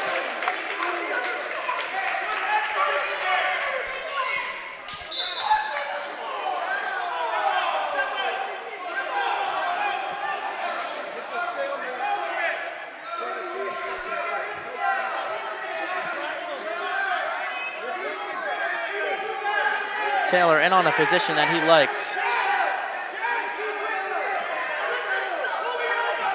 Taylor looking to finish. 30 seconds left. That's 3. Brody Taylor is in major decision territory against Olsner. All it takes is a ride out here. Taylor up 10. I mean, you talk about a performance from Brody Taylor here tonight. Yeah, this is pretty crazy. The team's all hyped up again. Another upset here for the Hermits. It's just the bonus points that they gave up in those 2 matches might end up costing them.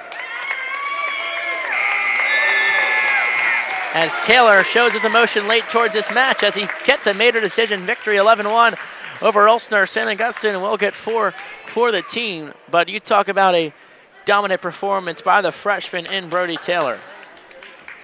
As now we'll see Danny Francis back on the mat after previously not in a spot ideally that he wanted. Yeah, he was all banged up in the Ocean City match. It's It's already physical here again in a Danny Francis match.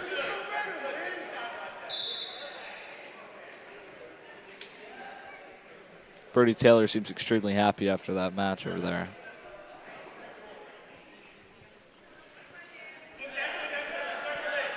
As Francis wrestling towards the outside half of the mat. Danny's getting called for holding on to the singlet.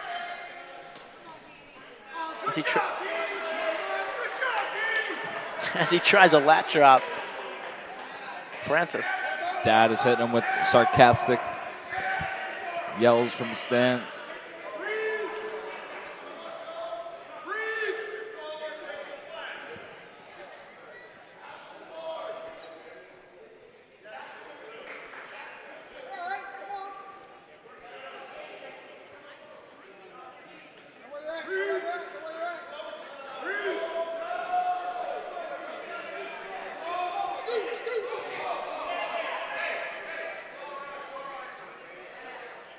Francis looking to roll out.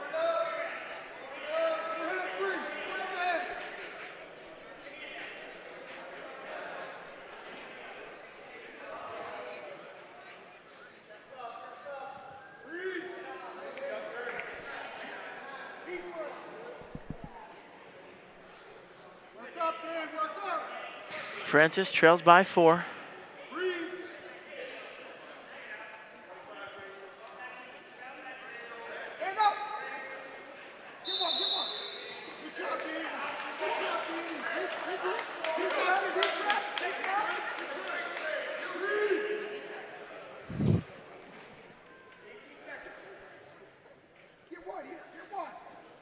And so he'll be down 18 seconds left, down 4-0. 20, about with the 18 seconds left, they're going to want to get one here headed into the next period. Could be a big escape here.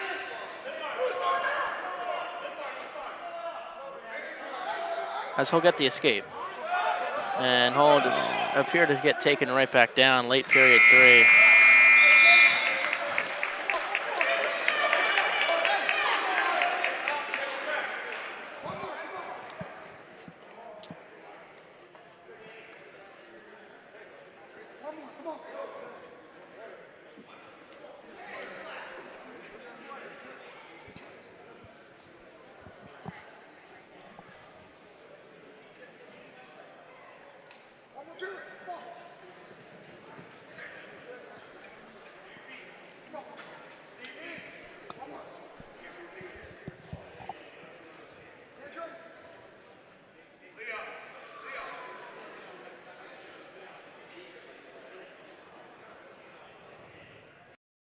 The Rich Bersani Group at Green Tree Mortgage and Nick Christopher and Sherry Klein of the Christopher Property Group at Remax Community have been proud partners with St. Augustine Prep since 2015.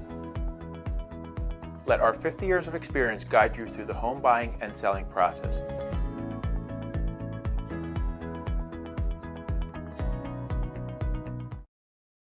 The Rich Bersani Group at Green Tree Mortgage and Nick Christopher and Sherry Klein of the Christopher Property Group at Remax Community. And we're back as Danny Francis was banged up again. Down 7-1 now. We're back following, obviously, Will just said. Looking to work towards the outside of the mat.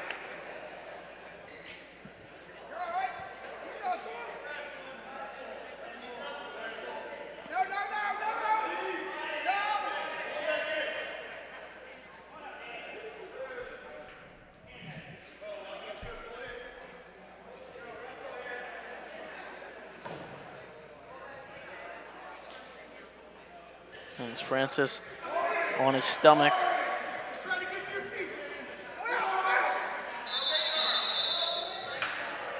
Injury time.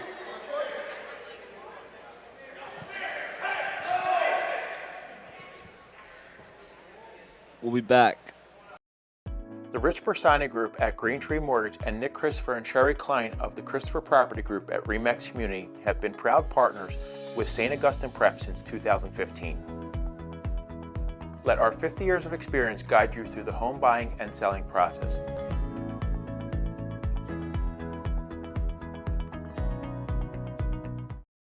The Rich Bersani Group at Green Tree Mortgage and Nick Christopher and Sherry Klein of the Christopher Property Group at Remax Community have been proud partners with St. Augustine Prep since 2015. Let our 50 years of experience guide you through the home buying and selling process.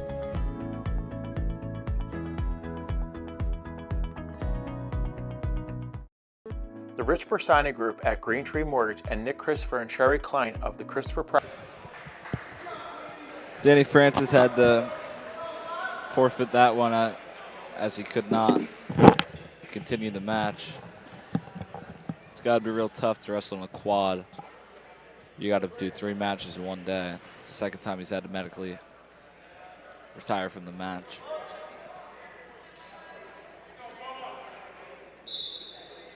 As Braden Shields is on now for St. Augustine.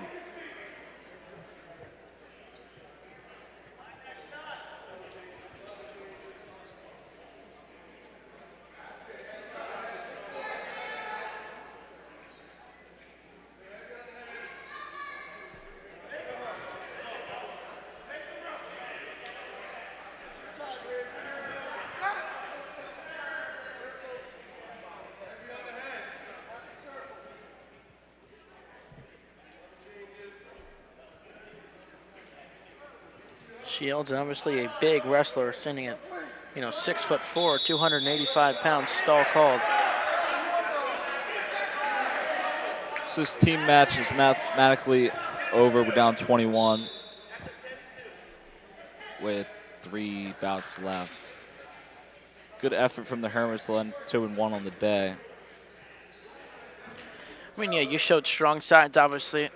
Probably the 2 best wrestlers of the day is going to be Brody Taylor and Luke Ward, both going 3-0. I mean, Brody was a heck of a match. He upset, a ranked wrestler in this state, as Shields is trying to go to work towards the far side of the mat. He's trying to look to circle back.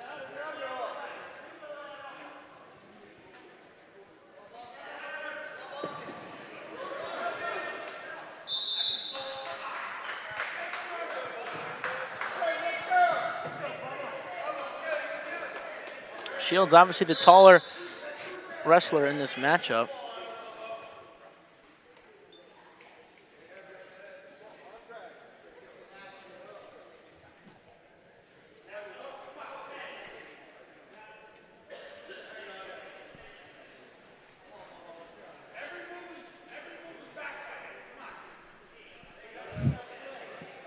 As Paramus fans not too happy with the way Bubba Shields is wrestling.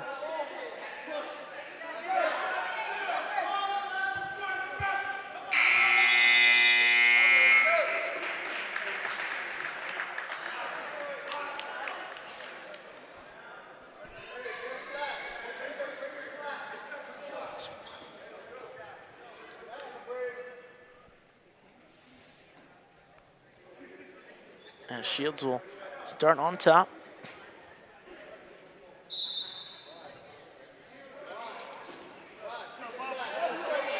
We'll throw a club in on.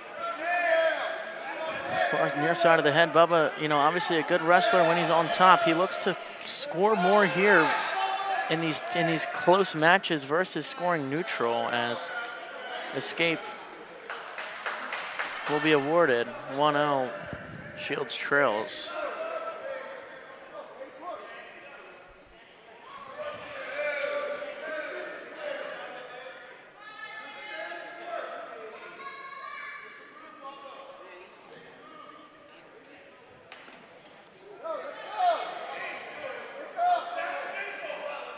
Shields. Was he wrestling the big Isaiah Rodriguez?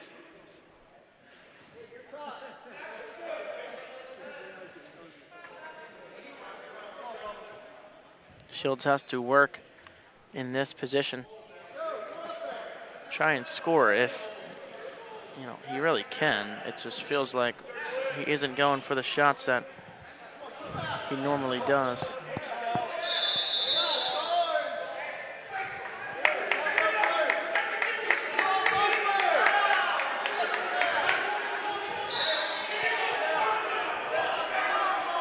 As Paramus not too happy with the stall warning. Coach is severely pressed about that call. That was a very firm and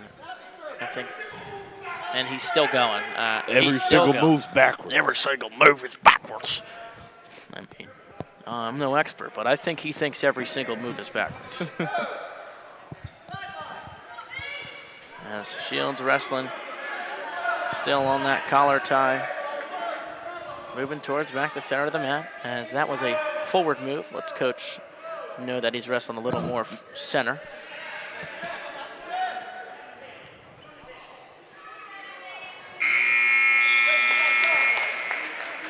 As that'll be the end of the period against Rodriguez.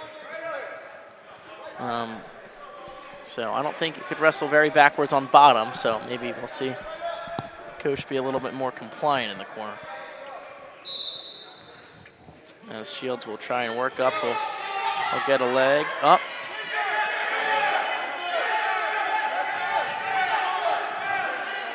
As he gets the escape. So tied up here, 1-1 with 1:40 left.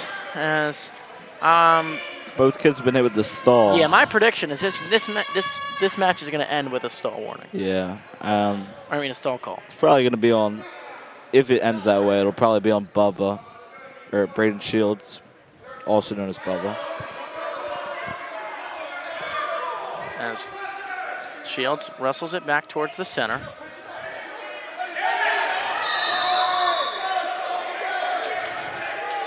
As a near explosion here in the Spina Gym. That wasn't exactly a stalling move, but Mr. Morris did not stall to get out the way.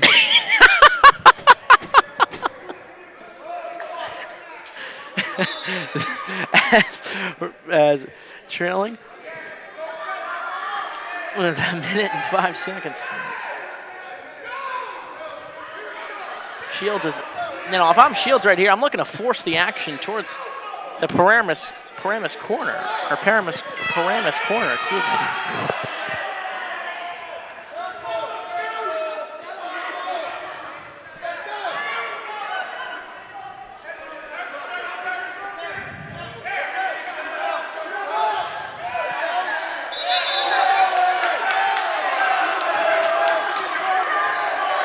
That's fans are looking for a stall call. We won't get it.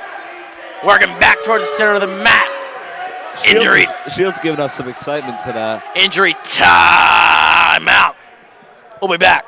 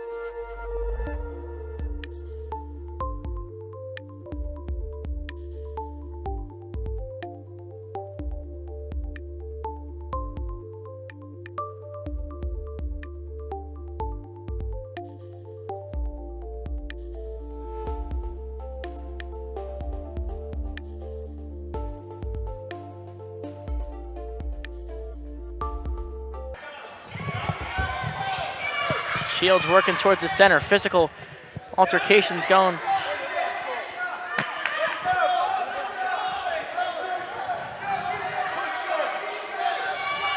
"20 seconds. Let's see what we got here in Richmond Spina Gym." Shields, 11 seconds, pushing the pace. Let's see what happens. Shot, attempt, turns him over. Oh my God! A lot of action here. We'll go to overtime.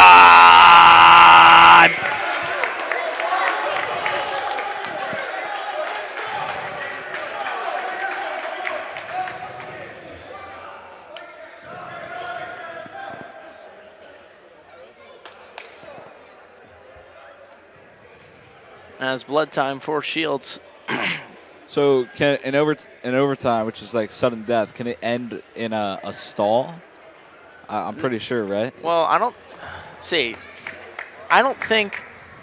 that we're in the sudden. Are we in sudden death? Is that what it is? No, it's not sudden victory right away. Yeah. There's two periods and then there's sudden victory. And there's I think it's ultimate rideout is like the one thing. Excuse our non-knowledge on the overtime wrestling rules. We're just gonna be cheering like you for Braden Shields. Quite embarrassing out of us.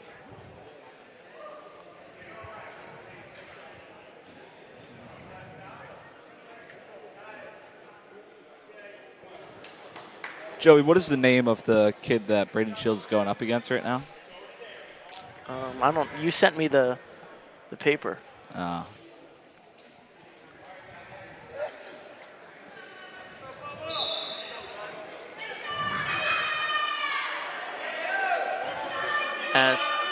A minute of this overtime period. Shields looking to score.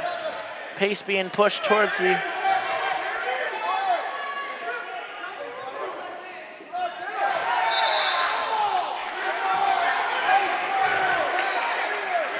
Bubba Shields pushing the pace. 41 seconds. Tie match. Let's see what can happen. Shields on the overhook. Looking to go to work. 30 seconds left. Overtime. For all the marbles. Braden Shields. 20 seconds. Let's see what he can do. Short time for Shields. Center circle for both men. 10 left on the clock. No headgear for the opposing wrestler.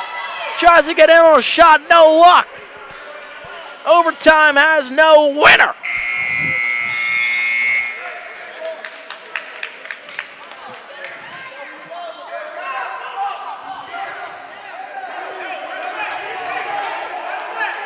Shields is gonna go down. He's gotta get up. Apologize to those watching on home. 30 seconds. Shields gotta get up. Let's see what he can do. Oh no, Shields finds his way to his stomach. Shields gotta get up. 20 seconds. Shields gotta work that arm out. 15 for Shields. Shields gotta get up. Shields has to get up.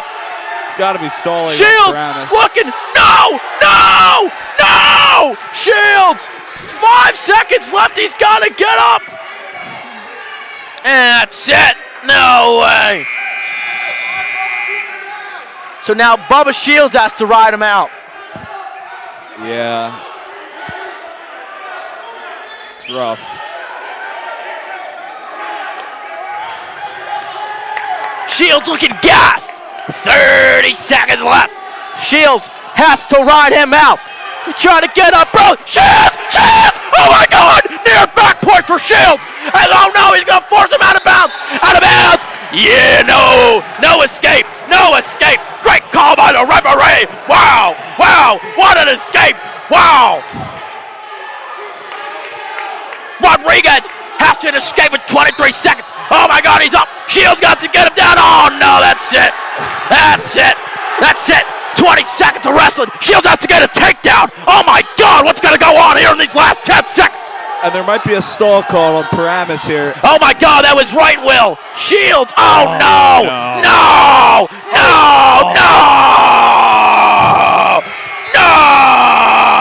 That is unbelievable.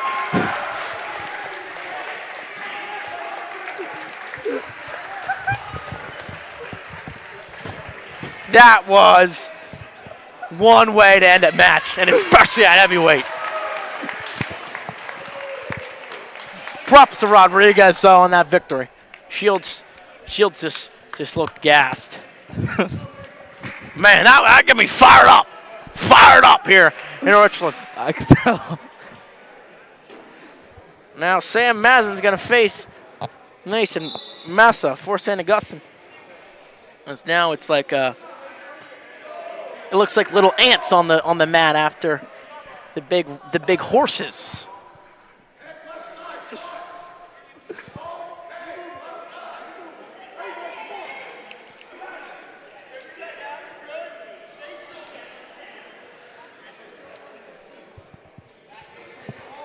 Madsen in on the attack.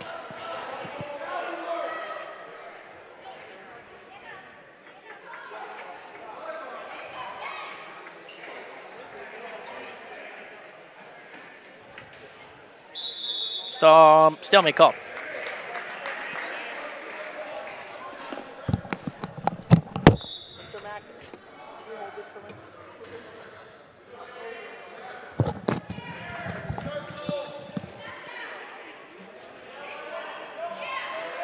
Madsen looking to go to work. He'll find 3, hopefully.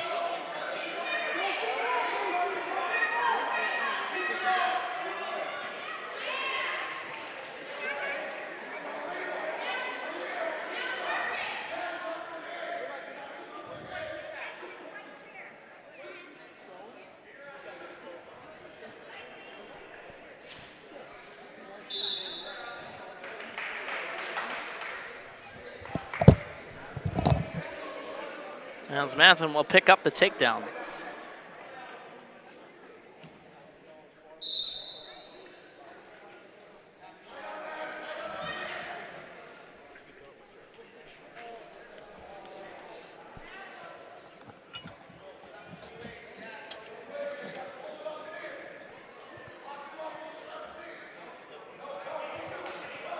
As Madsen in on a attack overhead.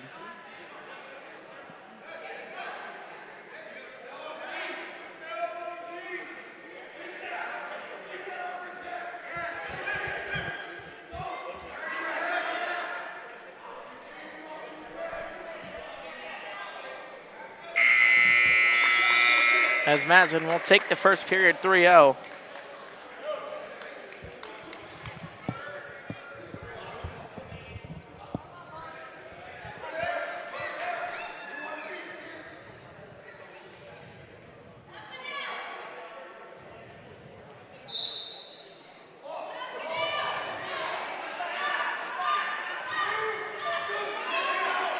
Madsen looking to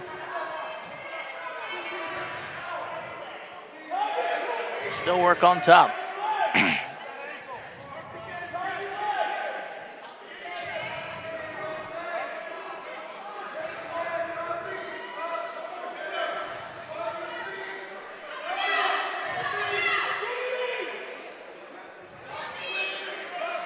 Still going to work is Madsen on top of Madsen.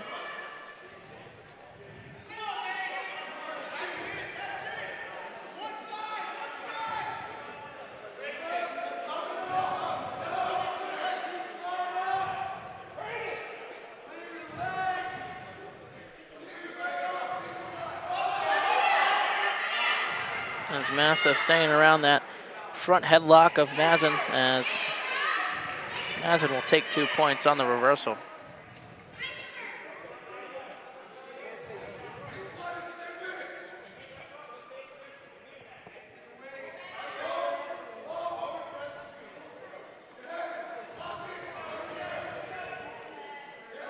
Massa is going to get turned for, it would appear, 4 backs.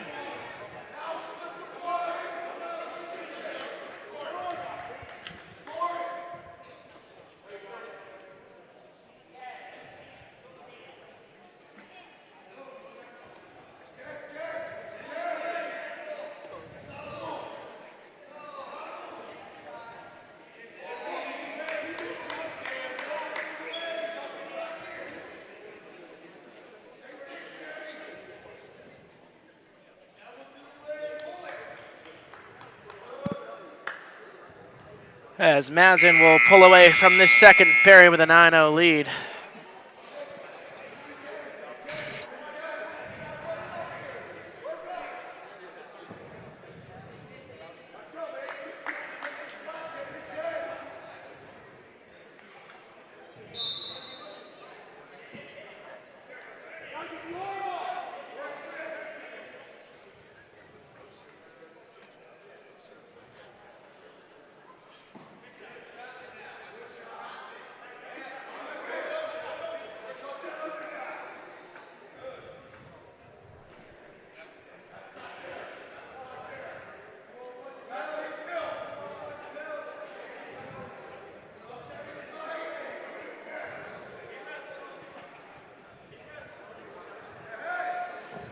1:25 left here in this third period of wrestling as Massa trails 9-0, and he's going to be stuck on bottom with a minute and 15 left.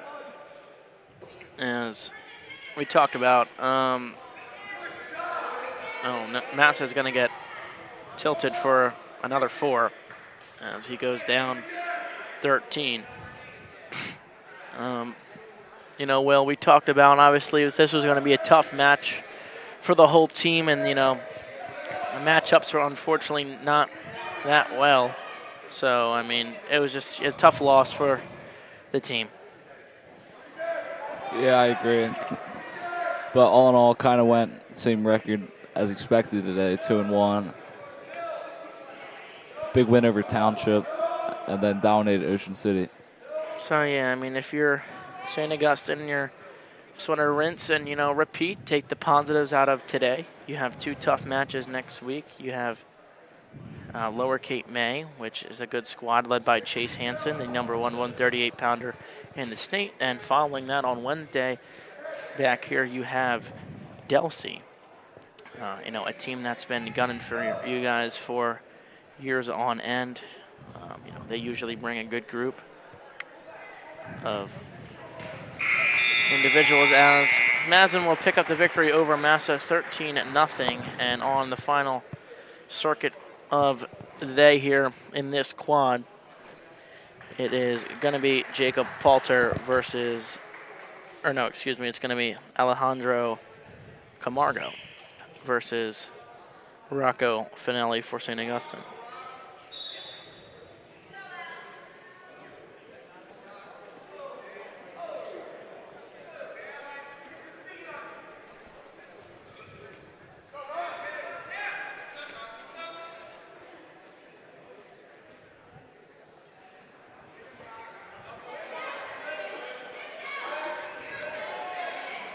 As a quick 3 for Camargo.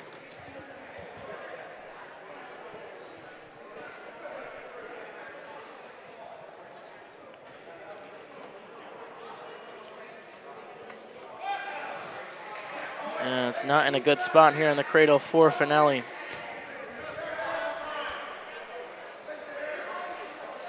As that's it. Paramus Catholic beats St. Augustine 45-13 in a tough match here. As Hermits will go 2-1 on the day. They'll face Lower Cape May away on Tuesday. Following that, it will be Delsey here Wednesday at 6 p.m. You could find that on Hermits Broadcasting. I'm Joey Brennan. Alongside Will McNamee and Native Flanagan, we thank you for tuning in. Have a good night.